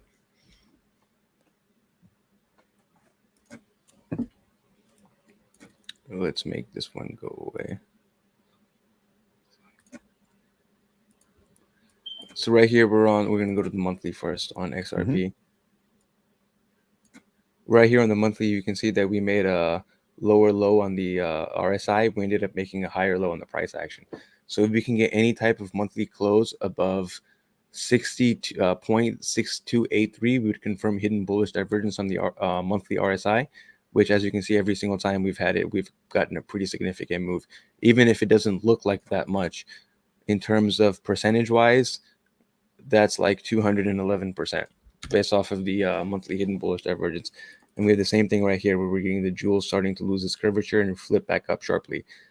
If we do close above this previous red candle open at 0.6283, very likely this jewel is going to flip to a buy signal, and then we're going to have our move from there upwards towards 95 cents towards $1. And our volatility in the monthly is dropping to extreme lows. Volatility has not been this low on XRP since its entire history. You can go all the way back to towards the most price action they have on Binance, and volatility has never been this low. And the way would the Bollinger Bands be tight as fuck then? Yeah, they should be, because this is based off of the Bollinger Bands. Yeah. And the lower volatility goes, volatility is programmed to expand. It's going to expand eventually. The way you can consider it is like you take a beach ball and you push it down underwater. The further you push it down underwater, the more the volatility goes down. And then eventually when the volatility expands is when you let go of the ball and it flies to the top. Mm-hmm. And excellent analogy. Let's go back to our HPDR.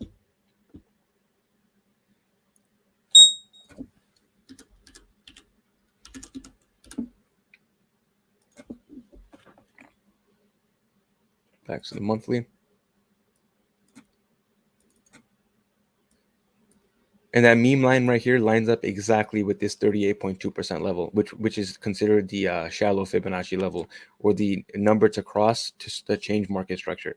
If we were to close above this 38.2% level on this meme line, it would turn this downtrend into an uptrend, and then we would target somewhere here on the golden pocket around $1.25 and $1.31, which comes up right around my short-term or medium-term target of around $1 to $1.50.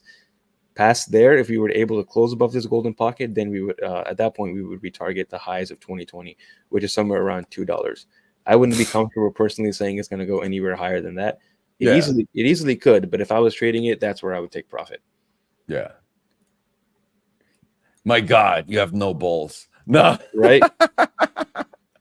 I'm too scared. I'm too scared of gains. It's okay. We'll teach you how to lose it all. On the daily, we were here against this monthly resistance line. We found resistance against it twice. We almost touched it here, but now today we're breaking above it by a good amount. We still have about 7.5 hours to go before the day closes, but it's looking strong. As long as we close above this line and the 38.2% level, from there, almost certainly we're going to go to this top line at the 78.6% level, which is about 70 cents. I personally do not think it's going to find resistance there because of how conditioned everybody is to be bearish on XRP. I think everybody's going to start shorting this area around 70 cents. Yes. Yeah. And it's going to blast us up to this top line in the 80s. And that's where I think it'll find some short-term resistance. Yeah, I mean, once it gets running, I feel like once you pass that level of the 0.93, which was the last high, right? Yeah. Once you get past that, I think people are gonna flip the fuck out and go like, "This is gonna go to $10." Everybody's going to be saying future of finance again. Exactly, and it's gonna be back again to the fucking nonsense. And right here on the jewel, we're about to get a perfect signal where it came down to the slow moving average. It started to lose the curvature, and now it's about to get a buy signal. And the DMI is well into the bullish control zone, and it's strongly green, which tells you there's a lot more money coming into XRP right now than there is going out. It's that classic meme of that you see on crypto Twitter, where people are saying the institutions are accumulating your XRP tokens. That's happening right now. Don't sell your XRP tokens to the bankers, friends. God damn, I want to open a long so bad. Once this jewel flips to a buy signal, in my opinion, that would be the perfect time to go long. And then your invalidation would be any close below this line right here. Then you could just cut it. And that line is on 65. Yeah. Yeah, that line is about 64 cents. Yeah, basically where we at. Crazy. I don't know why I'm saying it like that. Pero sí, básicamente, no sé por qué está enseñando eso. Básicamente lo que estamos viendo con XRP es justamente lo que les platiqué. Lo que quiero agregar es que Farhan nos dijo vean eso. Es eso, para empezar, que justamente queremos romper esta resistencia. Esto nos pondría en una tendencia alcista. Estamos viendo que la volatilidad está en el nivel más bajo que ha estado en toda la historia en Ripple. Por lo que, ¿qué pasa cuando tienes baja volatilidad? Vienen movimientos extremos. Entonces, en este momento, los Bollinger Bands, que son los indicadores de volatilidad, se están apretando como cuando te hace el apretón en el salón, cuando estás poniendo atención en clase, uno de esos apretones sabrosos, y cuando lo suelten, va a subir. Tenemos que esperar a tener este cierre. Este es un cierre mensual, por cierto. En 7 horas cierra pero queremos asegurarnos de poder cerrar diaria, mensual, semanal, arriba de los 64 centavos, y eso probablemente nos siga empujando hacia arriba. Eso es literalmente el anuncio de XRP. Vamos a ver Pepe. Yo sé que a Farhan le gusta Pepe. Who wants to do Pepe? Pepe, let's see here. I haven't looked at this in a long time. Just a little shitcoin. You're muted, Farhan. I'm sorry. Keep forgetting. We even surprised. The greatest meme of the entire internet.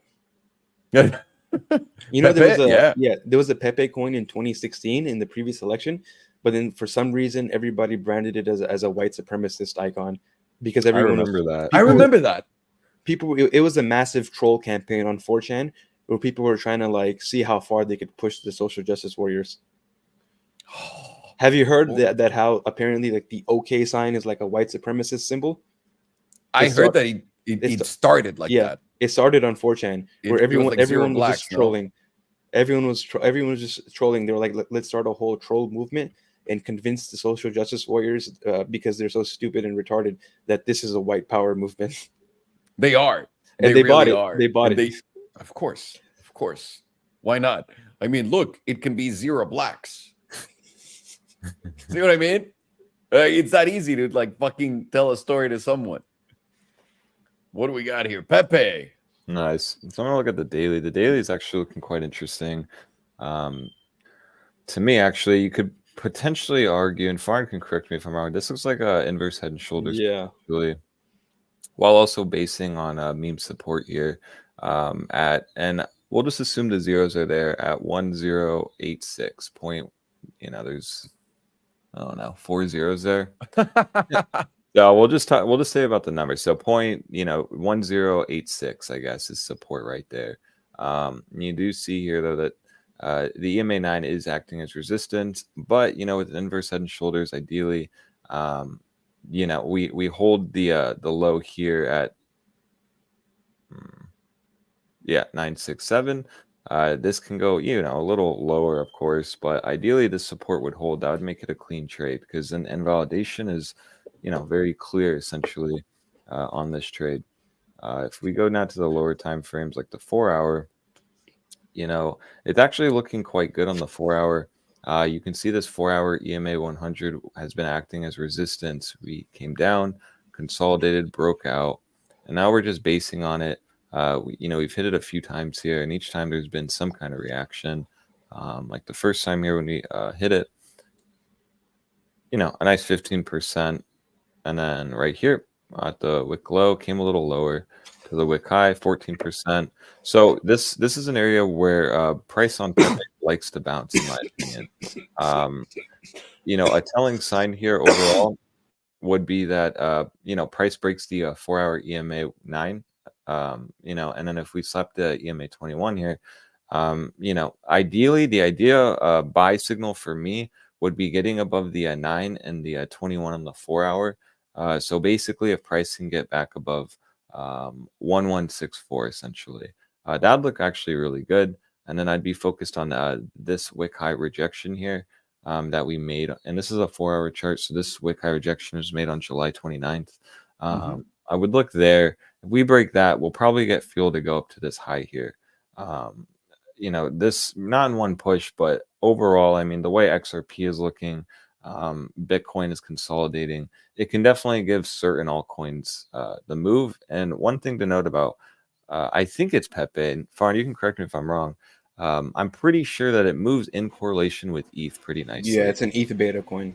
Yeah, so it's kind of interesting actually, because a lot of people don't know it as that, I guess. They just think of it as, oh yeah, it's a shit coin. But this could be, in my opinion, if you're super bullish on the ETH ETF and you think ETH's going to move, technically speaking, then yeah, this would be the higher beta trade setup, is playing Pepe, because it does perform with ETH by a lot more at a percentage gain. And especially the way, lower time frames like a daily, the 12-hour. This does look like an inverse head and shoulders to me. So, something to watch overall. Would you mind drawing a measured move on the inverse head and shoulders? Yes. It's basically the bottom to the top of that line. Yeah, so it'd be measured on this one, I believe. Yeah. Down to the bottom wick. To the bottom, yeah.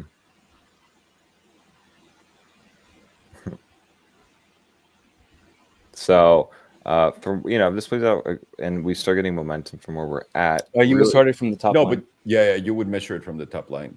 Top. Oh, really? Okay. Yeah, because that's where the breakout happens. Yeah, so that's right around the target zone I have for the first rejection at 0.19.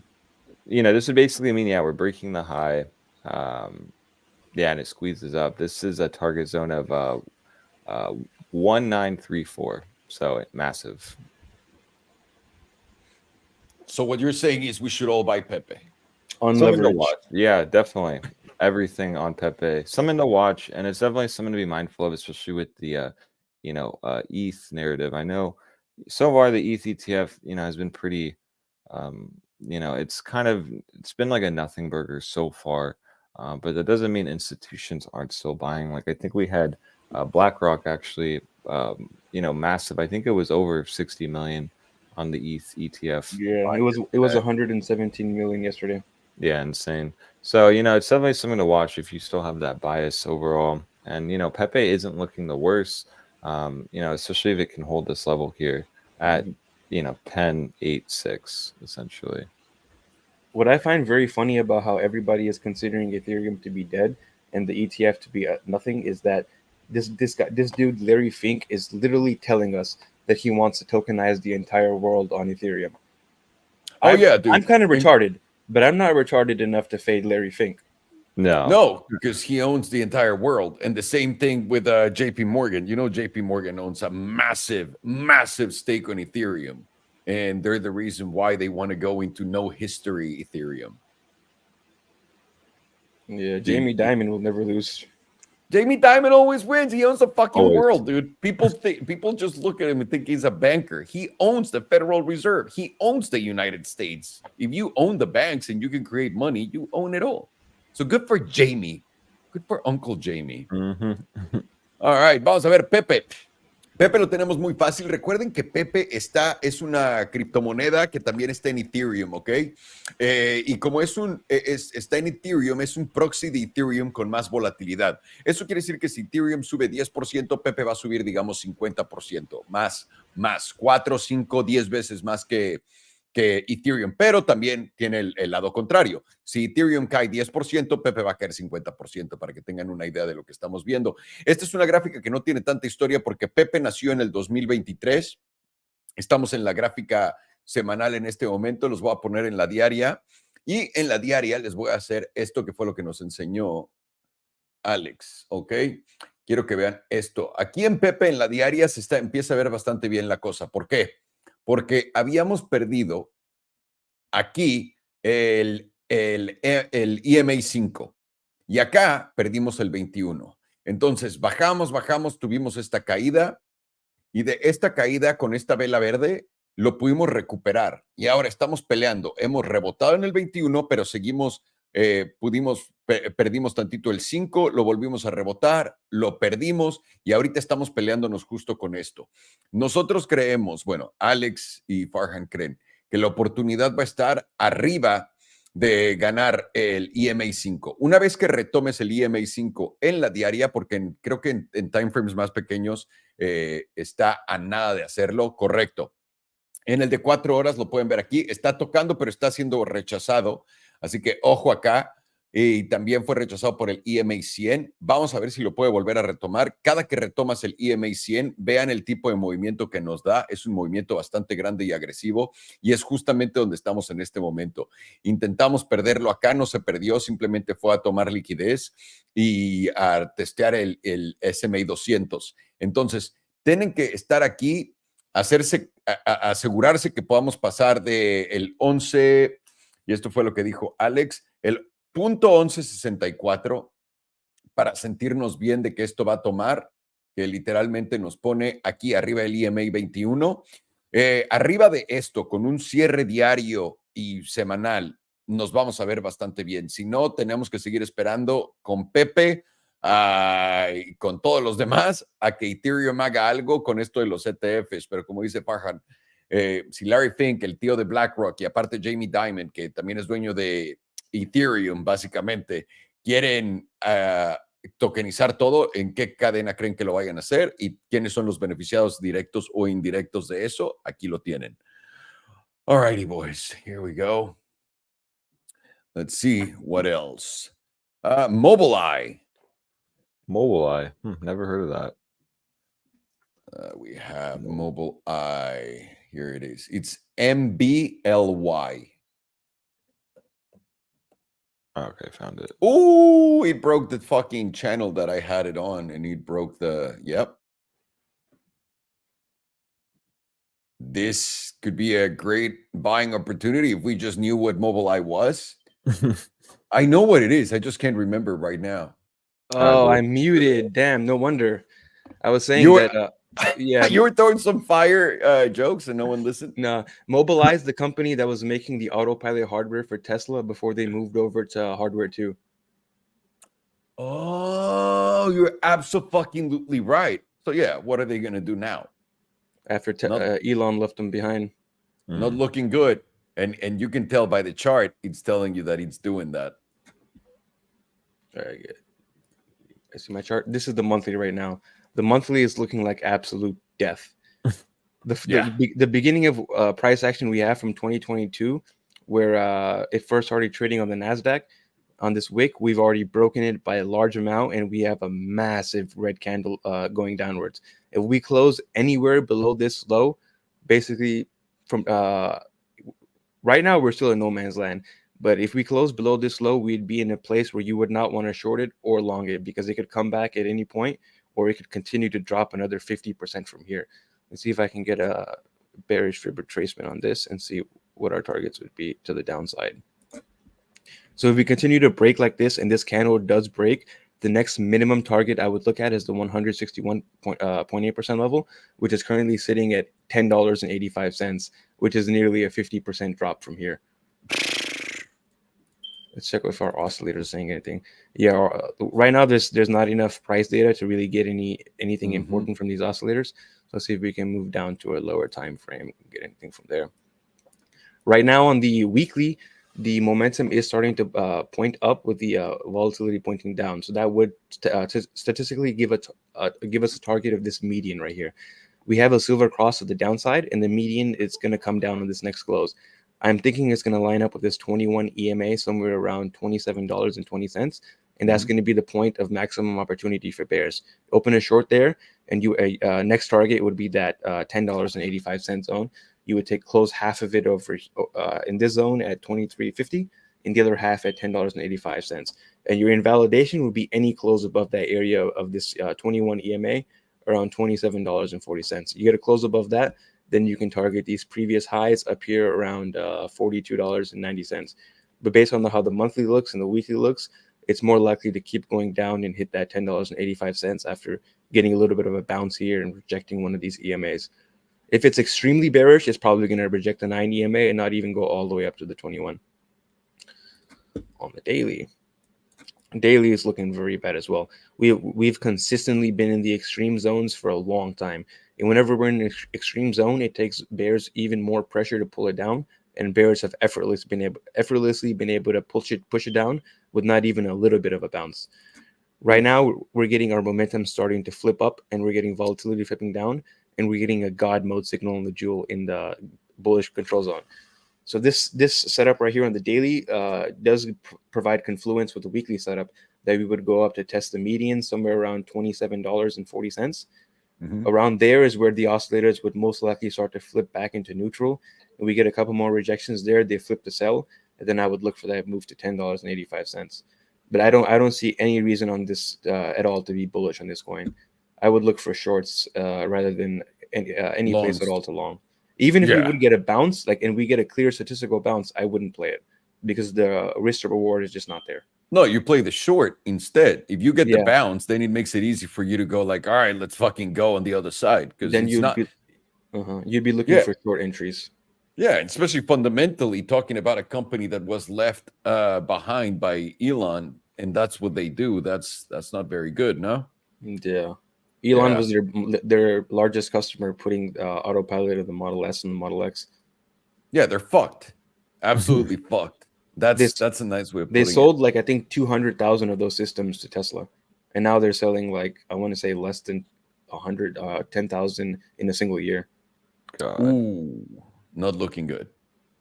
Bueno, vamos a la gráfica. Como pueden ver, esta es una gráfica que no tiene tanto historial. Estos son los tíos que le hacían todo el sistema de cámaras, etcétera, a Tesla para la primera versión de su piloto automático. Obviamente Elon Musk dijo para la segunda no los necesitamos, muchas gracias por todo, y digamos que no le fue bastante bien al precio, lo teníamos en este rango, nosotros ya lo estábamos analizando antes, me imagino que lo habías pedido tú, mi queridísimo Alberto, y voy a eliminar el rango, aunque es bastante obvio, vean lo que acaba de pasar y acaba de romper. Cuando estamos viendo ahorita la mensual, puedes ver cuando salió la acción, el IPO, tuvo este bajón y luego llegó a ser el mínimo. Rompió ese mínimo sin problema alguno y todavía se fue más para abajo y ahorita está retrocediendo un poco a la alza.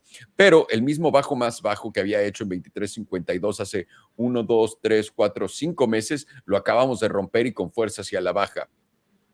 ¿Qué es lo que vemos en esto? No importa si lo pones diaria o semanal o cómo, esto es una caída brutal, perdiste todos tus EMAs, están bastante lejos y esto no pinta nada bien, damas y caballeros. La cosa en este momento que probablemente nos dé, porque estamos viendo el momentum, la volatilidad exactamente apuntar a que el precio se va a ir a la parte media del indicador de Farhan, o mínimo es lo que tiene más probabilidad, eso es a los 27.36. Ahora muchos de ustedes van a decir, pero güey, de 20 a 27 hay una ganancia, voy a meterle, pero hay muy poca probabilidad de que eso pase. En realidad no te quieres meter a jugar esto hasta que llegues a los 27 y ahí le haces un corto. No le quieres hacer un corto ahorita porque tampoco sabes que va a caer más. Puede que rebote en este momento y se vaya a esa media, pero la realidad es que puede seguir bajando también. Entonces, la jugada más segura en en esta acción específicamente, es esperarte a llegar a los 27, esta zona justamente que coincide con el EMA 100, esperarte a llegar acá y aquí abrir un short, porque esta empresa no tiene cara de que se vaya a salvar, ¿ok? Es un poco de la historia y vamos a checar VOG. All right, boys. Wait. Oh, yeah, we're here. I just had a massive brain fart. Voog. The fuck is Voog? Some ETF, Vanguard ETF. Vanguard. I see we have some boomers in the comments. It. When is the FOMC? It's incoming soon. It's at 1 hour time, so about an hour and 10 minutes. Oh, okay, I see. Oh, I see some. Please, Jay Powell, do not destroy us. I would say if Bitcoin was going up like crazy right now, and it's not, that's when he destroys you. Oh yeah. Like normally what they do is they sell you on the other side at first. Like, oh, it's going to go up. For sure they know something. And then it goes to shit. The fact that there's no movement right now, it's pretty good in my eye as of now. Yeah, I agree. That's a good point. Did I just put my own chart? I did. I'm sorry. Of Vogue. The boomer ETF. Nice. Okay, cool. So we're sitting at the weekly here. Very strong chart overall, steady uptrend. On this chart on the weekly, you should just be on higher low watch, in my opinion. And it makes sense. I mean, I think it's attached to the S&P 500. So, we know stocks have just been, especially indices, have just been in a steady uptrend for all year, basically. So, I don't see why you wouldn't treat this any different. Just bid on the higher lows potentially. So right now we see here that the last weekly, definitely we got that like toppy candle, red doji right at the top, and then we got the expansion down last week, losing this EMA 9 that price has been grinding up on. Now trying to reclaim it a bit now with stocks trying to bounce. So what I'm looking at now is either this scenario to play out where this chart on the weekly doesn't like to lose the 9 too long and for too much. So, maybe either we reclaim it, and we'll know soon, 2 days incoming. So if this starts reclaiming it, I'd be confident saying that the higher lows potentially in, and then we'll look for the move up to, not at one go, because this probably moves slowly, but ideally, yeah, we'll get the trek up to that $350 level. But we need to reclaim this 9 first on the weekly. And you can just visually see price really does like to respect it. And you can see last time it got lost and was reclaimed, in my opinion, that was just another higher low leading to a higher high. So if that happens again, I'd just look at this scenario, and then just the idea would be that, yeah, the 9 holds on the weekly. This candle too on the weekly it's forming is pretty strong. Buyers stepped up. So very interesting to see where that's going to close in 2 days from now. The daily is also looking pretty good for now. I want to see where this closes in 3 hours, especially with the FOMC coming up in about an hour. So this is definitely going to get impacted by that. So going to be very interesting to me to see if we can flip this into support again, giving more confluence that potentially the weekly higher lows already in. And then, that ideally will bleed into the weekly reclaiming the 9. So I'd watch the daily for today. Let me throw the 21 on. Yeah, so, we have the 9 here at currently at $320 and the 21 at 331. So I'll be looking at this range as like a potential resistance zone. Ideally, if price can get back above the 21 while holding the 9, that will give me a easy trade signal to long, in my opinion, because the idea would be we just want to hold those 2 moving averages, kind of like what we saw here. Even though it lost the 9, the 21 still held, back tested it, and then we just resumed the rally. So a very key area right now, one thing after the next. It's to me like a story. So we first just want some structure to form, which would be reclaiming this 9, which has been a very key spot for this. Give us more momentum to push up to that 331 level. Reclaiming that, which has been a rejection zone, would be nice for potentially forming that weekly higher high in the coming weeks potentially. Overall, the trend is your friend. The chart's looking strong, and now it's just a waiting game to kind of see where these closures come about. Yeah, excellently put. All right, let's tell everybody to share their P&Ls if they can, their cards on the Discord, so we can share them with everyone. I'll do a share screen. So if you're a motherfucking proud guy that just made some money and you have your P&L card and you're on our Discord, share it right now, and we'll share your big dick move with everyone. Y para todos los que están escuchando en español también, váyanse al Discord de estos tíos, pongan sus tarjetas de PNL, lo que han ganado o tal vez lo que han perdido. Vamos a compartirlas con todos ustedes. Preferencialmente si tienen The Elite Trading Academy sería lo mejor, pero bueno, está bien, vamos a compartir, vale. All right. Voy a empezar con Vogue rápidamente. Voy a empezar en la mensual. Esto se ve bien. Esta es una buena tabla, honestamente. Se ve que es un buen ETF. Ha estado en tendencia alcista. Aquí pueden ver el cup and handle, la ruptura hacia arriba, lo que puede decirnos que tal vez tenga más upside el precio. Ahora, si volteamos a ver la semanal, estamos viendo un poco de la historia contada. ¿Qué estamos viendo en este momento? Tienes una vela un poco topada, luego tienes esta caída donde pierdes el EMA 9 y luego tienes un retesteo del EMA 21. Entonces el EMA 21 siempre está aquí para salvar el día, aparentemente es lo que le gusta a esta acción, si lo pueden ver, aunque cuando lo pierdes son caídas bastante grandes, estamos hablando de casi 30%. Pero por ahora lo estás tomando y tienes una vela bastante alcista en esta. Este es un hammerhead, la verde que estás viendo acá. Esto quiere decir con el cuerpo delgadito que llega hasta acá. No sé si lo puedes ver en la pantalla. El cuerpo delgadito nos dice todos los compradores vinieron a empujar el precio hacia la alza y ahorita estamos justamente peleándonos con el EMA 9. One second. Yes, sir. Yes, Farhan. Ahorita estamos peleándonos con el EMA 9, a ver si lo podemos romper. Esto es en la semanal y estamos bien recargados en esta línea de soporte. Ahora, en la diaria es un poco la misma historia y tenemos que poner igual muchísima atención acá. ¿Qué es lo que estamos viendo? Vamos a aclarar un poco más la visión para todos. Estamos intentando retomar una vez más el EMA 9. Este es un punto importantísimo. ¿Quieres ver cómo cierra esta vela en los 3 minutos, en 3 horas y 4 minutos? Recuerden que tenemos a la Fed para, ¿cómo se llama? Recuerda que tenemos a la Fed en este momento y va a hablar, así que va a haber algo de volatilidad. Pongan muchísima atención. Y pues es literalmente lo que estamos viendo. Tenemos que ver cómo cierra en la diaria, la semanal, sobre todo en la diaria. Si podemos cerrar arriba de los 3.27.97, nos va a hacer sentir bien. En la semanal estamos buscando un cierre arriba de los 3.28.77, pero faltan 2 días, 4 horas para ella. Es lo que diríamos, pero se ve bastante bien. Es cosa de ver si puede aguantar estos niveles y tener un rebote a la alza o si va a seguir la tendencia hacia la baja y perder este soporte, y vamos a ver qué tanto puede bajar.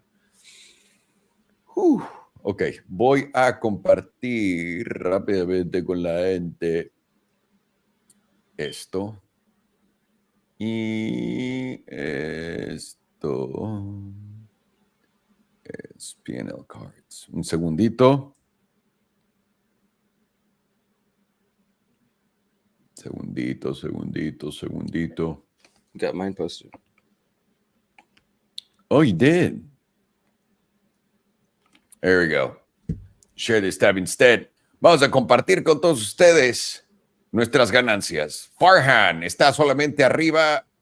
Dude, wait a second. No. You're $5,000 up. I was worried that you were 5,000% up. I was like, what the fuck? I wish. I saw that. That caught me. Yeah, I was like, oh. Yeah. My guy, XRP. My favorite coin. Holy shit, $11,000. Good for you, Farhan. Good for you. Not a bad day, if I do say Good so for myself. you. Right here, Reg is just collecting eats. My guy, making some money right here. Good for him. Then, holy shit, he keeps killing it. Short. 96%. Nice short. Very nice short. Our guys know how to swing both ways. No Diddy. No, no Diddy, baby. 8.2% gain on this short for Mr. Chapo. Well done, sir. And, dude, let's go. 14.62% on your short. Well done, dude. Charles Leclerc, Luigi and Bitget, 65.72%. This is why you can't compete with the fucking stock market here. This is crazy. Esto es literalmente por qué no pueden competir en la bolsa, porque estás buscando volatilidad, véanlo rápido, un long 65%. Acá se llevó también Benedict un 44% en su short. O sea, acá These en percentages Blofin, are crazy. sí, 143%. Así que estos perros haciendo dinero como se debe, carajo. Y aparte, estos son movimientos rápidos. De nuevo, Bitget 37.38% por Benedict. Y en Bluffing, ya tenemos acá lo de, ¿cómo se llama?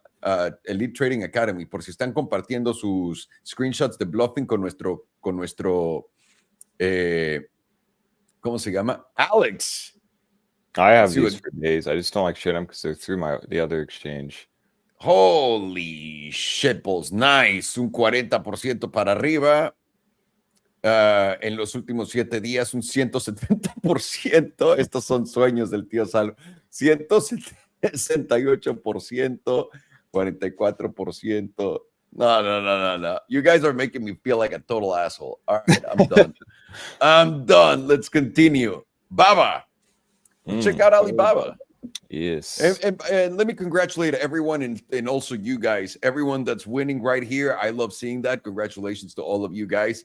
Y para todos ustedes que están ganando con nosotros, muchas felicidades a todos. Son unos putos genios y unas bestias.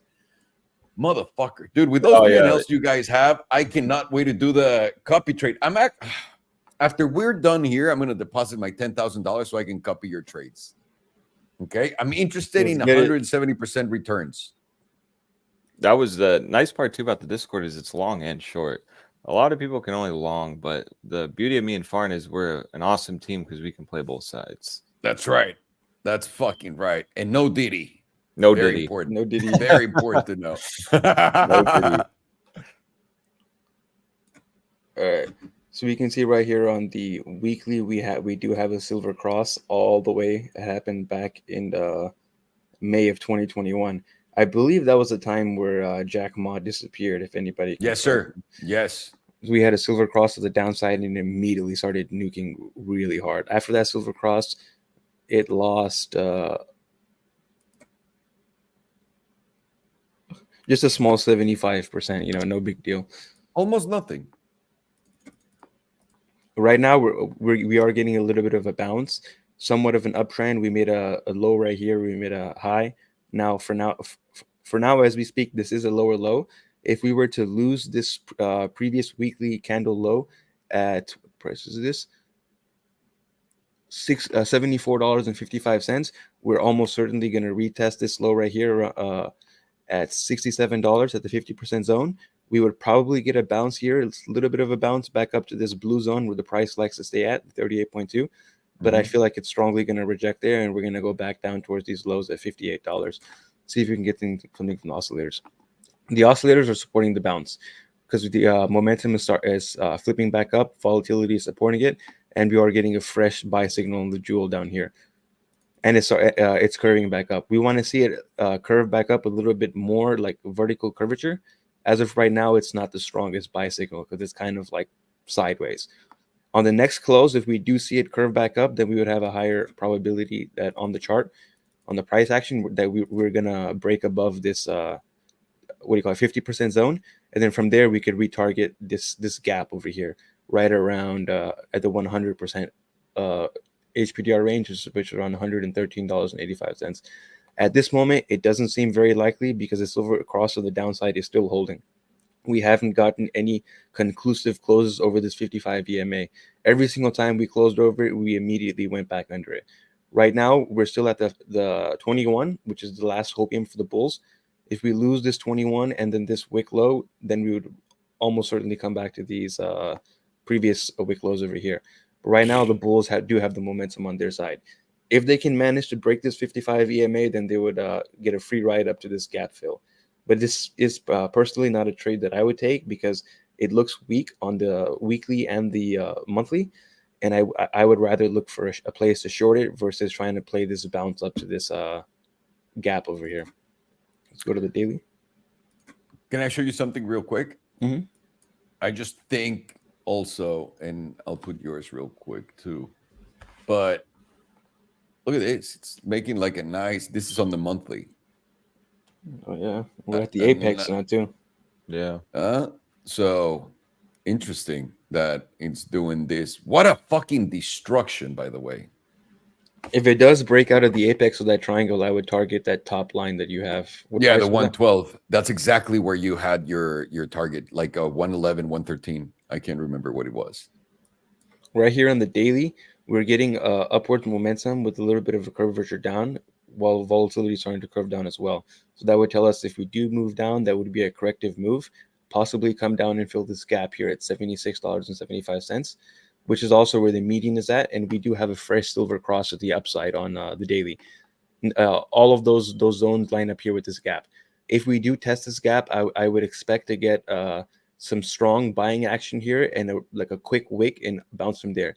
If we don't see any type of that kind of strength here, I would then just close and expect it to be bearish and go down to this bottom 38.2% level, which would then take us back to our weekly setup down to those $58 lows.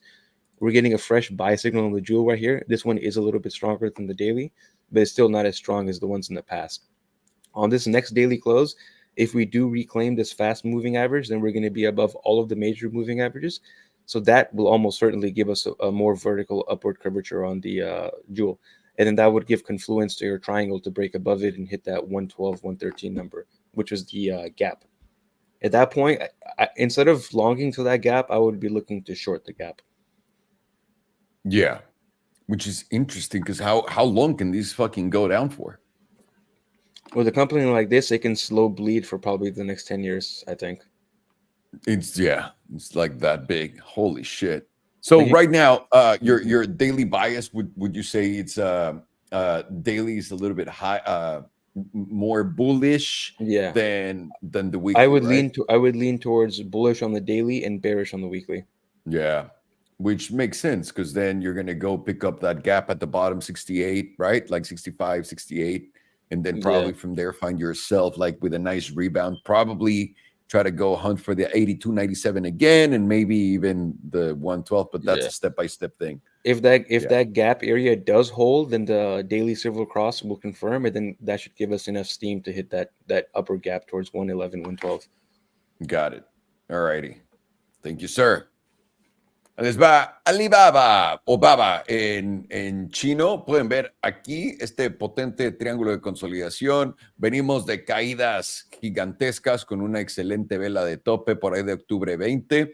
El mercado chino lleva la delantera, como pueden ver, y luego tuvimos este caidón. Estás hablando de literalmente desde el máximo a donde está el precio hoy, un 75%. Esto es la mensual. Los voy a llevar a la semanal. ¿Qué es lo que estamos viendo en este momento? En la semanal estamos un poco bajistas. Tenemos cara que venimos a topar con esta parte del rango, aunque no debería ser tan importante, pero pues, la verdad que sí funcionan estas líneas. Estamos arriba del EMA 5, del EMA 21, pero probablemente lo que veamos es un rebote a la baja, a la zona de los 64, donde hay un gap que va a buscar ir a cerrar. Y ese gap está por acá en los indicadores de Farhan, por aquí más o menos, que es el bajo de esto. Eso es en la semanal, pero la diaria se ve más alcista. La diaria tiene cara de que puede subir un poco más y aquí pueden ver el por qué. Creemos nosotros que primero el precio va a ir a buscar la parte de abajo antes de un rebote a la parte de arriba. Estás en medio de la nada, no es recomendable entrar en este momento en Baba, es un poco, pues, de nuevo, territorio de nadie. Pero ¿qué esperamos? Primero una bajada y luego una subida y vamos a ver si podemos romper estos niveles. Aquí lo están viendo, simplemente esto es una tendencia que lleva desde julio del 2022 y como todo, si tienes un buen breakout, aguanta y sobre todo arriba este nivel de los 82, 88, podrías empezar a pensar en los 112.1, pero hasta entonces te la andas comiendo, tío, con nosotros y probablemente vayas a ver nuevos bajos. Vale. All right. Oh, I thought it said BMW. BMY. What's BMY? BMY. Never heard of that shit before. Bristol Myers Squibb Company. Weird. And I pronounced that right, by the way. Squibb Company. I don't know what a squib is. Squibb. Yeah, I don't know what that is either. Sounds like a little bit of venereal disease. I don't have a lot of experience in the subject yet, but I'm sure at some point I will. Once I get new wife money. No, wait, what's the expression? Wife changing money. Wife changing money. There we go, boys. A lot of people in crypto have gotten wife changing money, but on the other side. Oh yeah, absolutely. It's more like it's a short on your wife. There's been so many posts where people are like, I just put in 75K, I'm about to make life-changing money. Then the next post they post saying I got liquidated. Everybody is saying, well, you did get wife-changing money. Yeah. Oh, what a shame. Yeah. What a shame. Crypto Twitter's unmatched, in my opinion. Oh, nothing beats it. It's fucking the crazy of the crazy of the crazy. Okay, so here we have BMY. And it's an interesting chart. I have no idea what they do, but overall, I mean, this is the weekly, and we can see this little deviation here that's playing out now. It's a deviation because we lost what was support. We know support from this level here. Lost it, and then it got quickly reclaimed. So what I'm looking at now in the weekly, at least, is maybe a little back test here around $44, $44 in that 44.50 region. That would be, in my opinion, quite healthy. It would probably trap a lot of shorts as well. The idea behind that would be that the weekly EMA 9 holds. It's just a quick back test, leading to everyone thinking that this is just another weekly lower high. Mm-hmm. Yeah, exactly. If we, lose this weekly EMA 9, this will just actually look like a lower high. But the bull hopium would be that we gain enough momentum, because when people short, that'll give us momentum to actually break this last lower high here, which is currently sitting at $55.04. If price can get above that, I do think we'll have a nice little squeeze to this $59 zone. So something to watch there as the weeks go on. If we go to the daily here, daily is just rejecting, slightly front running the EMA 100 on the daily. Big area here for price. Honestly, we wouldn't expect it the first tap to break it. And the funny part is it hasn't even tapped it yet, almost, but not yet. So something to be mindful of too as well. And this gives me a little more bias on going down more than up currently where it stands. And so you see we have a nice gap fill here too as well.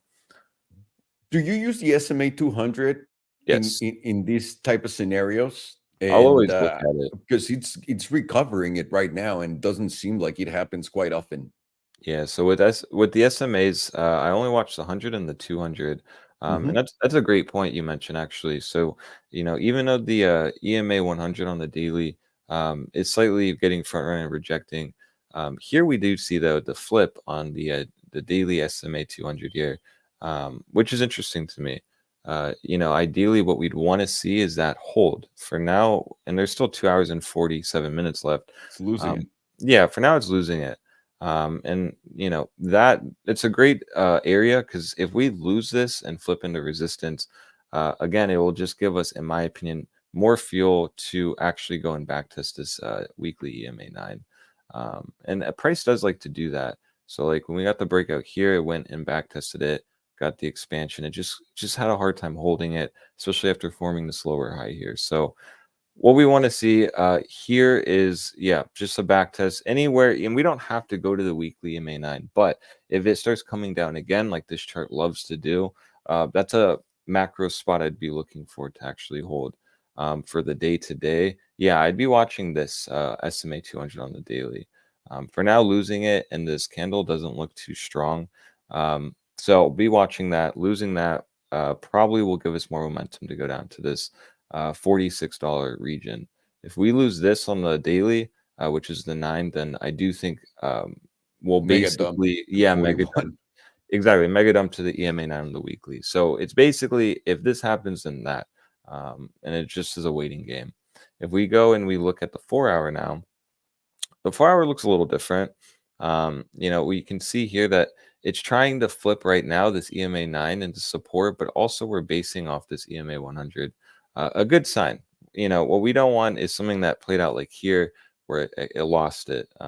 wouldn't be strong, and then lost it again officially, leading to a nice dump pull. So very key spot for this chart. I guess on the lower time frames, if you trade the 4-hour, we are technically at support, which is sitting currently at $47. We'll call it $48 and $47.42. You know, that for now is where you'd want the lower time frame support to hold if you trade like a 4-hour. But I always tell people that are just getting in, better to just stay on a daily, in my opinion. It makes it a lot easier, especially if you're just starting out. Yeah, the 4 hours for fucking degenerates when you're like, when you've been doing this for a while and then you go back and forth checking on the, you know, taking a piece of it, of your advice, go checking the 4 hour to the 1. Yeah, exactly. Yeah. And even like the 15-minute people trade. Yeah, so you can lose your fucking mind. Absolutely. If you're a true degenerate gambler, though, you go to the 1 second chart. I don't understand how people do that. That is fucking crazy. Like, I honestly don't understand either. The 3-minute I can trade slightly off of with like the 15-minute, but that's just because I've been trading for a while. But the 1 second, that's insane. I don't even know. I've done the 10-minute. That's it. That's about it. I feel like, if you're trading the 1 second chart, you might as well just go to Vegas, get those free drinks. Yeah, absolutely. I 100% agree. But at the same time, I'm a degenerate, so I'm going to trade the FOMC meeting in the 1 second chart. No, I'm just kidding. All right. Can you imagine? That'd be fucking awesome. All right. Vamos a ver. Estamos aquí en BMY. No sabíamos exactamente qué era, lo habíamos dicho en voz alta. Es Bristol Myers Squibb Company. No sabemos qué mierdas haga, pero suena bastante bien. Vamos a empezar en temporalidades altas como la semanal. En la semanal pueden ver exactamente lo que ha estado haciendo el precio, pero antes de enseñarles los indicadores, me gusta siempre que podamos ver todo. ¿Saben qué? Vamos a ver la mensual rápido para que tengan una buena idea de cómo se ve esto, ¿ok? This kind of looks like the Bitcoin chart a little bit. A little bit. Esto parece un poco la gráfica de Bitcoin. Un poquito. Pero bueno, esto es la mensual. Esto es bastante grande el time frame. Estás hablando de 1997 hasta acá y hemos estado rangueando literalmente en esto desde entonces. Bueno, desde el 2013 que volvimos a retomar el rango y aquí estamos. ¿Ok? Estás creando un alto más alto, alto más alto, un alto más alto, bastante bien, pero acá estás creando bajos más bajos. Así que tenemos que ver exactamente qué está haciendo el precio. Vamos rápidamente a la semanal, donde estamos en este momento. Aquí podemos ver que estamos bastante arriba del EMA 21 y aparte del EMA 9 y estamos a punto de ir a buscar el EMA 100, ¿no? Eso es bastante interesante, pero lo que nos dice esta tabla, porque vienes en caída y estás abajo de esto y apenas lo estás retomando, que se ve bastante bien, vamos a buscar confirmación en la diaria. En la diaria podemos ver que las cosas son un poco diferentes.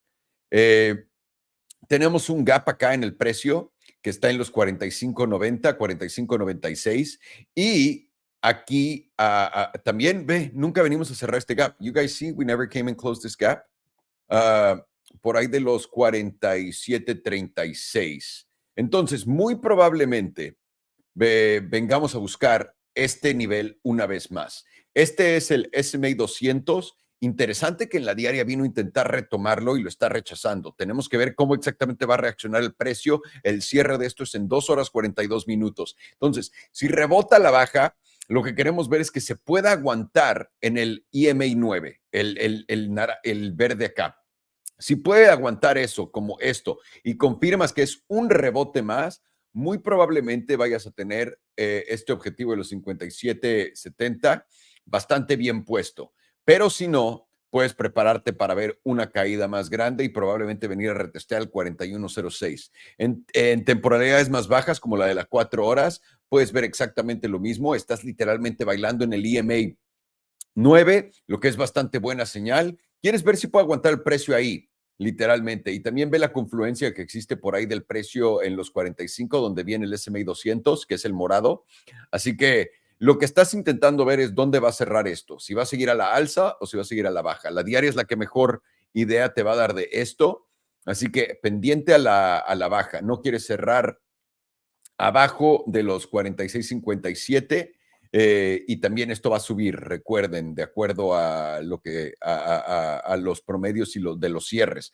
Pero tienes este gap acá, por lo que muy probablemente venga a buscar la liquidez, cerrar este gap y después seguirse, o tal vez se sigue derecho sin cerrar el gap y nos vamos de fiesta todavía.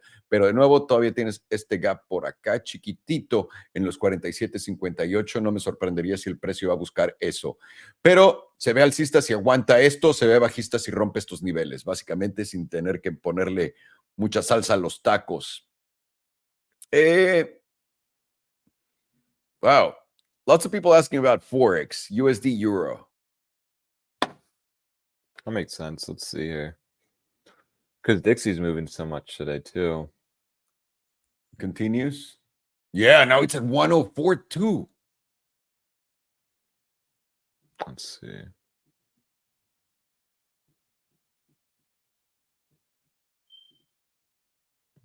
Yo, Farna, you want to share Euro or do you want me? Oh, I was muted. What I was saying was that I have absolutely zero experience with Forex, and Alex is a lot more than me. Yeah, I can do Euro. Do it up. And I'm not experienced. I just traded it, I think, just a little bit more. But this is my Euro USD chart. I think that's what they wanted, right? Yeah. No, USD Euro. I think it's the same. I don't know. No, but this is good. This is the way they want it. Trust me. Yeah, perfect. So let me get this a little cleaner here. Cool. So Euro is an interesting one I like to follow, especially since we trade Bitcoin, and Dixie's something I watch almost every day. The reason I like watching Euro is because I'm pretty sure it's one of the most heavily weighted against Dixie. So meaning when Euro's going up, Dixie's going down, and vice versa. So Euro overall, the daily is kind of looking rejective here. We are basing off this daily EMA 100, but the fact that it kind of retraced this entire pump, is weak. Now with FOMC, this is for sure going to move in the next hour or two, so it's going to look a little different. But I do think it's interesting how it's at a very important spot here. You can see the reaction when the daily loses this on Euro is big relative to Forex. It loses it, retests it, and then dump low. So overall, if we do lose this, I'll be looking at this region as support. The idea would be, if we zoom out here, so the idea would be that we can form some structure on the daily, find support in this region here. This is sitting currently at let's say $1, 178. Yeah, or 176. So that's an area I'll be looking for if this daily doesn't hold. And the idea would be we'll get some kind of reaction there. We'll either retest this on the daily and flip it into resistance, giving us more momentum to go down to here at 162, or it base into support, giving us momentum to break out. Now, when I look at Euro, I like to look at Dixie and kind of see what Dixie's doing. Because it doesn't seem wise not to, especially since we know it's so heavily impacted. So currently Dixie's not looking the worst. We see here on this daily that was formed on July 17th, had a nice dump, took out all the stops here, nice recovery, and now very much just like Euro, Dixie actually was able to backtest support, buyer stepped in, and now this daily, which closes in 5 hours and 37 minutes, is not looking the worst. Actually, it is holding the area that we need to. Now if Dixie doesn't hold this area, which is the EMA 100 sitting at $100.23, more fuel to Euro, in my opinion, on actually basing this as support. You can kind of see Euro looks weak, looks like it's about to lose it, while Dixie here is looking stronger, and it's holding it. Now it's above it. That's why I think it's important to watch, Dixie, especially if you're trading the Euro pair. Dixie's at major support now. I've circled this area to kind of show that we've gone down to this area a lot. The chart you can see here, it went perfectly to this support line again, and this is currently at $103.94. So ideally, remember, the more times it gets tested, the weaker it is. So today, in my opinion, I think is going to be a big day for Dixie, which then will bleed into Forex pairs. You can see on the daily here that, this is potentially the lower high. We made the lower low. So I guess we're now just on lower high watch, which is good. That's good for risk on overall. So we'll see how today looks. Euro's not looking the worst. The daily is looking quite heavy, actually. I meant Dixie's not looking the worst. Euro's not looking the best, simply just because it's rejecting off the 9, and this is an ugly candle. But I don't watch it too closely right up before an event like we have, because, as we all know, it kind of a coin flip now, because it can go either which way. And especially with FOMC, economic policy, it really does impact the dollar, which impacts other Forex pairs. So very interesting. Yeah, ideally, we want to see the same dot plot for the future rate cuts as we had on the last meeting. So I think markets will be happy if they just solidify the rate cut in September. Yeah. But I think the reason we started, Dixie started bidding a little bit more was because I think there was some comment that came out where they're not going to talk about like the projections or give any kind of, I don't know. They're like rate cuts. Yeah, which the market wants to be. They want to be told it's going to happen in September. I feel like, so. Yeah, but I feel like Powell is never going to give us an actual date of when he's going to do it. Like, he's just going to do it. No, he did say, and the reason why everyone front ran the crypto fall was in November. That meeting in November 2021, he came out and said, "We're going to cut interest. We're going to raise interest rates. We're going to start raising interest rates next year." So with that, the crypto market just fucking completely sold like crazy instantly. And he did tell us. And actually, people were like, "I don't believe you." And I was one of those people, because I was like, why would you raise interest rates? It's not going to help with inflation. You're going to have to pay more for your own debt. But when you figure out that Jamie Dimon owns the Fed, he can figure it out what the balance sheets of every single bank are, and he can just start bankrupting banks so that he can keep whatever good assets and then dump the bad assets to the Fed. That's when it makes sense. So I understand. Good for him. And then they had this man, Joe Biden, as a scapegoat, taking all the blame for the interest. Well, no, they have Jerome Powell. You think like those people that give us their face that always are wrong? They're just like the face of the stupidity, right? And they're the face of the Klan. So he put Jerome Powell in front of everyone and tell everyone he is the guy that fucked up. But he's not fucking up. They're doing what they need to do in order to win the most themselves, right? Like, it's just there's a big myth that people think that interest rates are really like lowering inflation. The only sector that it affects directly is the housing sector and the car sector. Nothing else gets affected by interest rates. Nothing else. It's crazy. Even though your credit card's high, like people are still going to have to be in debt. Like people still go in debt and still pay crazy interest rates on credit cards, no matter what the interest rate is. And that's why you see the expansion of debt continue. All right, I'm going to show these to everyone. Aquí lo tenemos una y otra vez. Esto es el dólar, el euro dólar. Está a 1.08 por 1.08 euros. Te dan un dólar. No, espérame. Por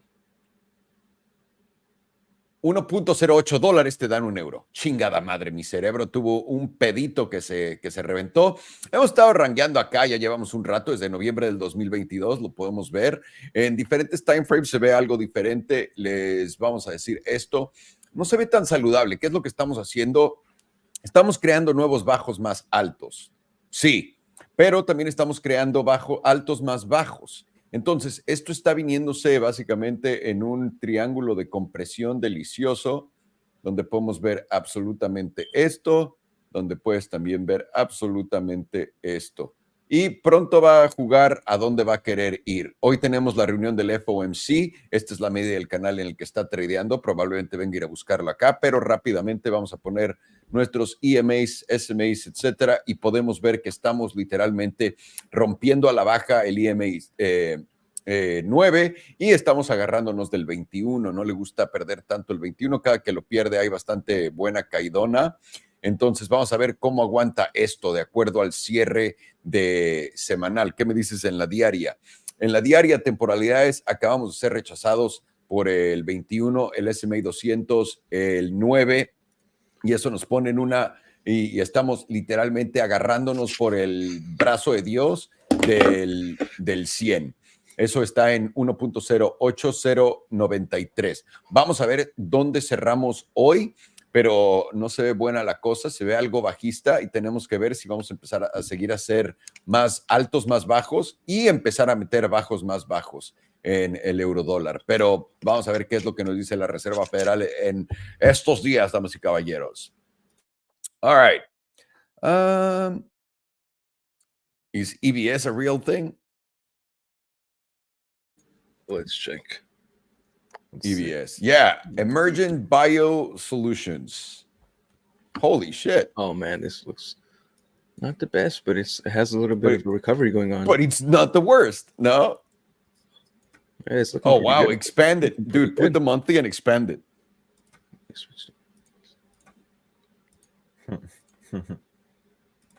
Down. You're either about to get a mega rejection, a mega, and you're going to go to lower lows, or you're about to head to like $33. Hang on. All right. So what I'm seeing on the monthly, as you can see on the top right here, the momentum oscillator is at extreme, the most extreme levels it's been in ever since its inception in 2008. It's literally at 100%. It's going to be so much harder for bulls to keep up momentum while it's up here than when it was just as it was for the bears to keep the momentum down when it was all the way down here. We're getting our jewel giving us a buy signal, and we're getting DMI start to turn green for the first time since August of 2021. What the bulls are looking for is if it continues to close like this for the next 2 hours, so it looks like it's going to, and close above this yellow 21 EMA. If we close above this yellow 21 EMA, then that will give us a target around this consolidation block before the drop, somewhere around $27 to $30.66. Yeah. That would be the next zone where, based on how it looks from this whole drop, I would more bet that it would reject this and go down than I would expect it to close above and go higher. If we do happen to close above this 200 SMA, though, I think it's going to go up to test around this zone or around here, around $40, come back down to retest the 200, and if it holds, make a little higher low there and continue upwards towards these rejective highs, possibly even up towards this gap over here at around $86. But right now on the monthly, it's looking like it's working towards a lower high instead of a reversal back towards all-time highs. On the weekly, what's giving confluence for that move to go back up to retest those previous lower highs is that we're getting a fresh silver cross on the weekly right here, where the 21 just crossed the 55. But based on this candle right here and based on the momentum and volatility, I would be looking for a pullback from here. We want to see on this next weekly open that this 9 EMA moves up to somewhere around this zone right here, around $10.95 to $11. And if it does, I would look for a retest around there, and that would be my my maximum opportunity zone for the bulls, where you would long the test of the 9 EMA and you would target to these previous rejective highs somewhere around $20 to possibly $18. And if you get any type of close below this 9 EMA, then you would just cut it. Right now, we're getting the same confluence on the jewel, where it's giving us a God mode sell signal, but it's still cyan. So it's not telling us that we're about to reverse this whole thing, but we're going to get a little bit of a pullback. And with the weekly silver cross, the 9 EMA should provide a whole bunch of buying support, because this is a real stock, and boomers tend to put a lot of weight into these EMAs. Look for an entry there back to those $20 highs. And even that is, I believe, like a 75 to 80% move from here. I wouldn't personally take that trade. I would rather see if it plays out and then look for shorting somewhere between $18 and $20, back down towards these lows somewhere around 150. You wouldn't take the bounce up? No, like I would not. If it goes and retest? Oh, okay. I wouldn't trade it. It's a little too aggressive for my style of trading. I'd rather look for the lower high to short it. If I would take the trade, I would have taken it somewhere around here when I saw that these EMAs were about to cross. And as long as the price is above both of those EMAs, they will cross. So I would have taken the long somewhere around here at $6.95 to $7. But now I consider it too far gone to me to play this move to the upside. Okay. It just comes back to risk management. Really does. Yeah. And knowing what exactly looks good and works for you when you identify certain trends happening in front of you or certain indicators like triggering to create an entry, right? That's normally what it is. What most people don't understand about trading is it's just understanding the basic concept of what the fuck is a trend line, what's a downtrend, what's an uptrend, what's a gap fill, like basic stuff. Then pairing it up with great indicators, what works with those indicators along with temporality, so that if you're looking at a chart, you want to know that you want to look big, small, smaller, and then go from there and see what exactly is the process that you follow that makes you go into something, and how you can validate that process over and over again, saying this is positive, this is negative for me. And the difference between trading and gambling is that you want to know where you're wrong and you want to know where to cut it. Like when you're gambling, you have no idea. You're just throwing money and you're just losing it. But you have to know where you're wrong. Yeah. And no shame in cutting your trade when you're wrong. Oh no, and a lot of people do feel that. Like it's I don't know why it's such a bad thing. Someone was just telling me, I'm down in Nvidia like $6 a share. What do I do? I'm like, dude, if you don't feel comfortable, fucking cut it. Just go move into something that you feel more comfortable in. And if there's not such a thing, then stay the fuck away. Yeah. You know? If you're crying when you're down like 6%, you're going to be crying a lot more when you're down 60%. Can you imagine? Yeah. So what's the fucking point? All right, let me put this on. Thank you, sir.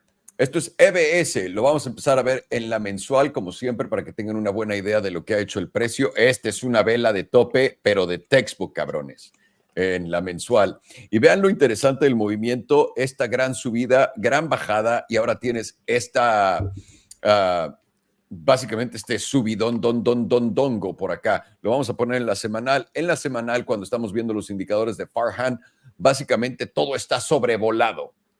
La volatilidad y todo está hasta el techo, y eso nos dice que muy probablemente, porque acabamos de retomar, pueden ver el EMA 5, el EMA 21, digo el 9, el 21, y estamos ahorita justamente encima del 100. Aquí hay una probabilidad de que si podemos aguantar por acá, pero los voy a llevar a la diaria, porque la diaria nos cuenta una mejor historia, me parece.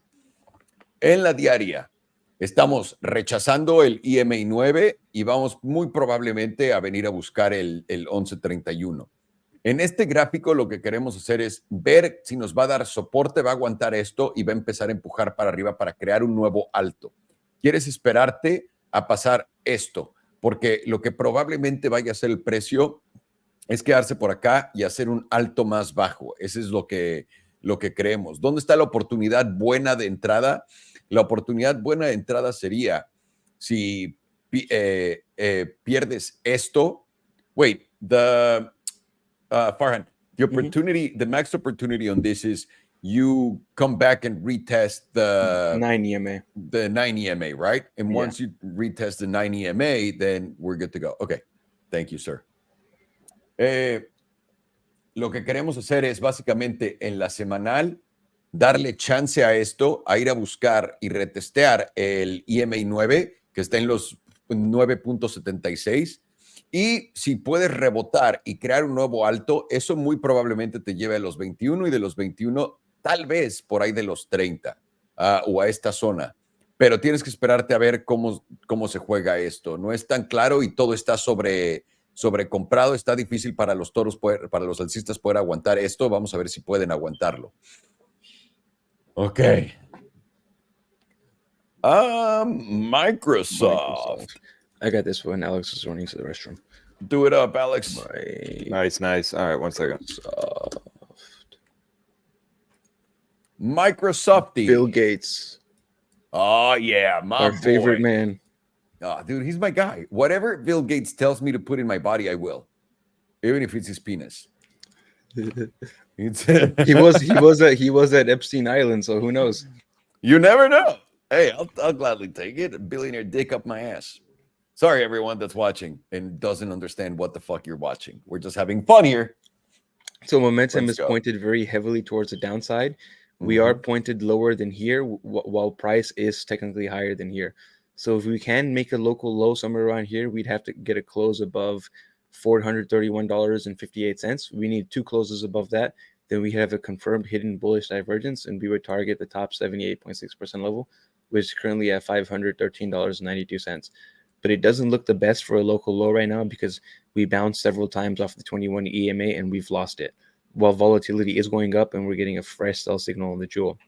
What I would say is most likely to happen, and I would consider this an opportunity zone, is longing somewhere around here at the 55 EMA, which is around $390.91. You would set a limit order there, and it fails. You would wait for it to retest this upper zone around 38.2 level at $435.50. By that close, this median is most likely going to come down as well. And ideally, you would want to see the median line up with this level. If you would get a bounce from there, you would target that. If you find any type of weakness around that level, you would close it immediately in profit. And if it closes above that level, you would hold it back towards that $513 zone, and you would cut half of your trade there and leave the rest with the stop loss at this zone. So if it does retest this, you would get out at profit, or if it not, you would have the rest of the trade to keep going back up. And that would confirm the hidden bullish divergence. If we do happen to close below this 55 EMA, that would be your rejection point, where your risk management, and then you would just cut the trade, and we will probably come down to this 200 SMA at $302. Right now, it's somewhere in the middle because we do have potential hidden bullish divergence, but we don't have a local low. So we could easily, almost certainly, we're probably going to come down to $390. But that's going to be the zone to watch to see if we get a strong bounce here, or if we don't get a bounce here, then we're likely to go significantly lower, which it seems like all the tech stocks are like that right now. Yeah. It's they're all following each other for sure. Like we saw, they all made. Oh wow, Nvidia is 10% up today. On the daily right here on Microsoft, we're very close to getting a silver cross to the downside. As long as the price is below this 55 EMA at $430, this silver cross is going to confirm within the next 2 closes. Then we can expect it to move up to tap this blue 9 EMA, get a rejection there, and I would say we're going to go down towards this 200 SMA at the least, around $403, which lines up with our previous $390 target. Probably get a little bit of a bounce there, retest the 200, and reject it from there, I would say. Break these lows by a lot, and at the least probably come down to $378. And on top of that, we're getting a fresh sell signal on the daily jewel. We're getting momentum flipping back down freshly, and we're getting volatility supporting that. So on the low time frames, it's seeming like we're probably going to have the bearish setup play out. It does seem like it. So it's finally time for Apple to take back their throne as number 1. I know. It's been a while, and also I hate the fucking blue screen. I hate the blue screen. Let me ask you something then, real quick, because you're looking at this on. This is the daily, but on the daily, this is where you're having the silver cross, right? If the silver cross is going to happen in 2 days. If you have a close below the 431, no, it was the weekly, right? Yeah, if you get any close below $429.55, these two are going to cross to the downside. Yeah, so 429, I would say. Okay, thank you, sir. Thank you. Vale, Microsoft. ¿Qué estamos viendo en Microsoft? Un poco de debilidad, parece que topamos acá, pero también esta no es una vela de tope, esta era la vela de tope y acá te rompió la confirmación. Este movimiento, este cierre verde, eliminó esto. Ahora, ¿qué está pasando? Vamos a intentar ver esto desde la semanal para que veas. El EMA 9 está aquí arriba, justamente el 21 está en los 425. Los 425, estando aquí, nos pone en una situación interesante, porque en la semanal está a punto de hacer un silver cross para la baja, y eso es, si el precio no puede subir arriba, y anótenlo esto porque es importante, de 429, si no puede romper los 429 en dos cierres, muy probablemente tengas ese silver cross en la semanal, y estamos hablando de la semanal, y eso te vaya a llevar literalmente a darte una vuelta a los 389 y de ahí probablemente para abajo. Es lo que estamos viendo. Aquí lo que queremos hacer, y si eres alcista, quieres o retomar este EMA 21 o el 9 o venir a testear sin hacer un bajo más bajo que el de los 388 y de ahí rebotar a la alza y ver cómo quedas. Pero esto tiene cara de que quiere corregir un poco más y que probablemente sí venga a verse más downside, pero tenemos que esperar a ver los cierres. En la diaria es un poco de la misma historia. Pueden ver cómo perdimos todos estos niveles. Cada que perdemos EMA 9, el 21 y el 100, ¿qué pasa? Vamos a ver. No lo hemos perdido en un rato. La última vez que lo perdimos fue acá y ese movimiento tomó ¿cuánto? A la baja, 32%. Parece que básicamente todo lo que estamos viendo, cada que hay ese tipo de movimientos, es un 32% lo que estamos hablando de pérdida. Así que aquí lo intentó perder, pero lo volvió a retomar rápidamente. Mantengamos un ojo abierto acá, a ver si sigue bajando. Y si viene a testear acá con el SMA 200, que está en los 402.97. Pero sobre todo no se ve tan bien Microsoft ahorita si lo quieres ver a la alza. I'm crossing my fingers we don't hear any microwaves. Vacuums in the background because the cleaning ladies are here and they have a key. I forgot they were coming to clean the house. No, okay. This has been 4 hours. I think we should just do one more and let's fucking call it a day. How about that? Let's do it. That sounds good. Should we do, what's the next one? We already did MPW, right? We already did UNG. Let's do DAVA for Terre. DAVA, interesting. I think we already did it, yeah. Or at least I have. Yeah, let me chart this. Yeah, I've never seen this before. What does it do? Do you know? Or what? No fucking clue. But man, this is like a Christmas tree. Straight up. Hang on. Look at this one.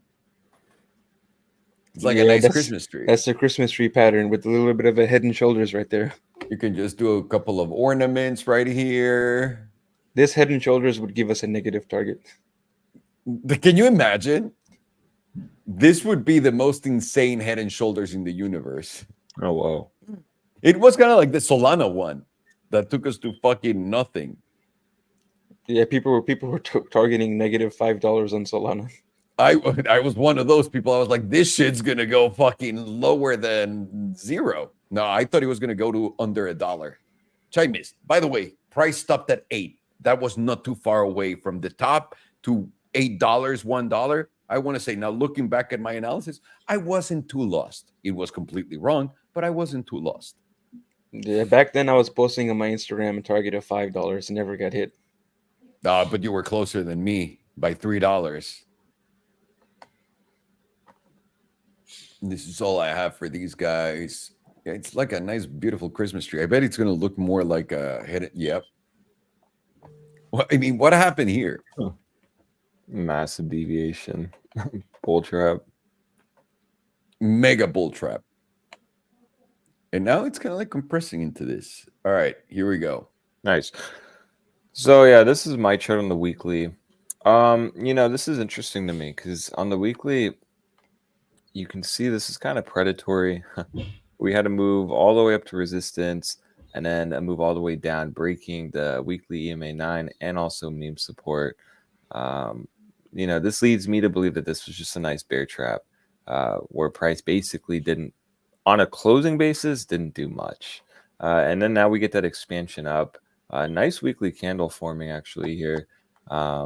Very strong. We see where buyers step in exactly where they needed to, not even breaking this low. And now we're getting that expansion up. So currently, let me see here. The weekly, yes, closes in 2 days. I'll be watching that. Let's flip to the daily. The daily, in my opinion, and let's throw on that daily SMA 200 just to kind of see here. Perfect. So yeah, the daily to me is looking like it has the momentum to definitely push up to this $33.73 region. Strong resistance overall. We can see that here on this rejection, another one, and then these 2 rejections here. So, but we also know the more times that resistance is tapped, the weaker it gets. So that's something I'd be watching for the coming days. right now, this is kind of a no trade zone. The entry would have been either any EMA 9 daily reclaim, or you would have just longed the meme support, close it if we lost it on any daily closure. Now we're getting that expansion, so I wouldn't be looking to long here. If we do get that push up, I'd be looking for some consolidation above this level. That'd be a nice SR flip, which is just resistance flipped into support. That'd be very nice and clean. It's also an inverse head and shoulders on the daily. Yeah. Like a motherfucker. Let's see. Oh, I guess I see that right here and right here. Yeah. I feel like the target would be that top red line. This one? Let me see. Or this one? Yeah. Start from that middle line to the wick low, and then you can start put it towards the top yellow line. It would be about 43.12 for me. Yeah, right up there with that red line. Yeah, $42 region. Yeah, basically. Yeah, very clean. So what I see here right now is we potentially have a daily head, the inverse head and shoulders with a nice target, and we see here that this actually has a nice gap. This range here might seem big, but when we get a breakout and people have just been shorting this and getting accustomed to that, it could potentially flip things. And so we'll know basically daily and is getting a lot of momentum and potentially breaking out is if we simply just break this region here. We can see this would probably break this wick high rejection along with this wick high rejection. Leads me to believe that there's probably a lot of short stops set up there. Getting back above basing probably leads us to, maybe it goes to 40 to 42, a nice little range there, but still a nice move regardless. Yeah. If I were to trade this inverse head and shoulders, I would have my take profit at like $40 basically. Yeah, same. And so the idea right here is, it's a no trade zone. Nice. Let's get a nice healthy move like this, burst up, back test, and then we can long up, something like that in an ideal world. That is you can have an easy stop loss because you can just have it super tight on any closure below this level here at $33.73. Overall, not looking bad, holding where it needs to hold. Watch the daily resistance, the spot I just mentioned. And the weekly chart's looking quite strong, so I want to see where that closes. But yeah, very strong, very nice. Yeah, it's finally retaking that level of the EMA 9. Yeah, exactly. So, and it back tested it here and it held it here. So, bears had their chance to bring this down, especially on this rejection here. But to me, this just looks like a trap. So we'll see. It could very well be. It could very well be. Thank you, Alex. Okay. Varias cosas que estamos viendo en esto. Vamos a ponerlo en la semanal rápidamente para ti, mi queridísima Tere. Esto es lo que nos estás pidiendo para que la gente pueda ver bien todo esto. Es una acción relativamente nueva, 2018, ¿no? No. One second. Ok. Me lleva el pene. Dame un segundo. De todas maneras se queda grabado. Es lo bueno. Ok. Tenemos esto y lo tenemos en la semanal en este momento. Como puedes ver en la semanal, estás literalmente retomando el EMA 9. Y esto es bastante bueno porque veniste a tomarlo desde acá. ¿Desde cuándo lo habías perdido? Desde el principio del fin. O sea, desde acá arriba no has podido estar encima de él más que para acá. Y ve el zampompazo que te dio. Estás hablando de la última vez que lo pudiste vencer. Te dio un zampompazo de 47%. Nada mal. Nada mal viéndolo en la semanal así. ¿Y qué es lo que estamos buscando? Tener un buen cierre arriba de esto tal cual en los 32. Pero tu verdadero nivel está aquí arriba en los 33, 81, pongámosle. Porque cuando te lo pongo en la diaria te puedes dar cuenta rapidísimo qué es lo que hay ahí abajo.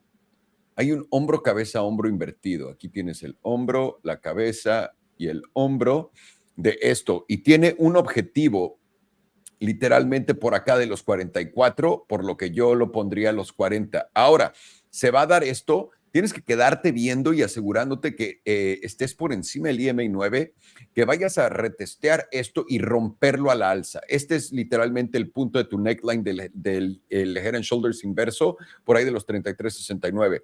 Quieres tener un cierre fuerte semanal aquí arriba y una confirmación para poder pensar que te va a dar ese respirote e irte hasta los 40.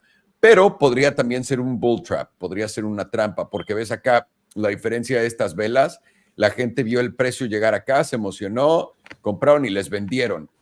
Acá todo el mundo cuando llegó acá shorteó, y acá estás viendo cómo están shorteando igual. Así que mantén un ojo bien pelado y es lo que tenemos que decir. Boys, anything else that we might want to add? I think before we go, I'll do the traditional shilling of everything that we do. The shameless plug.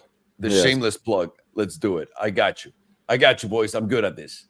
I can do the plug, I think. 1 second. Okay, here we go. Let me just do this. Okay, and plugs ready. Bueno, ya saben, si quieren ustedes unirse a nuestro trading, pueden usar los enlaces que hay en la descripción de abajo. Esto es el Blofin, el exchange que usamos en Estados Unidos, donde no hay KYC y no hay KYC, lo puedes usar dentro de Estados Unidos, donde sea. Estamos regalando para toda la gente que esté entrando con nuestro enlace un Rolex, sí, es un Rolex, que es la más verga de todas, un iPhone, un Nintendo Switch y muchas más cosas que habíamos puesto ayer. Lo único que tienen que hacer es suscribirse con nuestro enlace que está ahí abajo y ya no les cuesta absolutamente nada. También tenemos al potentísimo Bitget para todos ustedes que son internacionales. Esto sí requiere KYC. Los fees son más baratos acá, así que es uno por otro. Tú escoge cuál quieres, cuál te acomoda. Aquí tienes los dos y aquí es donde voy a tener que abrir próximamente mi de Bitcoin. También está en el enlace abajo, se llama Bitget y recuerden darse una vuelta a nuestro Discord también. I'm going to do it quickly in English. Everybody, if you guys are watching, you want to trade with us, go get your Bitget account registered. The link is in the description down below. Bitget is an international exchange. It doesn't work in the United States unless you're using a VPN and all that good stuff, but the fees are lower. Now, on the other hand, we are also working with Blofin. And in Blofin, which is where whales are made, so this is where you probably want to go. In Blofin, we're giving away a Rolex, we're giving away a Nintendo Switch, we're giving away an iPhone, we're giving away a bunch of stuff according to trading metrics. We have everything and all of that information on our Discord, so go check it out. Registering is for free. Blofin doesn't require KYC, and it works in the United States naturally because they have all the permits that they need. So there's Blofin. We also have Bitget, like I mentioned, and Bitget is just more of an international tool. If you live in the United States, you're going to need to use a VPN and then deal with all of that, but they do have lower fees. And don't forget to visit our Discord either. Remember that our Discord's open for all of you guys 24/7. Probably we're not going to answer 24/7. I'll never answer, but these guys will at some point whenever they wake up. Yeah, just tag us. Always on it. Exactly. Just tag Farhan, just tag Alex, and they'll be right there for you to support you with all of the bad decisions that you're making on your trades and hopefully help you and guide you in the right direction to make your good trades. This was Elite Trading Academy, not Elite Trading Academy. And we're going to be back Friday, boys. Yes, sir. Sounds Looking great. forward to it. Let's do it. So, guys, we'll see you Friday. Todos nos vamos a ver el viernes. Vamos a tener otra sesión con estos cracks de Elite Trading Academy para que todo el mundo pueda aprender. Cualquier pregunta que tengan, lo que sea, vayan al Discord. Está el enlace en la parte de abajo para que puedan o aprovechar todos nuestros enlaces, llevarse todos los bonos que existen o por cualquier pregunta que tengan de dónde entraron, dónde salieron, etcétera. Les mandamos un fuerte abrazo. Cuídense mucho. Muchísimas gracias. Everybody, thank you so much. We'll see you on the next one, which is going to be Friday. So hopefully you like this. Yeah, sounds good. See you guys there. Let's go.